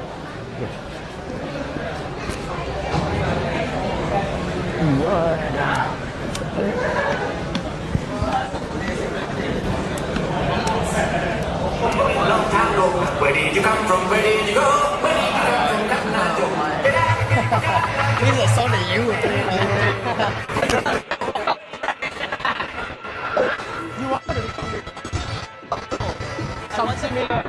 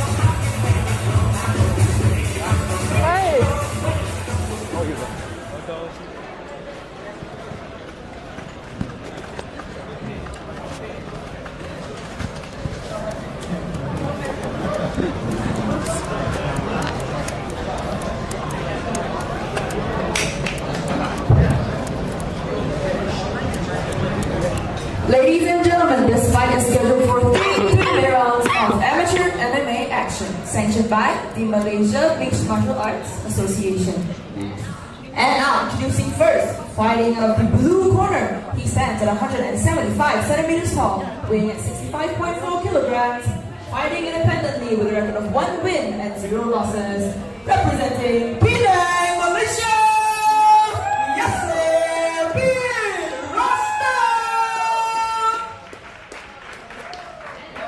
And now introducing his opponent, fighting out of the red corner. He stands at 170 centimeters tall, weighing at 65.5 kilograms, fighting out of IMCUTB with a record of 1 win and 1 loss, representing Selangor, Malaysia, Hazik.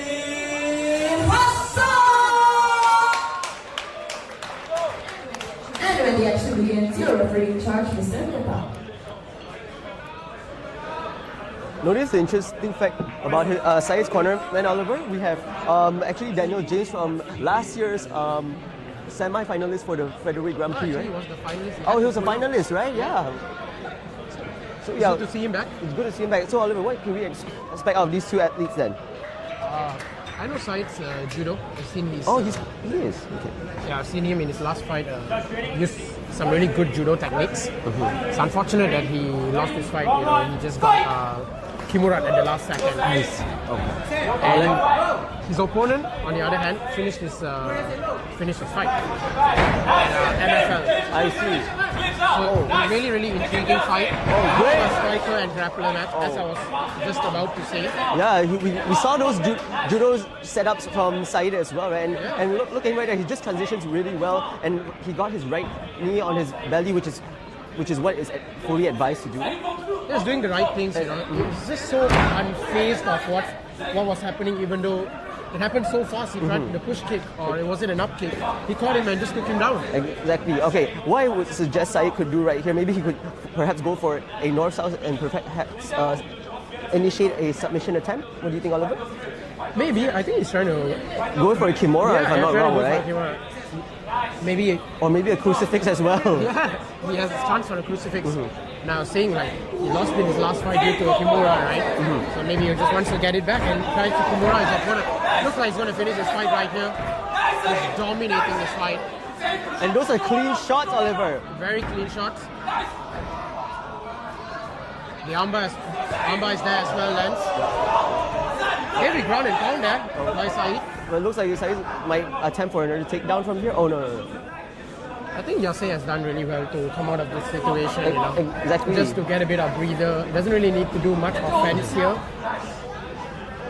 But it's not what he should be doing. But I wish what Yashir right now can do is like try to protect his neck, because if he just compromises himself, Said's going to get a rear naked choke, and we could just call it a night for Yasir, right, Oliver? We saw in the last fight at Wale, right? Just tucking your chin isn't good enough. You have to fight the hands. Exactly. Oh, wow. Now he's fighting his hands. Maybe it might be too late. I think Said just needs to arch his back. It looks deep, Oliver. Yeah, he's going to tap him.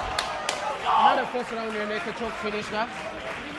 Getting a lot of first round finishes for the main cards, right, Oliver? Yeah. Well, I guess it's like what you said earlier, Oliver. That's the reason why these people are in the Grand Prix in the first place. Him next, me later. Flights are flying too fast. Which is...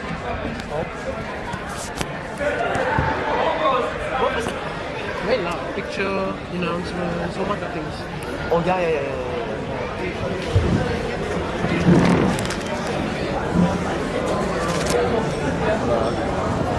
Ladies and gentlemen, your referee in charge has called a stop to this contest and declaring your winner by way of rear naked choke submission goes to the red corner, Fari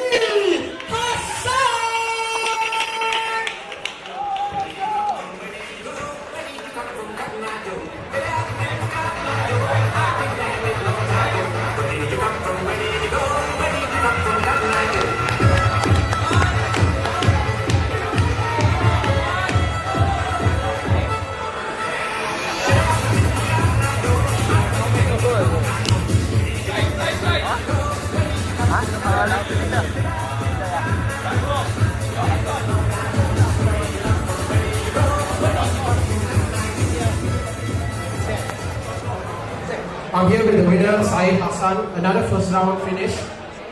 Said, this is your first time fighting at Rage MMA. How are you feeling right now?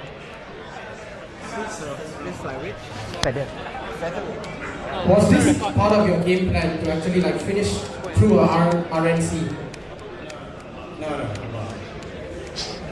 You had a chance for an armbar there as well. So Said, actually I watched one of your fights, that you got Kimura in the last second and you thought, was the Kimura playing in your mind before signing up for the competition? As you were saying that you signed up last minute, right? Yeah. No, it's okay. No, in your last fight you tapped out to a Kimura in the last second of it. Was it playing to your mind before you signed up for the competition? Because you said you signed up last minute and you were kind of peer pressured to actually do it. That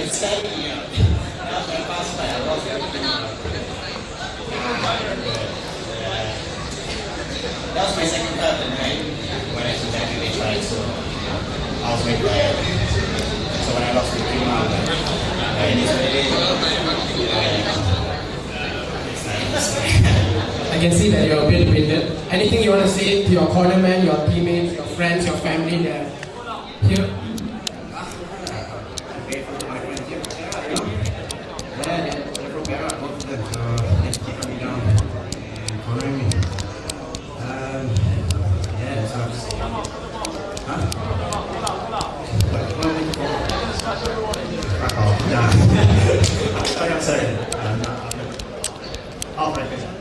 Sorry for the obscene language. Your winner, ladies and gentlemen, Sari. Come on, ladies and gentlemen, give it up for Sari!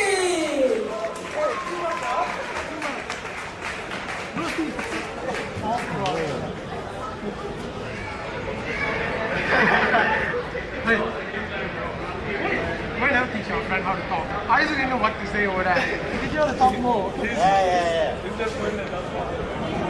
I was Bro, this question, you wanted to No, I think sometimes you get fast, sometimes you like. No, I get it, bro. Yeah, but I took notes in here, okay. What's the next fight? Zeke and Toby. Gambling, that's the fight I'm looking forward to and your interview. Oh shit, son. So that means I interview my friend Bastion lah. Yeah, Okay that's good lah. Then ngam lah, then I can do it some Huh? Two more. Yeah. First round finish again. Yeah. I think Bastion was the first round finish. Really? Yeah, definitely. How about this one, the next one? Toby. Very hard. Hard to say. Yeah, I'm looking forward to this fight more. Because Hazik is very unhinged, you know. It's good, bro. He's damn like Hazik. No, he's like very like unpredictable. Like last time, if he First round was damn close. Second round, yeah. There's good striking, good grappling. Good wrestling as well. I feel like when he trained, maybe not with Haisin, he got something better. Just because of what he did. Who is he training with now? Ashwa. Wilson. You know Wilson? Wilson, the Brazilian guy. When you 1 week after you take the shower, 1 week after you take the shower. Oh. Wilson de Jesus. Maybe I see his face. Yeah. Pro MMA, pro Muay Thai. Okay. You fight every time that one.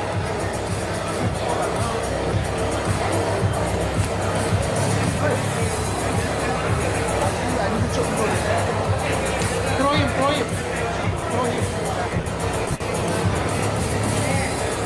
Hey, my boy, congratulations.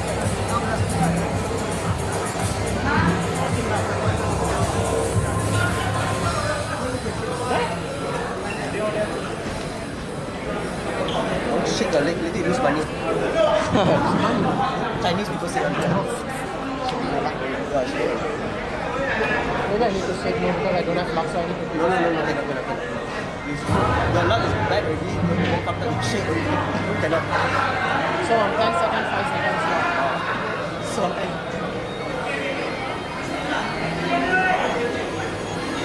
boleh ah.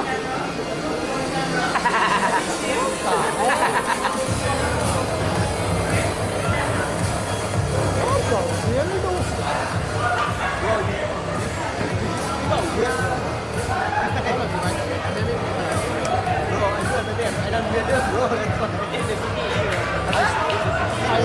I stayed with KJF during the octagon. We're getting the influencers to become ringers. Oh. So Christina is going to pretend, walk them through each, like pretend teach. So you guys commentate on that. Okay. Who's the influencer? Trash! That's a lot of Hide your I think it's a job for Lance. Yeah, I think you do very well. It's a job for Lance. Yeah, bro, I should be your one. Yeah, bro. The commentating, the ringer, you can commentate while walking also.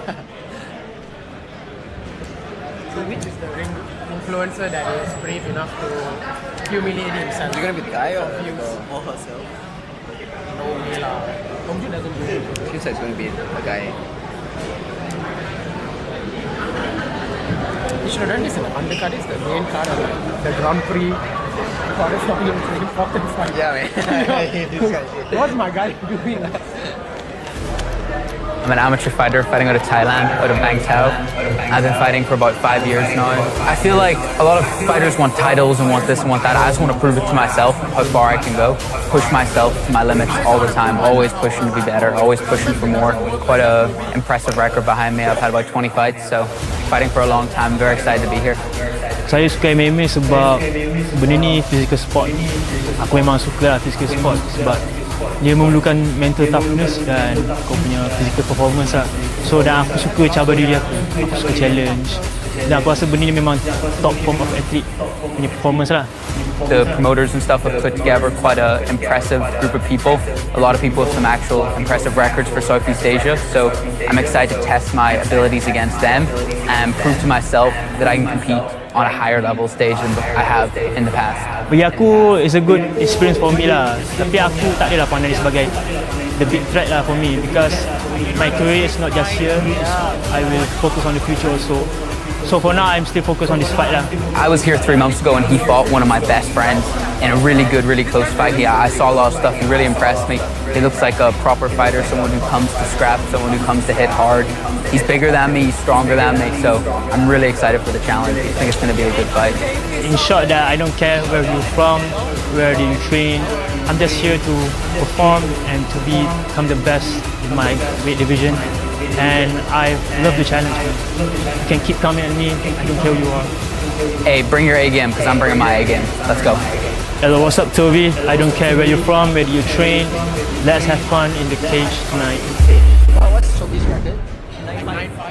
9-5. And has he won?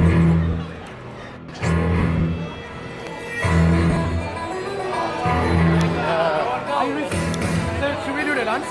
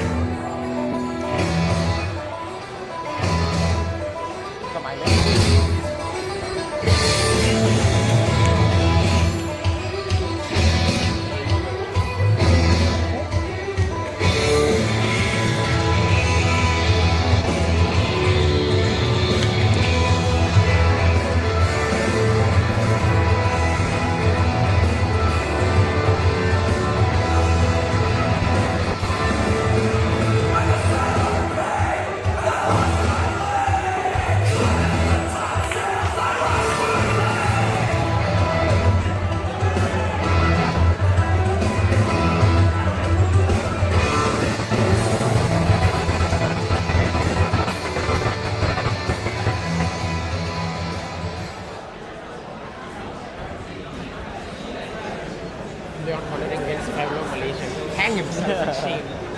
Why is he always in the back? We've got a very good connection.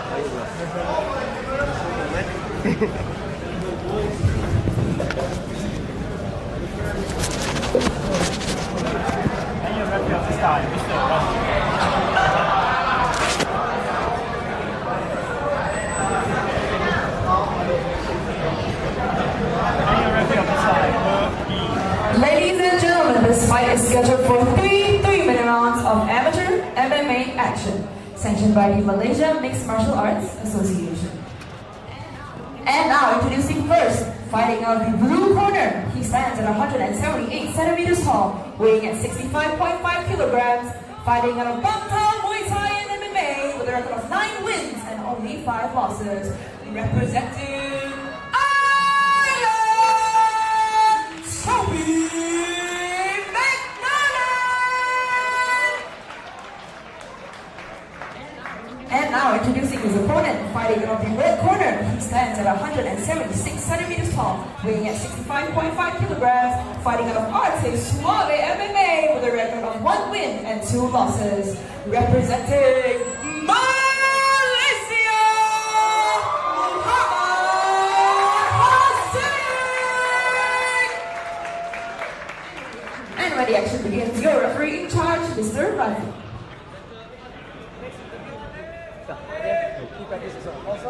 Let's know the rules. Protect yourself at all times. Don't bring up everything. Ready? Touch hands. Don't do it.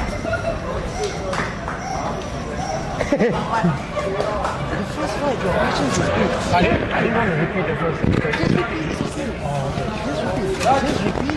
Just repeat. Is it good? Is it good?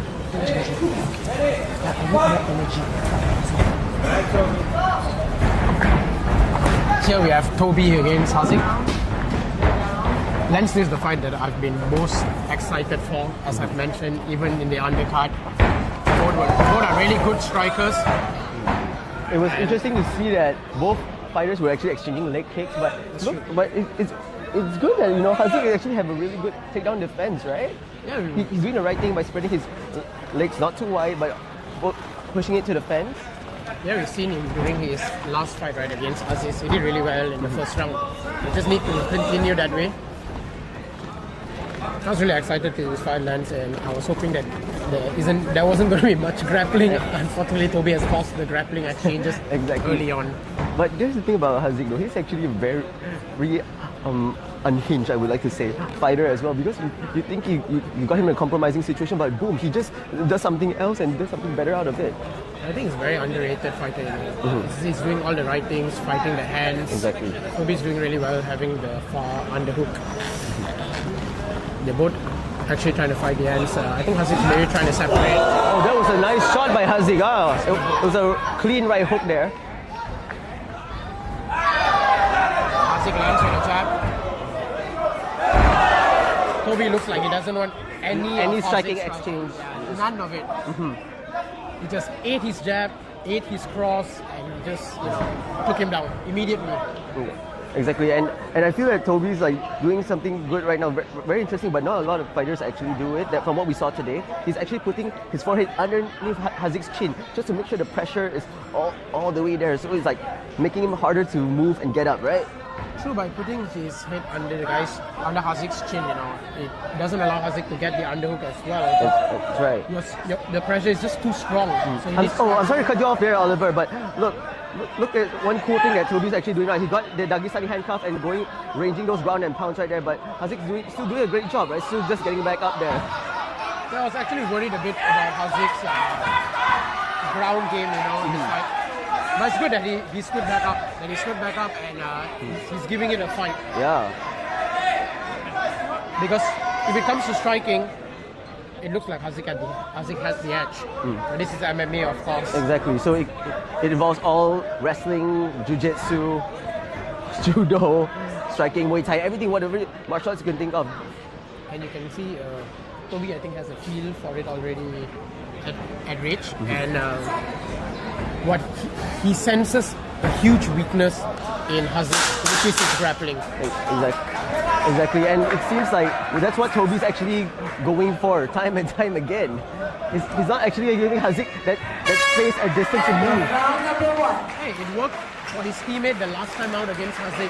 So if it's not broken, why fix it right now? Exactly. A very clean first round by Toby. But here's the thing about Hazik though, he's not afraid to grapple back as well. That's true. But I think if... Make some noise for our new ringer, guys. Make some noise. Come on, Hungry Sam in the house. Let's go.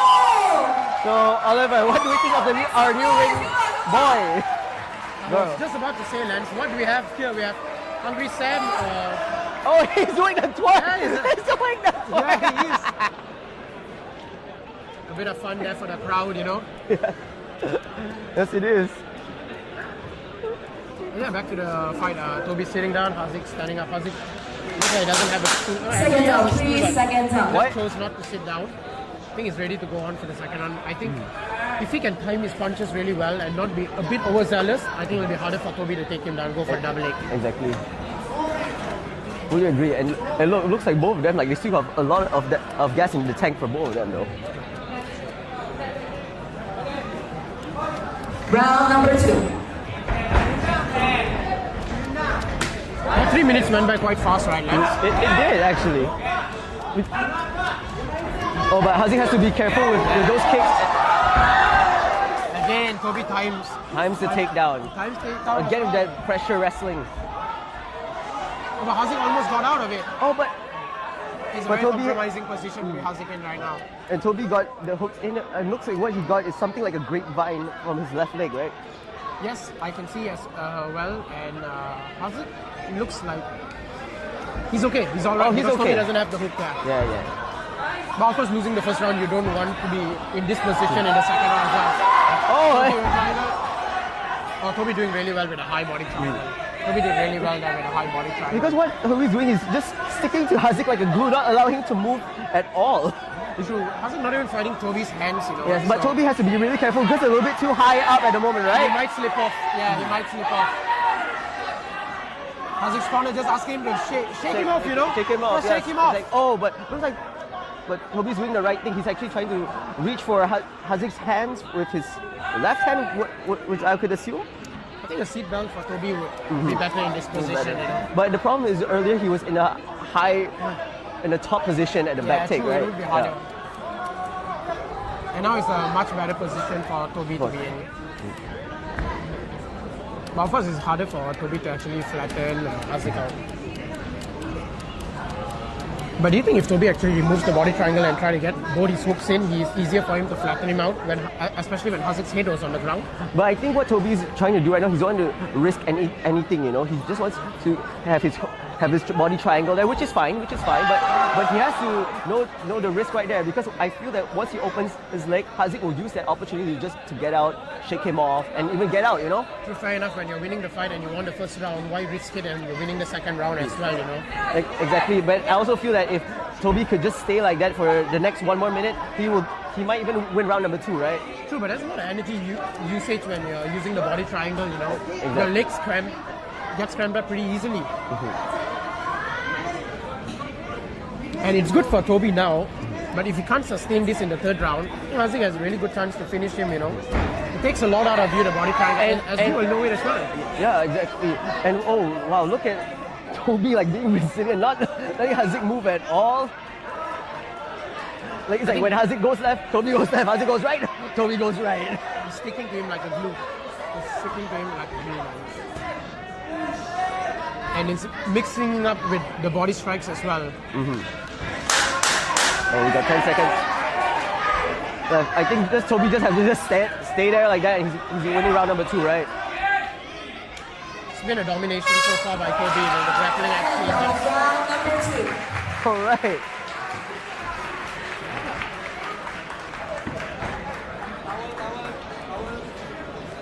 Here we go. We have our other ring girl or boy.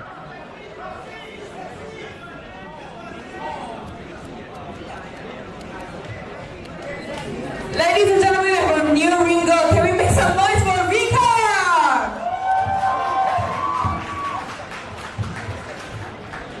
Is Vika going to do the walk? Oh yeah, he's moving now. And look at him. Bit of pirouette. Trying to bring the energy to the crowd. Spinning the cards, I like that. Round of applause, guys. Thank you, Vika, for that show.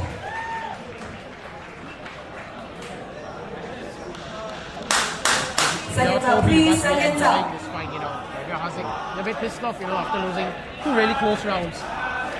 But let's see if Toby has enough energy to sustain what he did in the first and second round.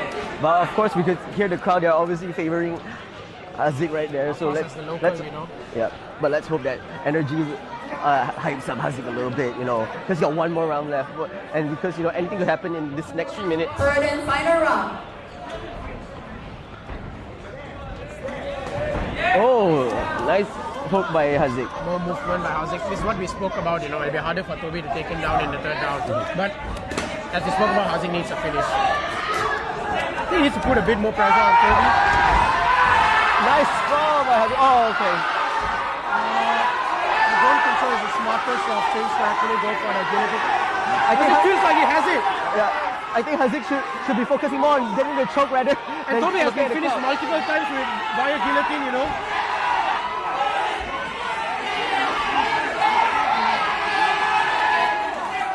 I think what Hazik needs to do is try to sweep Toby, you know. Yeah, he got him quite bad on the feet. Exactly, and right now Toby is in a position that where he likes as well. Oh, it looks like I think he's cleared his head out. Yep, he did clear his head out. As we were mentioning, because the first and second round took so much on Toby's legs, right? With the body triangle especially. So we kind of knew Hazik would try to get the finish in the third round, being a very prolific striker that he is as well. He almost got the finish there, but I think he made a mistake jumping for a guillotine, and that was, I think, his best chance. But still, of course, 1 minute 40 seconds left. Still plenty of time. What he needs to do is stand up. Stand up and like try to like avoid Toby's takedowns, right? 100%. But then, and Toby's doing it again with the Dagestani handcuff. Oh, that was a really clean shot though. No, Toby is looking to finish the fight. If Hazik doesn't move, the referee's going to stop the fight. It looks like the referee's going to stop the fight. But Hazik did really well. With the crowd cheering him on as well. But doing that is not enough because he's already lost the first 2 rounds, you know. Hazik trying for the Kimura, but there's no real Kimura attempt right there as well. Toby's not in the best position. Hazik's not in the best position as well. Yep, he's just Toby just smothering Hazik to the floor with. Exactly, I feel like Hazik needs to kick Toby's hips, you know, create some separation. Yep, or at least get a butterfly hook, do something like that, right? He has to try something. Oh, okay. All right, looks like he has a half guard. All right, let's hope Hazik could advance from here. The half guard without the knee shield. Oh, okay. It's a bit useless, you know, to be honest. Toby's trying to go for the mount. Oh, and now he's got his back again. I think he's trying to go for the body triangle again. Yes. Nasty ground and fight. And he's trapped trapped the well. arm. Oh, okay. It looks like Hazik freed his arm. Final 10 more seconds in the final round. Lance's been a bit domination by the Irishman. The Malaysian had a glimmer of hope. But good job on both athletes. They show a lot of heart, especially Hazik though. Really hats off to him right there. He survived a really tough opponent. Let's not forget, Hazik's record and Toby's record. Toby's like 9-5. Now he's 10-5, right? Toby's much more experienced. Exactly. He was training out of Bangkok MMA. We have all the best athletes there as well. Well, honestly, Hazik did great in this fight though. He did great.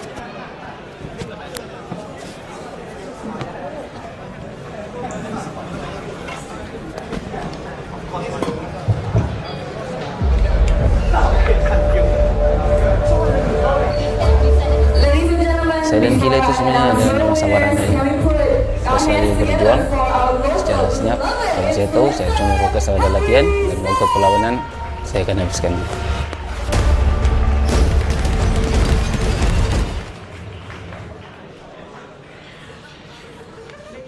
Ladies and gentlemen, this fight has gone all 3 rounds and into the judges' scorecard. All 3 judges have scored in favor of your winner by unanimous decision. Go to the blue corner, Toby McNally!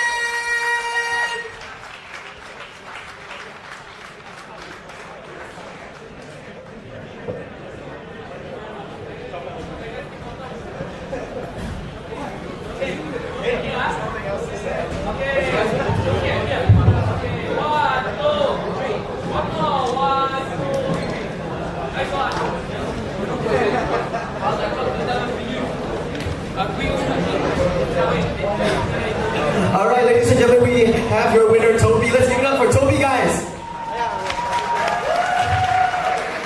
Alright, Toby.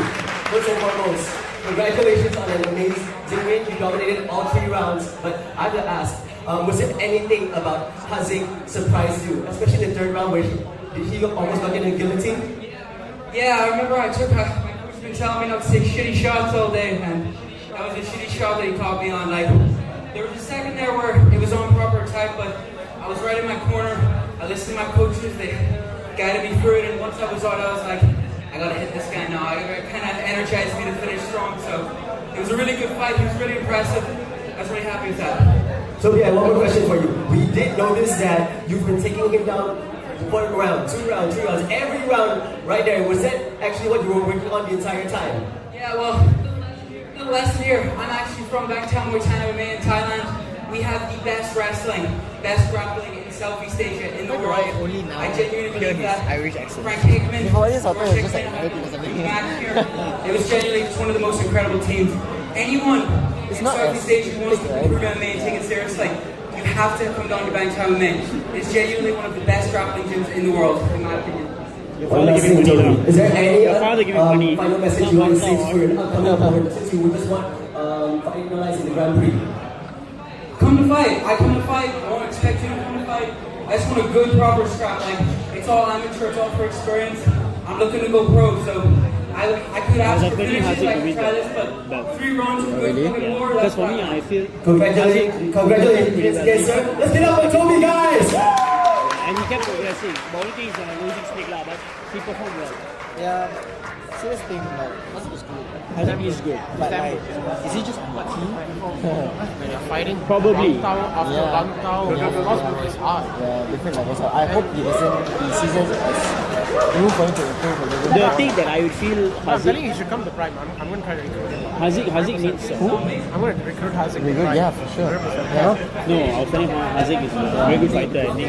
Unfortunately, he had to fight 2 Bangtao guys. And I feel like the place he trains doesn't have enough people his size. Correct. You know? No, actually, that's what we got. But the thing is, I guess the levels. The level, yeah, the level. Like, people retrain and they train, you know, there's levels to that. Like, when I saw FE fight, no offense, when you fought Nawi is a Muay Thai, you can't even face a Muay Thai guy. I think that shows, you know.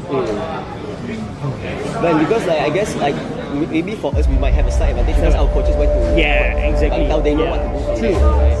But at the same time, saya dan Kila itu sebenarnya ada kesabaran saya. Saya selalu berjuang secara senyap. Apa yang saya tahu, saya cuma fokus pada latihan dan waktu perlawanan saya akan habiskan.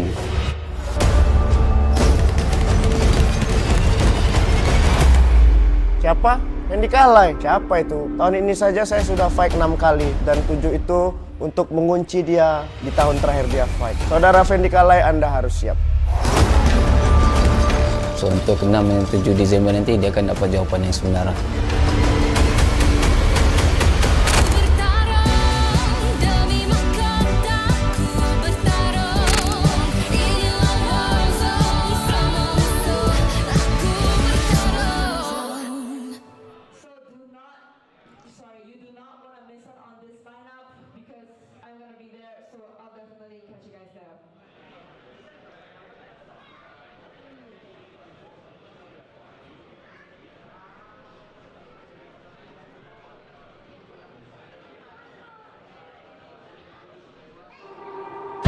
I wouldn't say I feel pressure. I would say I'm honored to represent Sarawak, because I'm fighting for the grassroots level of Sarawak MMA. It is an effort for me to gain exposure for MMA in Kuching, Sarawak.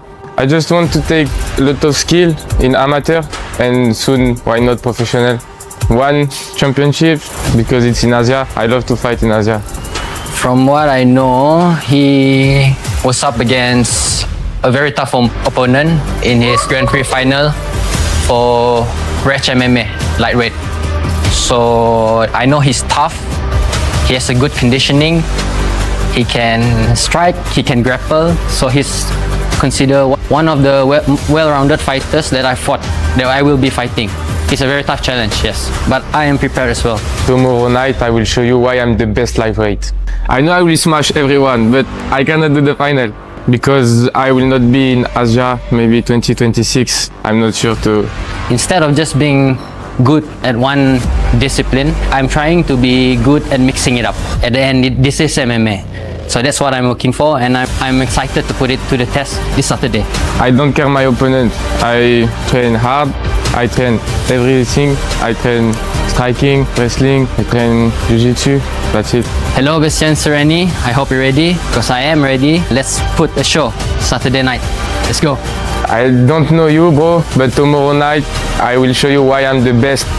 You are in the main card because you fight me, bro. Sorry for you. That's so nice. Your main card got to fight me. You know, Gary was telling me how he's close to Bastion. I said, yeah, you're. No, but Gary was telling me, oh, he wanted to help Bastion come in and all that. I said, why, you're the.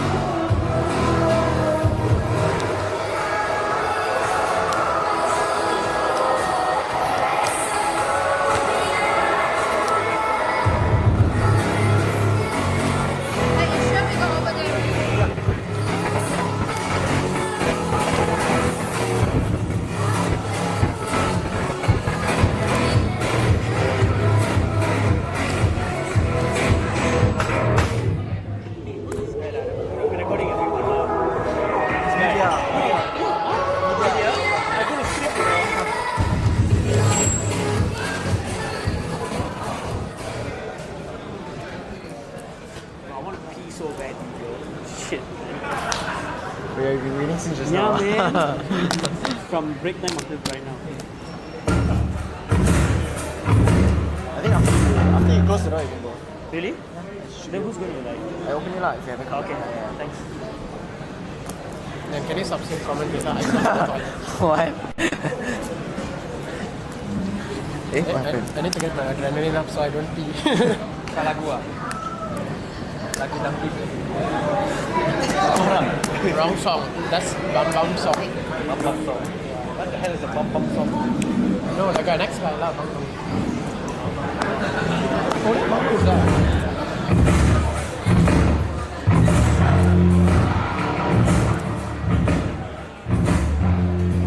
Must be lah, this is song.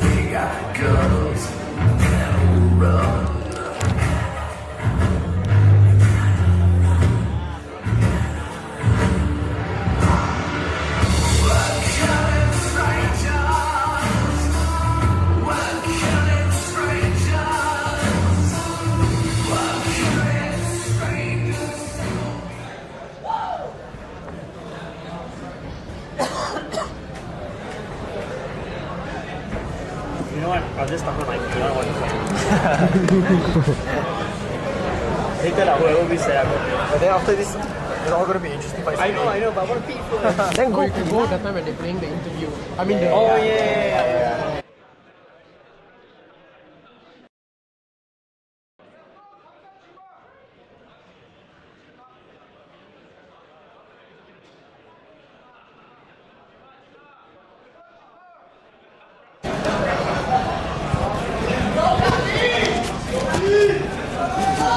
Ladies and gentlemen, this fight is scheduled for 3 3-minute rounds of amateur MMA action. action, sanctioned by the Malaysia Mixed Martial Arts Association.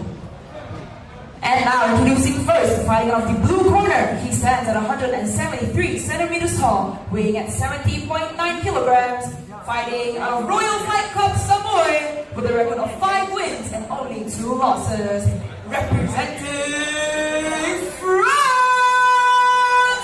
Bastion, Lupu, Corsu,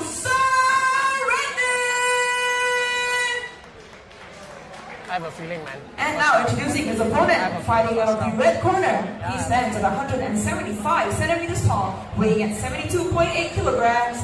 Fighting out of TJD MMA with a record of 3 wins and no losses. Representing Malaysia,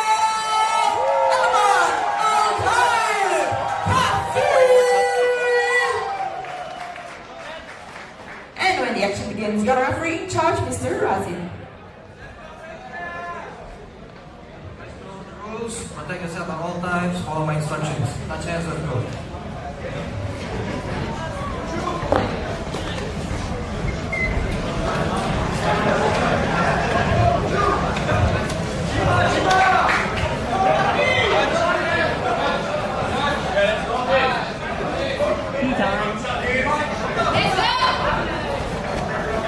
Out of hands by both fighters. Do you notice anything interesting about Bastion's shorts? It's like comes at Shimaev's shorts, right? Exactly, yeah.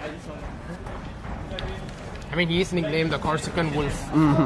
He is. Oh, but that was a nice strike by Kafi, yeah. After what happened with Bastion in his last fight, I feel like he has a point to prove, you know, and Kafi will go for a takedown. And oh, nice takedown by Kafi. Oh, but good job on Bastion for standing back up. I feel like, in my opinion, the only chance Kafi has in this fight is to take it to the ground, right? You can already see the power, you know. Exactly, but it was a clean knee by Kafi. Oh, close shot. Kafi trying to go for another takedown. Just needs to connect with Bastion doing really well to defend the takedown. I think Bastion's probably learned a lot from the last fight with Gary, right? Definitely.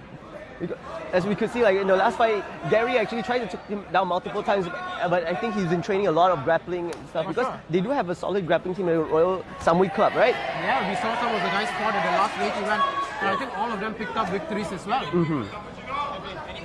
The thing with Bastion is, he did have a really hard fight against Gary. But Gary took him down the 4th and 5th round. There won't be a 4th and 5th round for Kafi to take Bastion down this time. Exactly. So we know he's conditioned for 3 rounds. But good job, Kafi, for switching it back and pushing Bastion back to the cage. Kafi's doing really, really well. He doesn't want any of the power. Exactly. He's trying to keep. He's just gonna like grapple all the way. I think Kafi might even win this fight, right? If he just keeps it on grappling style.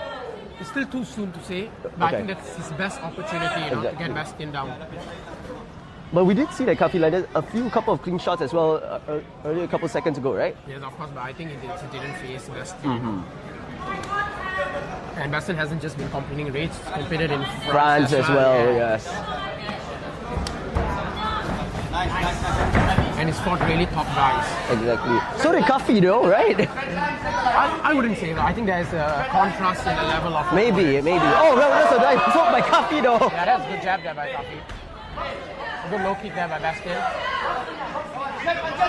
Oh, nice head kick. Kafi looks really calm, you know. Yeah, it's like he's not getting faced out of these shots.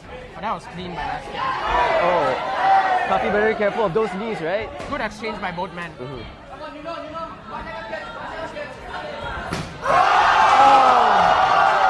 my God.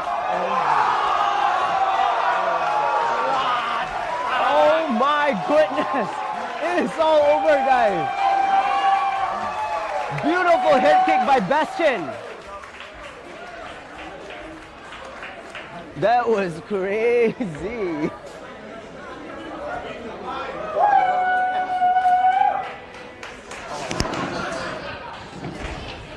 Legs as well.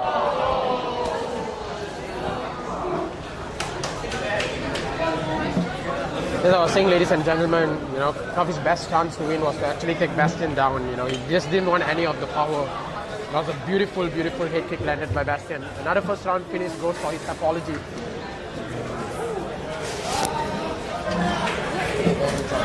Okay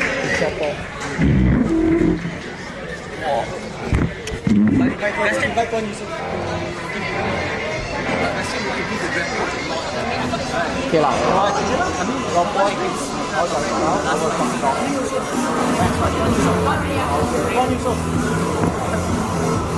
Good at it, Phil. Ladies and gentlemen, before I announce your winners, can we give a warm welcome for Dian onto the cage to give out the winner prizes. Round of applause, everyone! Dian Yusuf!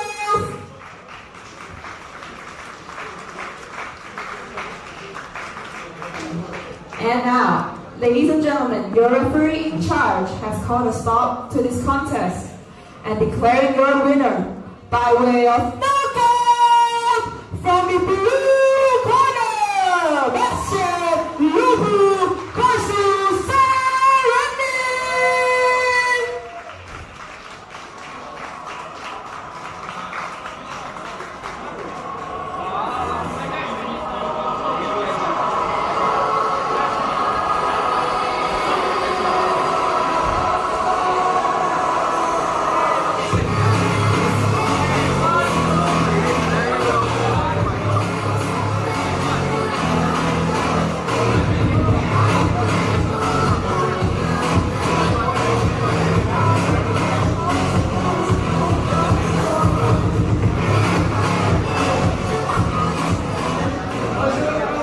My friend Bastion, another first round knockout Bastion. How do you keep doing this, you know? I visualize this all the week. I always see what move I will do and it happens. So it was in your plan to actually get the head kick knockout this time? Sorry? The head kick knockout. It was, you visualized the head kick knockout. I visualize all the week, low kick, low kick.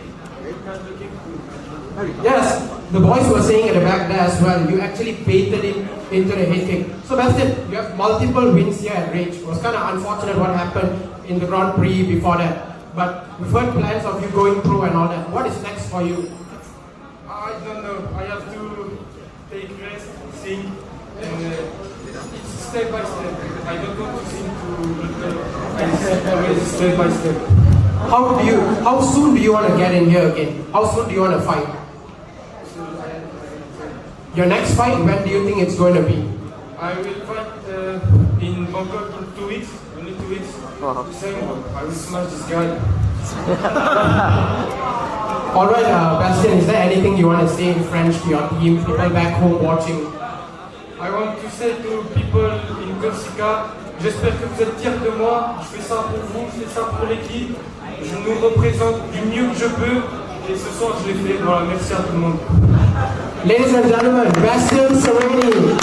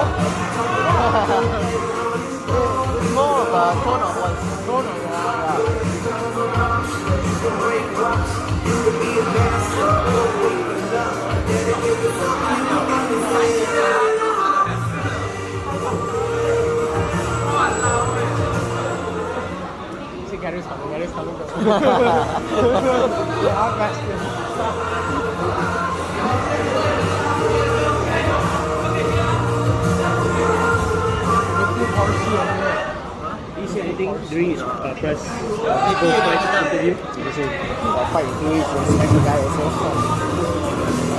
everybody always nice now. So is that yours? Can I have one? No, it's Hey, can I have one? Yeah, one also. Just make sure there's 2 remaining. Okay, for the 2 fights. Yeah, man. Right, enough.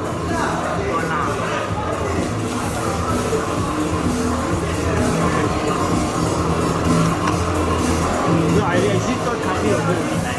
Okay. Yeah. Kafi was He was doing well, yeah. He was doing well. Yeah. And then He Bastion got turned up beaten, again. yeah. That was almost the end of round one already, right? Yeah. Yeah. Towards the edge, yeah. think right before the clapper hit. It's very hard for him to maintain that kind of pressure for many rounds. You will have the separation and you get caught. It's whether you can take it off. Gary took so many kicks and punches. It's just Gary's autistic, so his head just Umur saya 28 tahun, saya berasal dari Indonesia. Saya besar dan lahirnya di Sulawesi Tenggara, Desa Bokori. Aku mulai fight 2 tahun yang lalu, sekitar 2-3 tahun. Aku mulai bergelut di dunia fighter. Untuk pro, ini awal kalinya.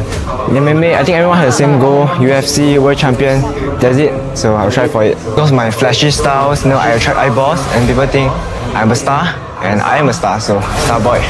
Feeling saya bakal menang untuk fight kali ini. Soalnya saya sangat pede dengan persiapan saya, dengan striking dan ground saya sangat pede untuk menang. I've been fighting as much as I can. I have 11 fights in already. I've gained enough experience and I think I'm ready for the knees and elbows, so let's go, baby. My fight IQ is high. I can crack you from all angles. The elbows is coming from everywhere, bro, so stay tuned. Iya, siang ya. Kemarin sempat lihat video dia kan, fightnya lumayan sih, lumayan bagus lah menurut saya. Tapi mungkin untuk kali ini dia salah pilih lawan. Dia cukup bagus untuk intern Malaysia, but not for me.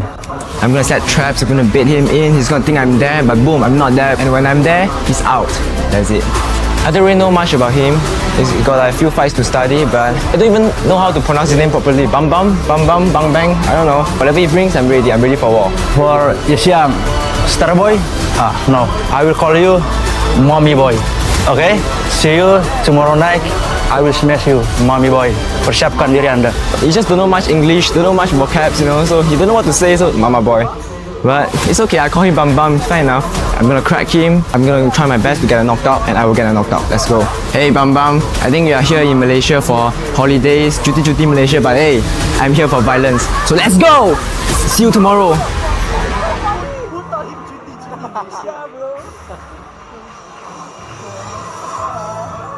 Bro, that's so funny, bro.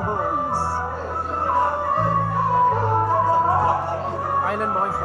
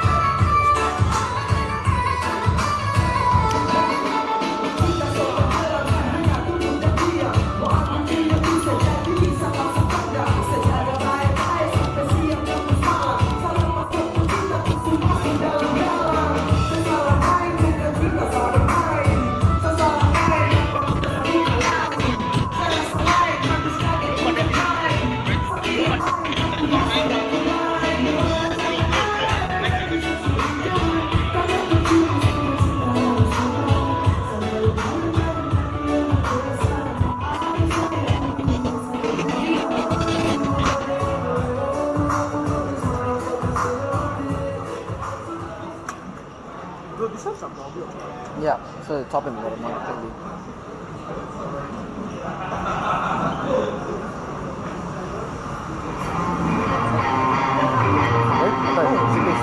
Yeah, it's going to be exciting.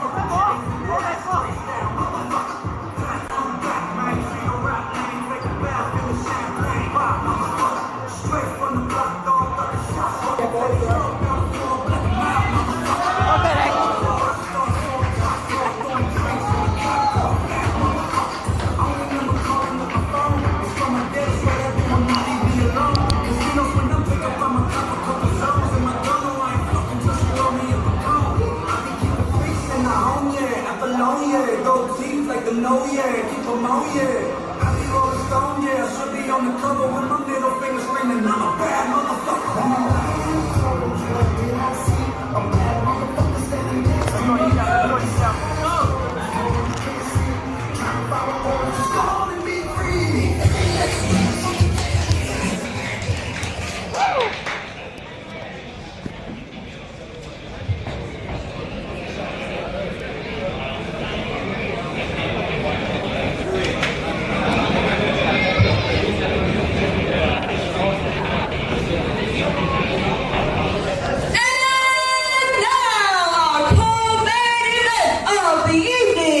Ladies and gentlemen, we have 3 5-minute rounds of professional bantamweight MMA sanctioned by the Malaysia Mixed Martial Arts Association. Introducing first, fighting out of the blue corner. He stands at 170 centimeters tall, weighing at 61.2 kilograms, fighting a host of Wolf with a professional record of 2 wins and no losses. Representing Indonesia, make some noise for Papa!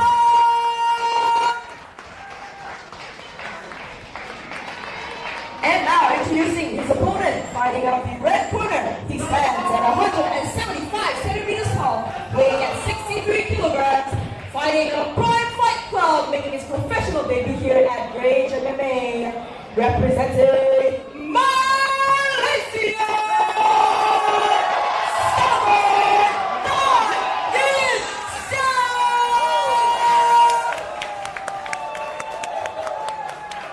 And when the action begins, your referee in charge, Mr. Ashton. Professional rules, elbows are not allowed. Remember, no knees or kicks to the head of a grounded opponent. Protect yourself at all times. Understood? Touch gloves. Oh. Oliver, can you feel this intensity right now? Like, oh, did you realize that the vibe just changed a little bit, right? I had goosebumps as well there. Wow. The much anticipated debut for the Starboy, pro debut. Exactly. And he's been saying he's been wanting to make his pro debut for a while, and he's doing it here, right where it all started for him, right? Rage. Oh, that was a nice.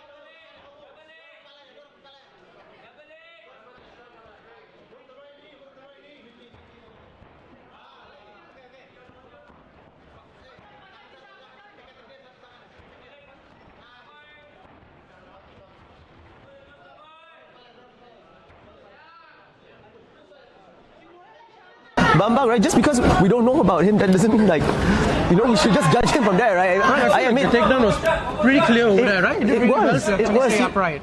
He actually avoided a lot of good shots, though. For sure.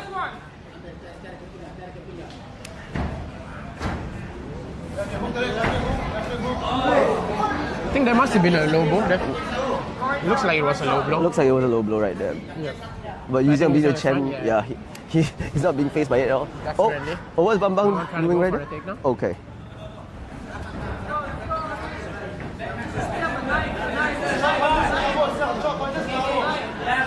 He sounds corner urging him to short punches to the elbow. Yeah. Yep.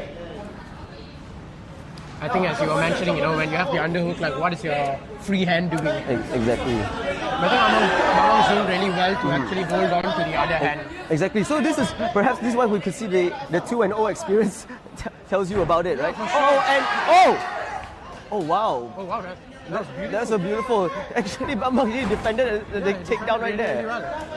He's still controlling the center of the octagon really, really well.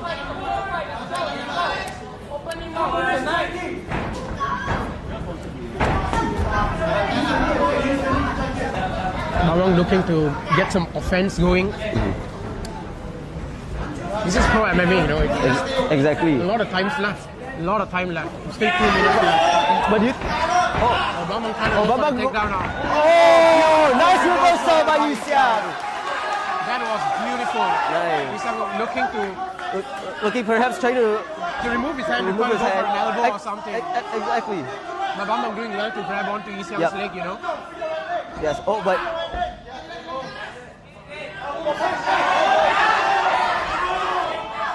oh wow, Bambang just stood back up. Good on. And Bambang gets a takedown right now. Yes. Bambang was going for the punches. Heavy strikes there from Bambang.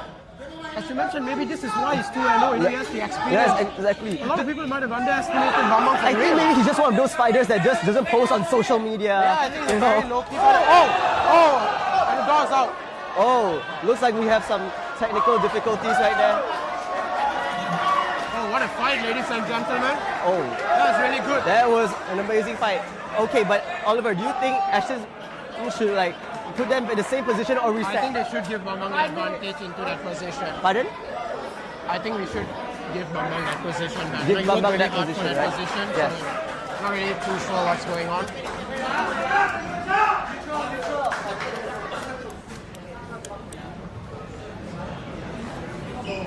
This is not the first time Lance has been seen in Rage MMA. Oh, I think that one happened a couple years ago, right? Yeah. With I think it was Leon and Kujin.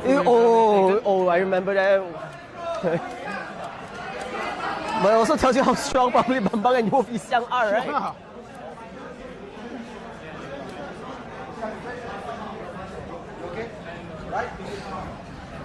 It looks like the door is broken. Oh wow! Ashton's actually resetting the positions. Like they're going to start from standing again. Yeah, I'm quite surprised as well.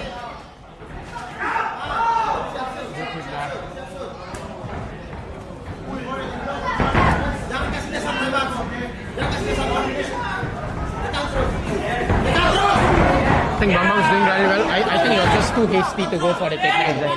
Exactly. I think he was opening his hands too wide, right? He didn't need to actually. Oh, but that was a nice elbow by Yu Xiang, though. Yeah, definitely. Bambang trying to go for the judo trip actually. Bambang has him in a clinch. Oh, nice shot by Yu Xiang. That must have been a mistake by Bambang trying to clinch, you know? Exactly. Just give Yu Xiang the underhooks.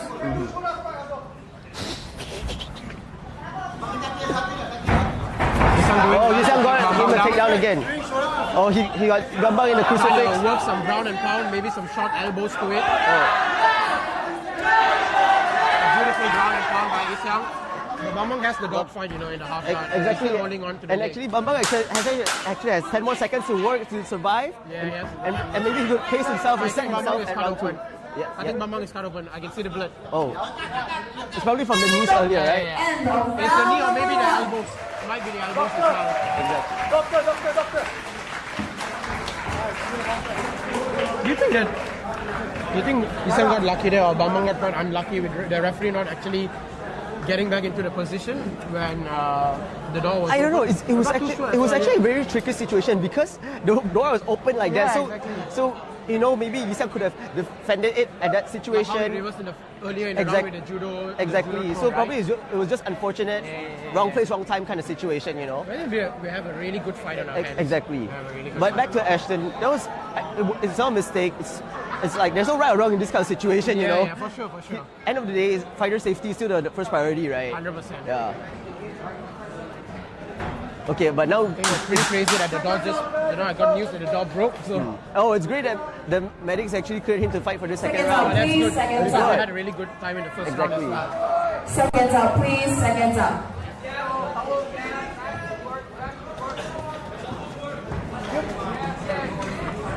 Wait.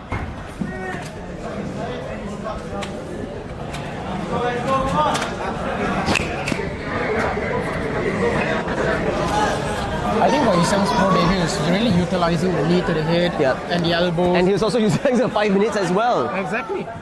It doesn't really look like his face. He looks really, really ready to make his pro debut. Actually, both of them, to be exact, right? He's not faced, Bambang's not faced by the cut. No, he's not at all. He's doing really well circling out as well. Yes, exactly. That's the scary thing about Indonesian fighters. Is like suddenly they have like that scary dog in them without knowing, you know. That's the beautiful thing about our sport. You don't know what can happen. You don't know who has it and who doesn't have it. Oh, it was a nice setup by Yisiang though. Yisiang's corner urging him for the right hook. I think Yisiang hurt him there. It was a nice shot there by Yisiang actually. Yep. Which is why Bambang went for the grappling immediately.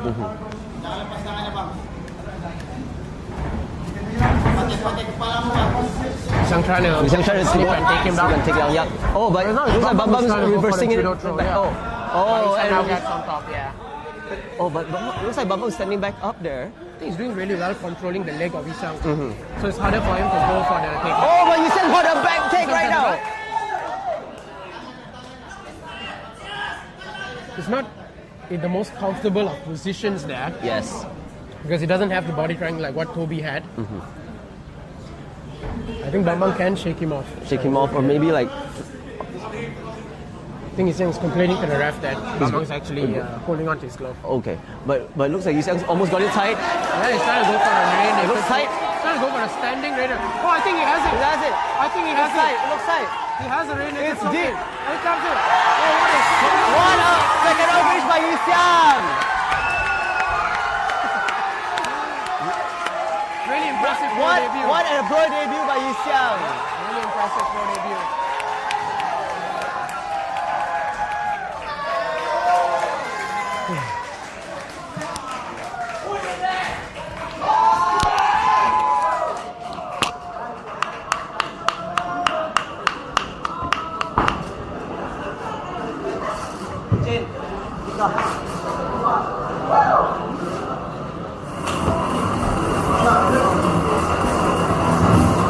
Ladies and gentlemen, before I announce your winners, can you please welcome Vipar into the cage? Give me a round of applause, everyone!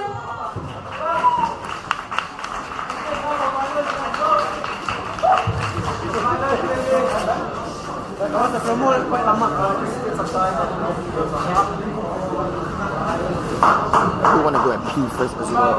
Yeah, do it.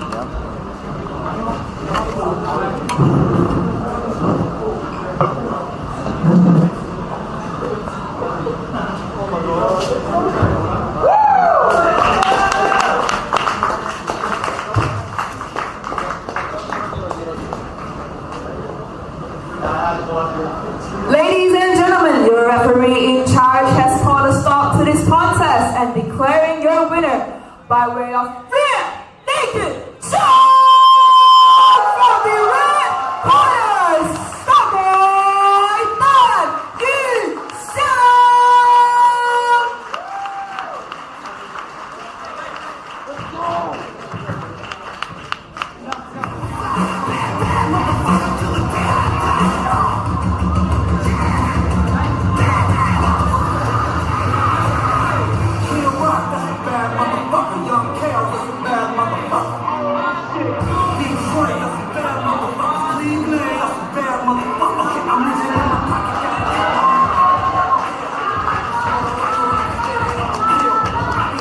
Let's go!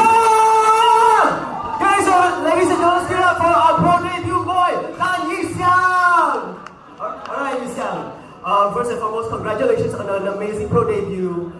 We talked about this back then, you always wanted to do this, but Yisiang, first of all, I want to ask, was there anything about was his buildup that surprised you? And when he took you down or anything? He's strong, boy, he's strong. You know, I wasn't expecting ankle pick will be so strong. And he caught me off guard, but good job to him. But you know, before the fight, we talked a lot of shit, but nothing personal. He's a good man, you know. So, no more Bambang. His name is Bambang. Okay, Yisiang, so obviously we have a very dominant pro debut. So is there anything you want to do next? What's next for you, Siang, for the Starboy? Cuti It is Malaysia. first step of my pro career. I go back, work hard. One day I'm gonna be in the UFC, baby. And you know, thank you for my coach, King my team. You guys are my energy. You guys give me. But I feel so good behind the backstage because of you guys. The energy is different. I feel of it, you know, so good. And my team, we currently open a new gym. So Pride Fight Club. If you're in Malaysia, you want to be good at me, one place, baby. What is it? Let's go, baby! Woo! Congratulations again, Jisa!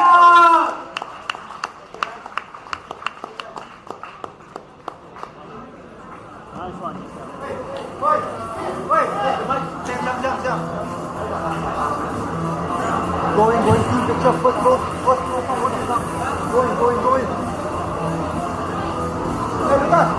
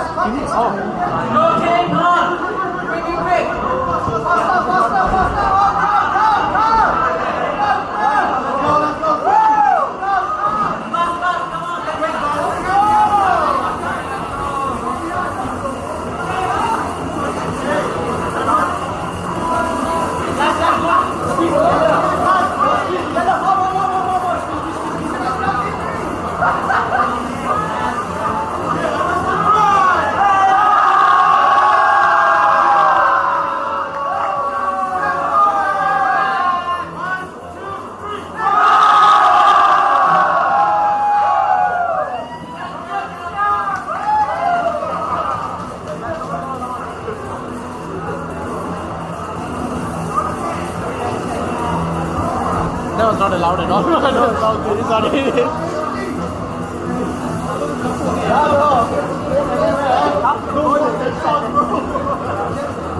Yeah, don't go anywhere, guys. One more fight. Yeah, stay.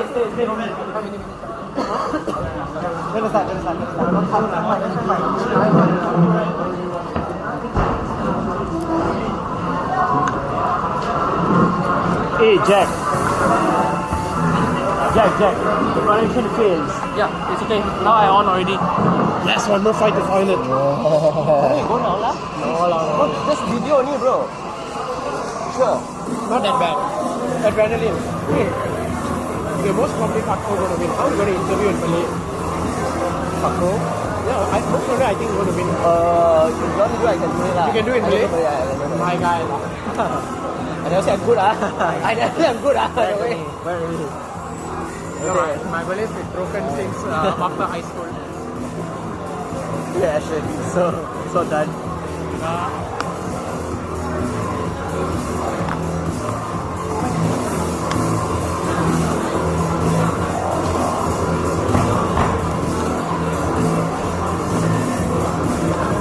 Hey, but the Indian guy gave a good fight, though.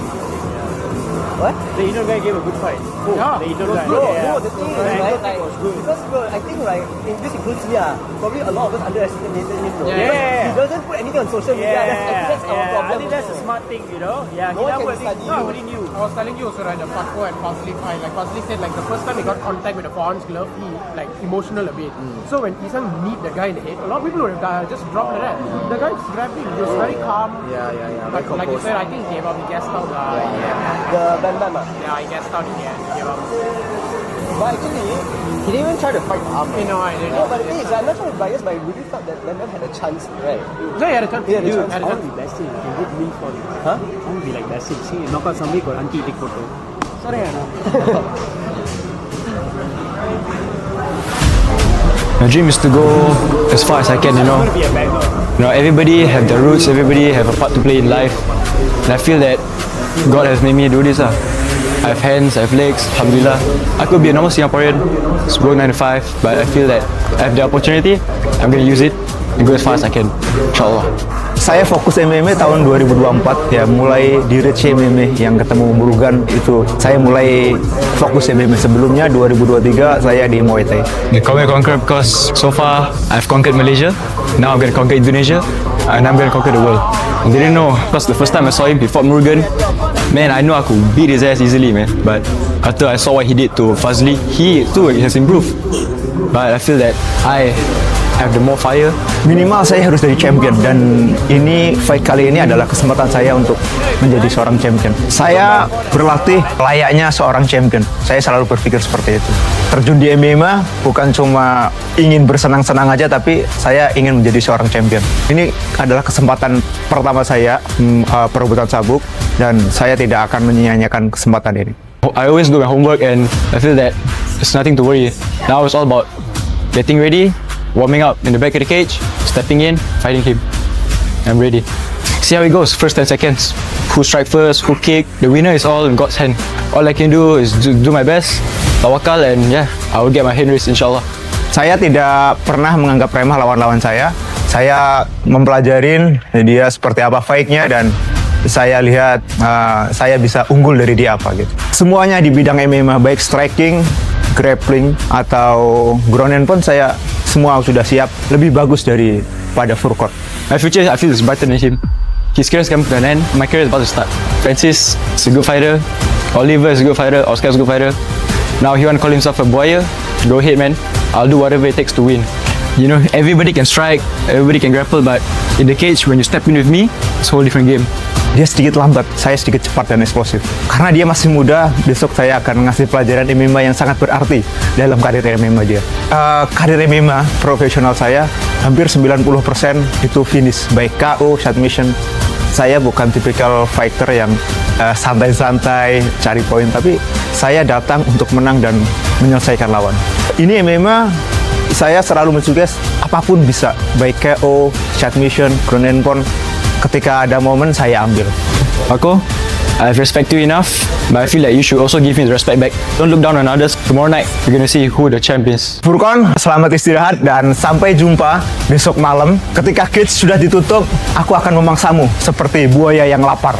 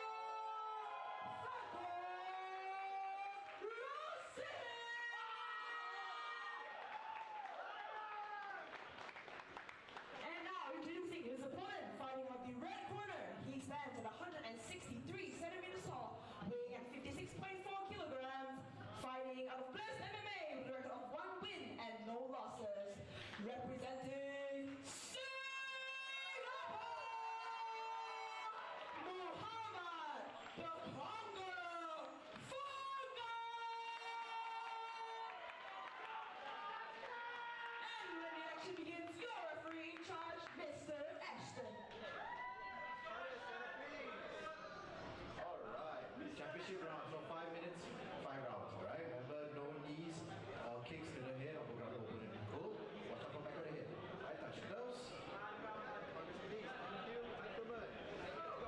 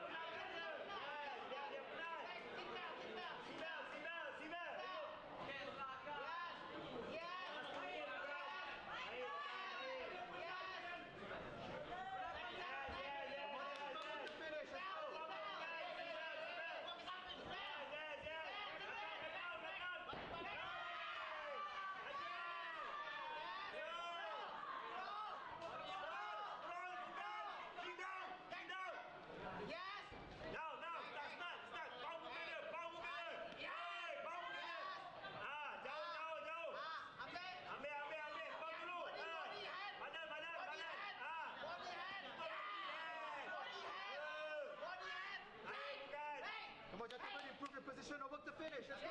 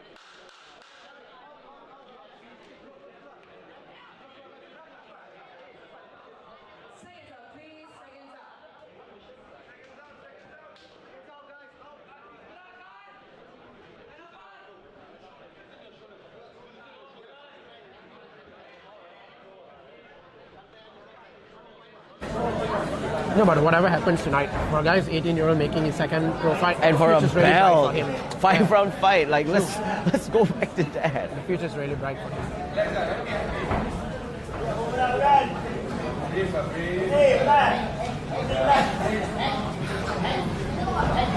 Right, guys. Gentlemen, round 2. Ready? Let's go. Round 2. Go, go, go. Good low kick.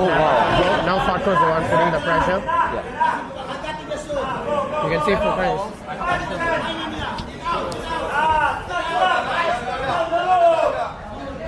You can see Fatko is just eyeing Kugan.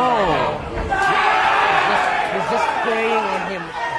And Kugan is trying to go for the takedown. His hands are a bit low as well. It looks like Fatko already anticipated all of this, right? Yeah, definitely anticipated. And this is just the second round, guys.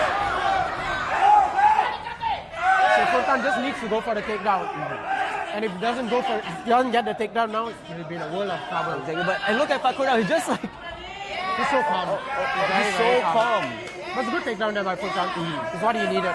What he did was right. He puts his shoulder towards the fence, 100%. pressure it down, pulling Fatko down as well. And he's also posturing up as well. So he's trying to jump on top of him. He's using a lot of energy, you know. Right. And now he doesn't even have the hooks right here. This is not a good position because Fatko can reverse onto him. But the kid is showing so much of heart. Exactly. So much of heart. But look at that defense by Fatko though. Oh no, is he doing? Oh, okay. Oh, okay. Fatko is trying to go for the back, The back take. Oh, he's flattened Fatko out. He's trying to go for the choke. I think Fatko is doing really well in. Yeah, because Fatko is doing a great job as well controlling playing the hands. Sure. He's hand fighting right now. Yeah, he's doing really well. I think the problem right now is Furkan's left hand is right underneath Fatko's armpits, right? Yeah. I think Fatko is looking to turn towards him. He's just on the wrong side of the body triangle. Just turn towards the body triangle. Yeah. Which is what he's trying to do right now. Oh, but he needs to be careful to fight the hand because the choke can be there. Yep.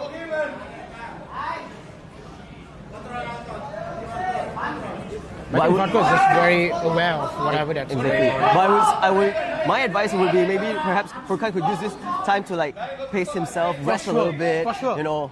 For sure, that's what he should do. He can hold the position, sure, but then he should really... Okay. And Fakur sweeps Furkan again. Yeah, so says the commentators just asking Furkan to hold back up, you know. And now Farko was in the ascendancy. Yeah. But remember, Oliver, this is actually pro MMA rules. I actually haven't seen them use their elbows. Okay, I spoke to Sule. There's an elbow right there. I think Farko used a bit of elbow when he was on top of Furkan in the first round, but I haven't really seen Furkan use elbow. Okay. And you saw in his last fight, he finished Francis with an elbow. Yeah. I think what Farko can do is just control the position and kind of like a bit of a ground and pound. Ground and pound and like elbows, yeah. Like what you said, a little bit of ground and pound, perhaps like pass the guard a little bit, or perhaps like, I don't know, a knee slice, half guard, something like that, right? Maybe he's just looking to stabilize himself, just looking to make Furkan work. Exactly. In his head, he already knew he lost the first round, right? Yeah. So just trying to win the second, and he's clearly winning the second round. I think it's all about the gas tank as well. This was actually the key factor that's helping Fight Crew right now, though. I was mentioning that as well, you know, at the start of the fight. I think there was nothing wrong with Furkan. Decent strike, very competent striker, really strong grappler. Good wrestler as well. Good wrestler. It's just that his gas tank just sometimes, you know, just leaves him. It was okay for amateur MMA. Because it was 3-minute rounds. It was only 3-minute rounds. But I could also see even in the amateur scene, like the third round is where he fades a lot, you know, it doesn't keep the same momentum. I think Farko can kind of sense that as well from the first round, how fast he went.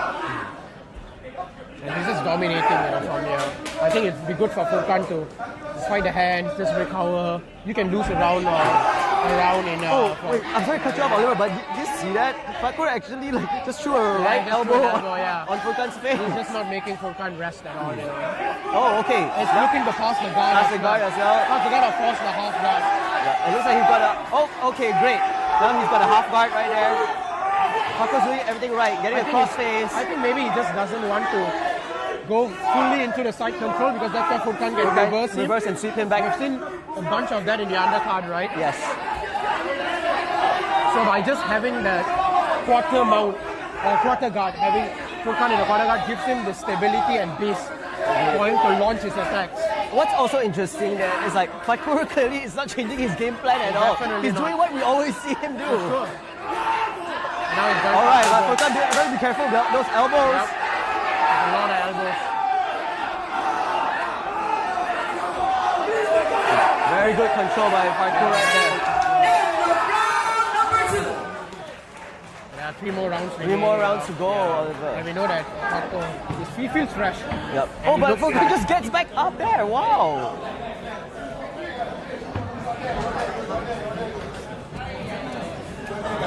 No, his corner is just willing him on, you know. So I have it 1-1. Lance, do you have it 1-1 as well? Don't you think? Yeah, I do have it 1-1. I have it 1-1 as well. So all to play for. All to play for in the next 3 rounds. Yep.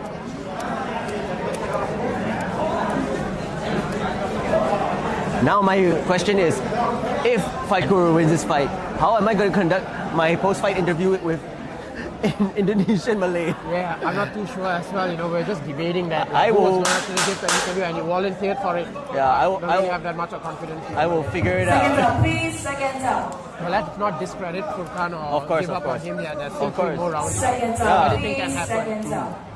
Of course, Farko looks like he's the one in ascendancy. Furkan looks like he has a second win, but I'm not too sure. Maybe it's just for show. But Farko looks really calm. He looks really calm. Round number 3.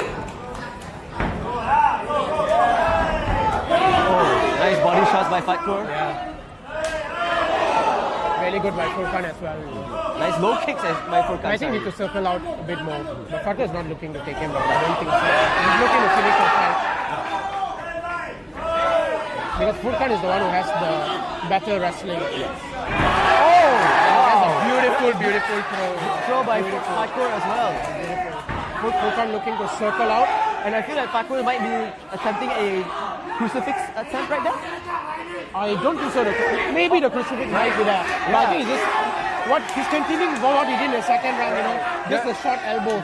Yeah, because he's putting his hips on top of his hips. Yeah, and he's controlling the right arm of Furkan really well as well. Yeah. You see Furkan using so much of energy trying to push Fatko off him.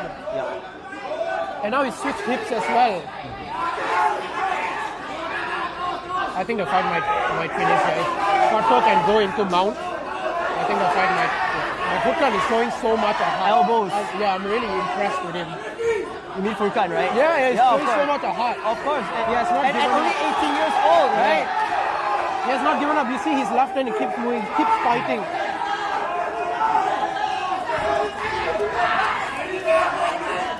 The kid will only get better with age, you know, better with experience. Exactly, and that's what... Oh, that was heavy elbows by Fatko. Yeah. Trying to reverse. And more elbows by Fatko.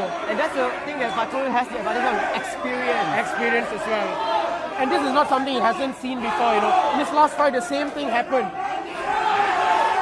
And I think he has learned from the last fight. He got swept pretty easily a few times in his last fight. Furkan better move quick if not referee Ashwa Thomas might even stop this fight. It looks like referee is going to start, but Furkan is doing a good job now controlling the hand. And that he hasn't given up yet. Oh, okay. Wow. But I don't know how much of energy Furkan has left. But he's still moving. He's not just staying flat. He's not staying flat. And now he's got onto his turtle. That's really good by Furkan. Well, Oliver, what's scary about this? There's another 2.5 minutes left to this fight. Furkan has a long time to survive the third round. He's doing really well to avoid Fatko going into mount, but Fatko maybe doesn't want the mount as well. He just wants to stay where he is, where he's comfortable. He's doing really well. Oh, is he? Oh, looks like Furkan can escape through the back door. He could. Fatko looks really calm as well. Oh, Furkan is reversal save. Nice reversal by Furkan. Reversal by Furkan.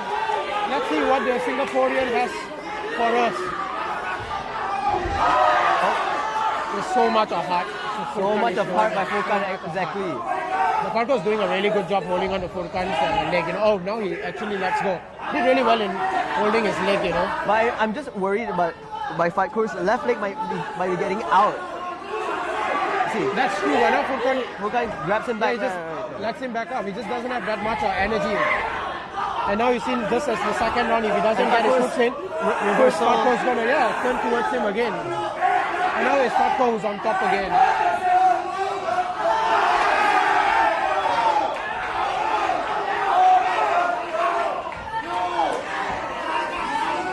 I think Furkan needs to, I wouldn't say give this round up because it's not a nice thing to say. He needs to go into a higher full guard, I think, like to keep his full guard. That was a heavy elbow by Fatko. Yeah, it's just getting hit too many times. Just getting hit too much.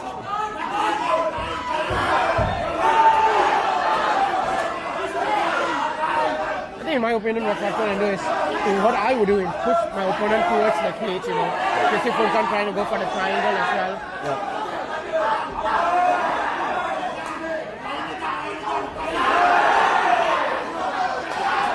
Another elbow cleanly landed by Fatko. Alright, we have 30 more seconds, Oliver. 30 more seconds, yeah. Do you think Furkan could survive this round, though? Yeah, I think he's doing really well. I think he's holding on just the overhook. Overhooks and stuff. Let's go the overhook. Oh, this is not good. This is not good at all.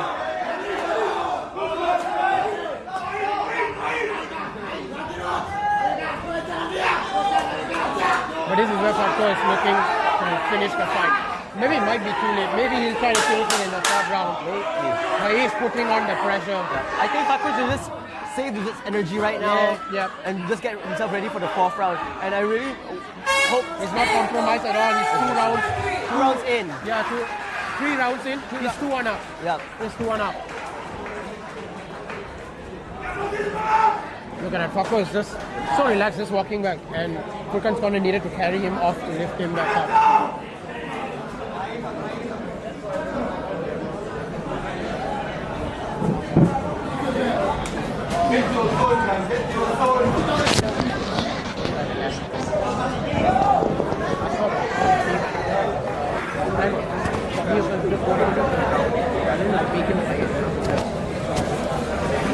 very, very explosive. You very have to keep it for fire. That's hard. I think Hafizzy do that as well. There's so much experience. Seconds out, please. Seconds out. Okay, Oliver. If you were in Furkan's advice, Seconds Furkan's corner, Yeah. what would you advise him to do right now? Actually, I think we would advise him to strike, not to allow Farko to control the center of the octagon. Maybe control the center of the octagon, it's okay, but maybe don't go for the wrestling all the time because that's what's eating up his energy. You know, both times that Farko landed on top of Furkan is because Furkan went for the wrestling and Farko overturned it. You know. Yeah. So what? In summary, in other words, basically, try not to use too much energy on the wrestling and the takedowns, sure, right? You know, Okay. Don't force the wrestling. Don't force it. Okay. Just simple combinations: 1-2, 1-1-2, Yeah. a bit of uppercuts. But don't force anything. Yeah. You're only 2-1 down. You still have 2 more rounds. The championship rounds are where champions are made. That's why it's called the championship rounds. Round number 4.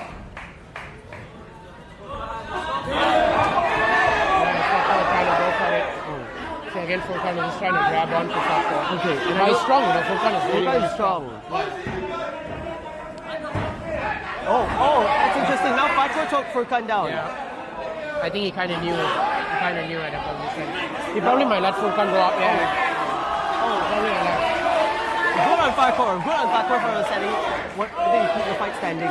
You see things like this, like a spinning kick, and also like a spinning back fist. Use so much of energy. But I can't blame him as well. That's what we would do when we're tired, you know. Yeah. We're desperate, right? Yeah, when you're desperate, you just try everything. Oh, it's a low blow.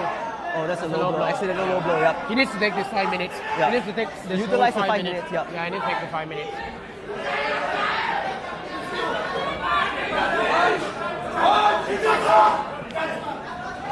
I hope the corner man tells him to utilize the 5 minutes, probably recover and reset. We can see that he's tired, and we know that punch wasn't really that hard. But he needs to take the 5 minutes. He needs to take 5 minutes to recover.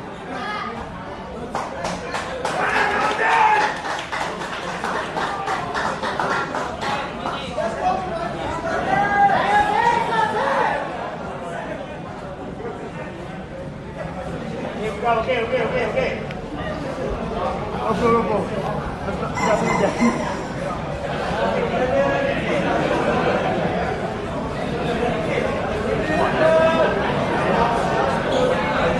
There's also one more thing we forgot to mention. I know you mentioned Eco, the former 1FC fighter. Oh no, he's still competing. Yeah. One championship. Oh, he's still competing. He's got fighting a couple of weeks. Yeah. The thing is, he's Indonesian and he's cornering against his fellow countrymen.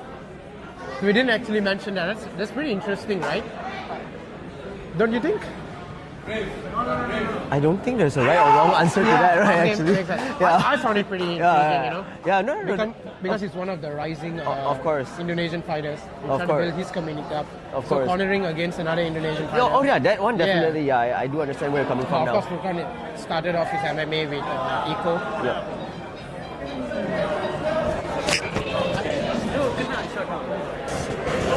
Really?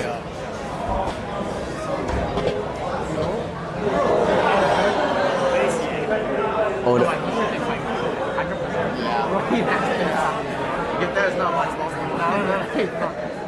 He moved up. What? You could say what? Oh. For him, bro, really. Yeah. So I would do the same thing.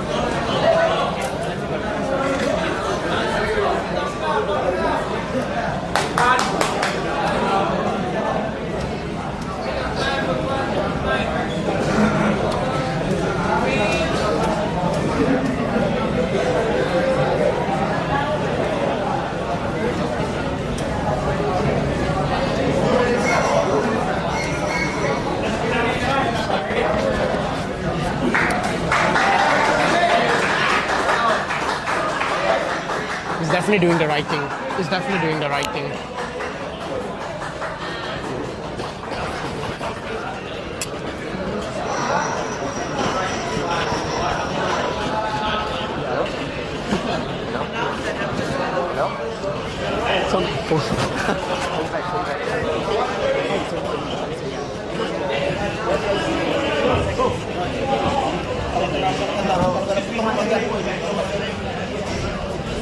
Ladies and gentlemen, there was an illegal low blow that happened just now, and FYI, fighters are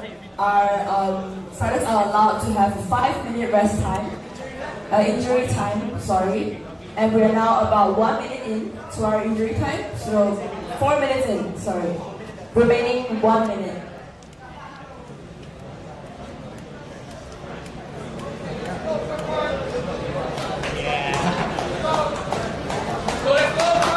Round of applause for our fighters, guys. Come on, come on, come on.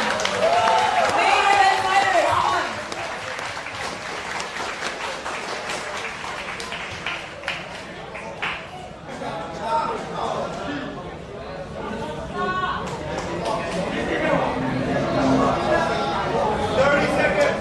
Last 30 seconds.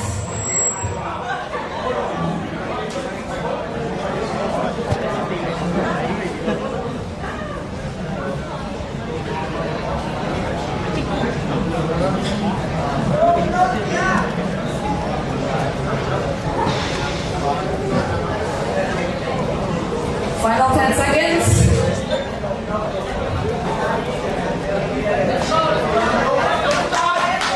And we're back. That's definitely a game changer, Lance. Furkan to get that. And look at how things are different, and look at how Furkan is moving right now, actually, right? Moving much better.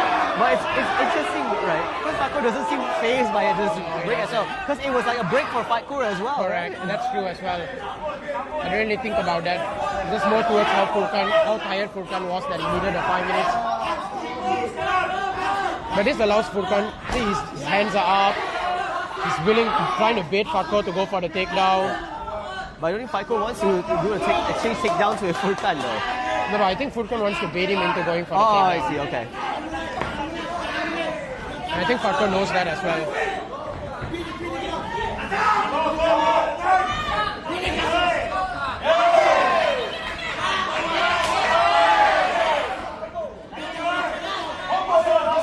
That low blow has definitely changed the course of this fight, Oh, but it looked like Fatkur was going to finish the fight. But that was a clean jab by Fatkur though. That's true. He's landing a lot in the fourth round.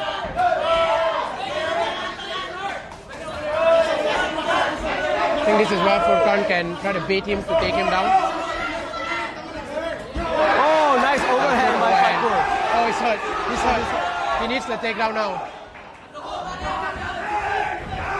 And it's Fatkur who goes for the takes Furkan down.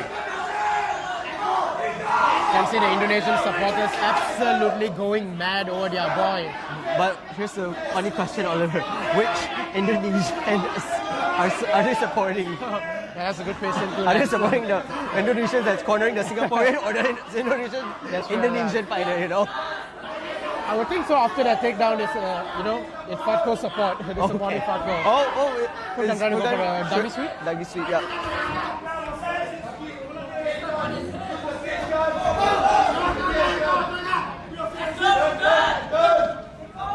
I mean, this is Fatkur's first fight as well. It looks like he's been here before.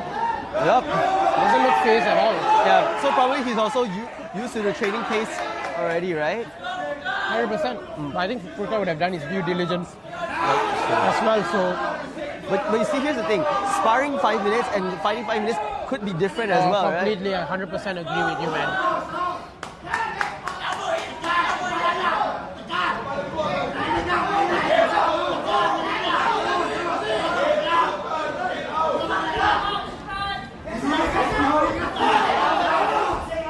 Really clean elbows as well.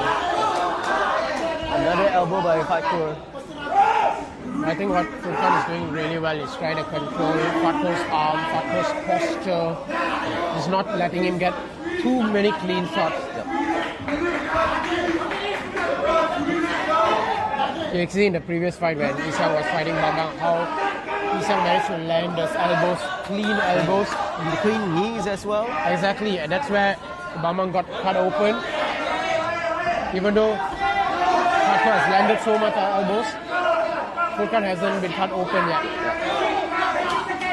But I think it was also the head movement of Furkan as well, not allowing those to like land cleanly to get the cut, right? For sure, the head movement as well as controlling the arm. He's trying to go for a triangle, but Fatko can see there's no real triangle there as well.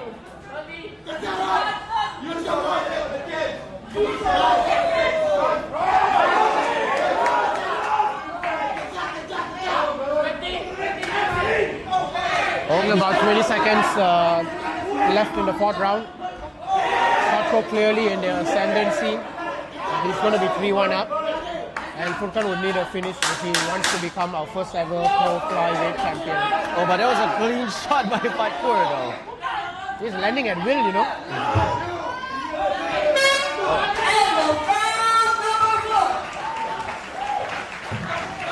He's literally landing at will. Is that blood? I think his lips are. He might be bleeding. I'm not too sure.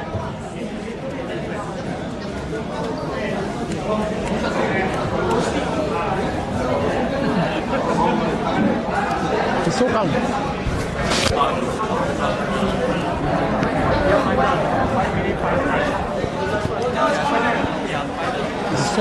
It's crazy to think how Fatko is like what you said earlier, is so calm right now.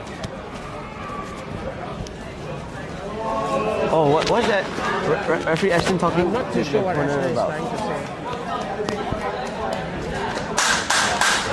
Seconds up, please, seconds up. I think it was at the end of the fourth round that Furkan tried to complain to Ashton. I think that's what Ashton is trying to say, like, I'm the ref, and he's trying to, say, like, you're not supposed to complain. And I'm not too sure what that's all about, but I would presume that that's what they would be talking about. Because Ashton didn't go to Fatko and actually talk to him about it. Fifth and final round, ladies and gentlemen. Beautiful show of respect by both fighters. But I think that was crazy after hugging, he turned around,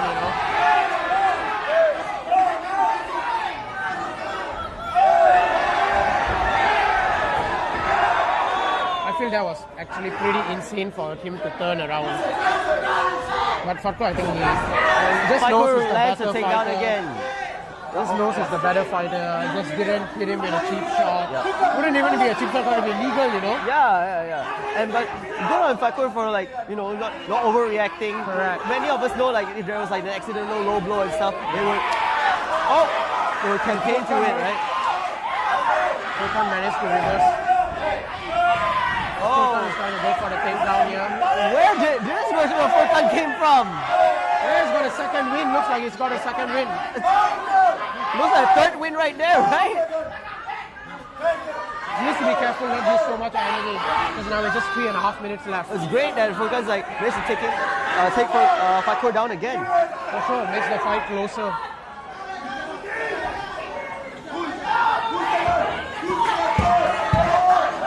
I think he's got a body triangle as well. Yes, he does. The body triangle is pretty loose. And Fatko is doing the right thing, turning into the body triangle. Exactly. And controlling his hands as well, his hand fighting with Furkan as well. Furkan trying to go for the rear naked choke. I think Fatko is pretty aware of it.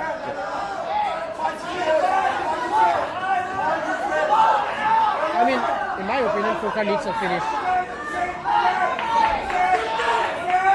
Do you think there could be any chance it could be 2-2, or do you think it's 3-1? I'll get back to you on that because you can see Furkan's back on top again. Beautiful job, Furkan.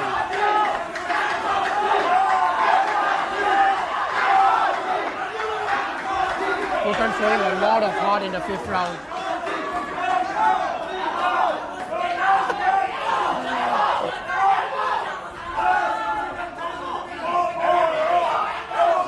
Furkan has just about 2.5 minutes to finish the fight. But Furkan better be careful because this is where Fatko strives with his triangles, right? Yep. Furkan landing some really clean elbows.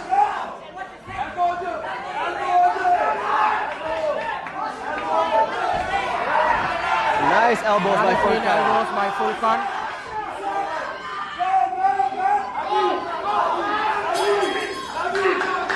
He's doing a really good job. Did you see this coming at the end of the No, fourth I round? did not, Oliver. Yeah. And, what? But I think he needs to keep up this momentum, you know. He might even get a finish from here. He right? might. He needs to flatten his opponent out.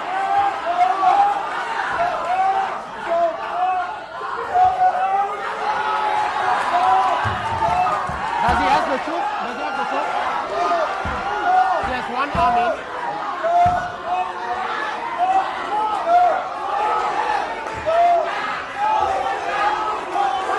Oh, I think there's been a second win of energy by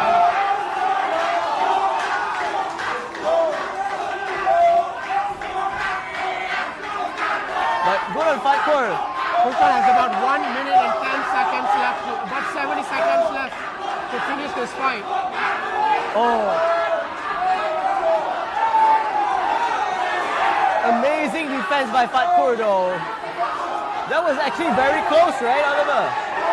You know, kudos on Kugan for bringing the fight closer, man. Yes. He just got a second win out of nowhere. He has about 40 seconds left.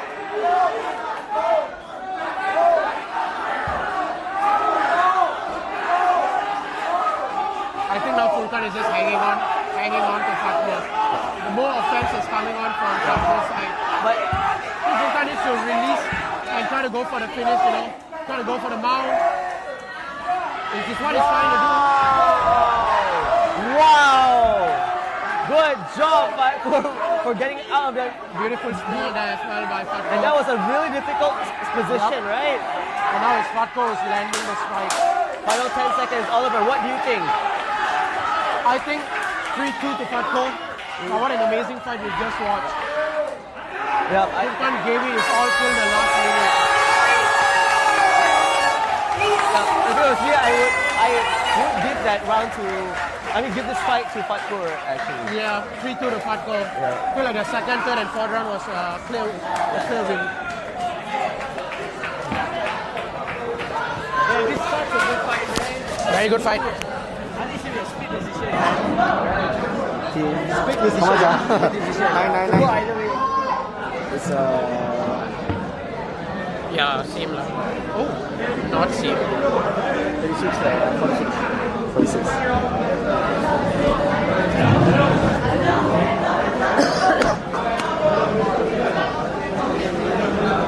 That is a good fight. Beautiful. There's so much better chances if they just stay on top.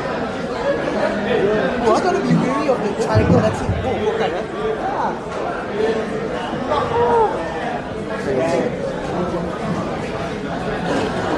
You give the fifth round to Fatkur. In terms of Because the strikes.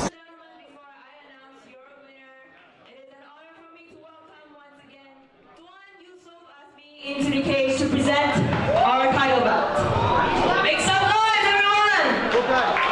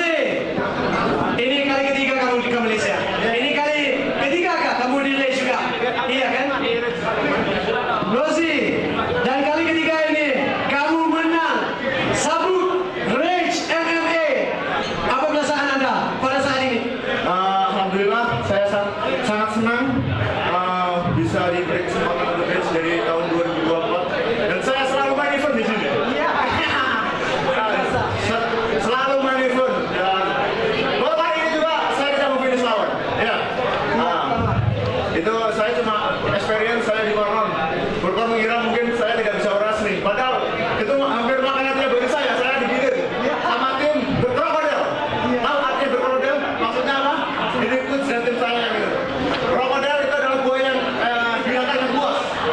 Kita lapar dan kita agresif. Kita lapar untuk selalu menjadi yang terbaik. Setiap hari tim kita selalu latihan keras. Itu rasanya hampir mati. Bahkan itu latihan saya rasanya. Saya nggak bisa tidur, bangun tidur. Ayo latihan dong. Yang mau nangis lah. Banyak anak yang pulang. Dia belum lolos menjadi krokodil. Dan ini saya yang menyumbangkan sabuk untuk tim krokodil dan tim BSA dan orang-orang yang percaya saya. Hampir setiap hari sparring, saya rasanya mati. Ngelewatin hari sparring adalah suatu apa ya? Anugerah kita bisa selamat besok. Dan untuk latihan ini, untuk fake ini, saya anggap sebagai sparring dia dapat back ya udah. Saya biarin saya nggak akan nyerah di situ. Saya udah pressure orang-orang yang lebih besar dan mungkin experience-nya lebih jauh dari ini. Itu aja saya terima kasih untuk promotor selalu memberi kesempatan saya untuk menjadi manever. Jangan bosan ya. Iya, tapi itu pun karena kamu memang tunjuk skill yang paling tinggi. Bukan saja di Indonesia, tapi di Malaysia juga. Tapi aku mau tanya dengan sama Rosie. What is next for Rosie? Iya, apa next untuk Rosie? Saya kan selalu selalu fight MMA di luar ya. Aslinya saya pengen main striking juga, tapi ya kebetulan saya harus fokus satu tabur dulu. Ya mungkin salah satunya tabur ini aku sudah mendapat belt champion. Itu adalah mimpi saya sebagai atlet. Hampir semua atlet pasti pengen menjadi champion. Kalau kamu cuma jadi atlet cuma pengen fight aja, kamu bakal dipukulin orang di atas ring. Ya. Kita masuk ke ring untuk menjadi champion. Lebih baik sakit atau latihan daripada digebukin di atas ring, oke? Saya sparring sama tim saya yang berdarah-darah untuk fight. Still handsome bro. Masih ganteng ya? Harus sparring bisa kita sobek, kena ilmu sobek kan. Untuk latihan, untuk fight ya. Try not and fight easy. Ladies and gentlemen, make some noise for your champion, Fatur Rosie!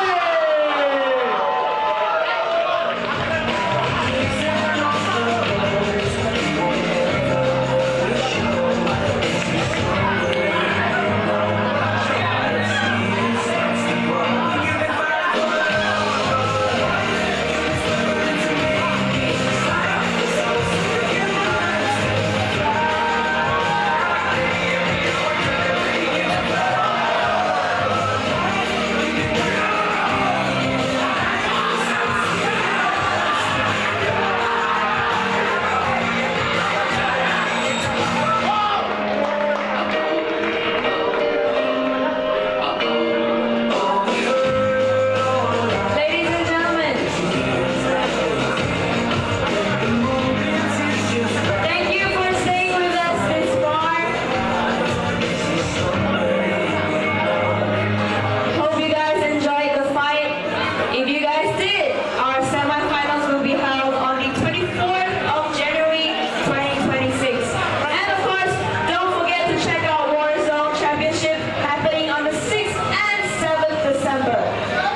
We will be back. See you guys very, very soon. We're gonna miss you. See you guys.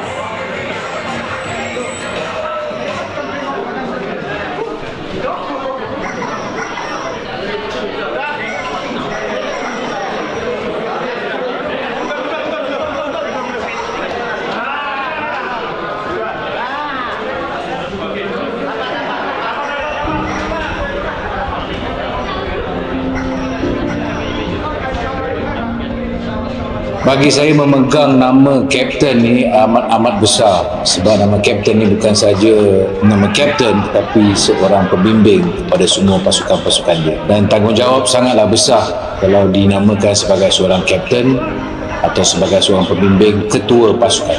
Bagi saya secara peribadi, bila membawa nama Malaysia, mengharumkan nama Malaysia, apakah lagi, itulah keutamaan saya.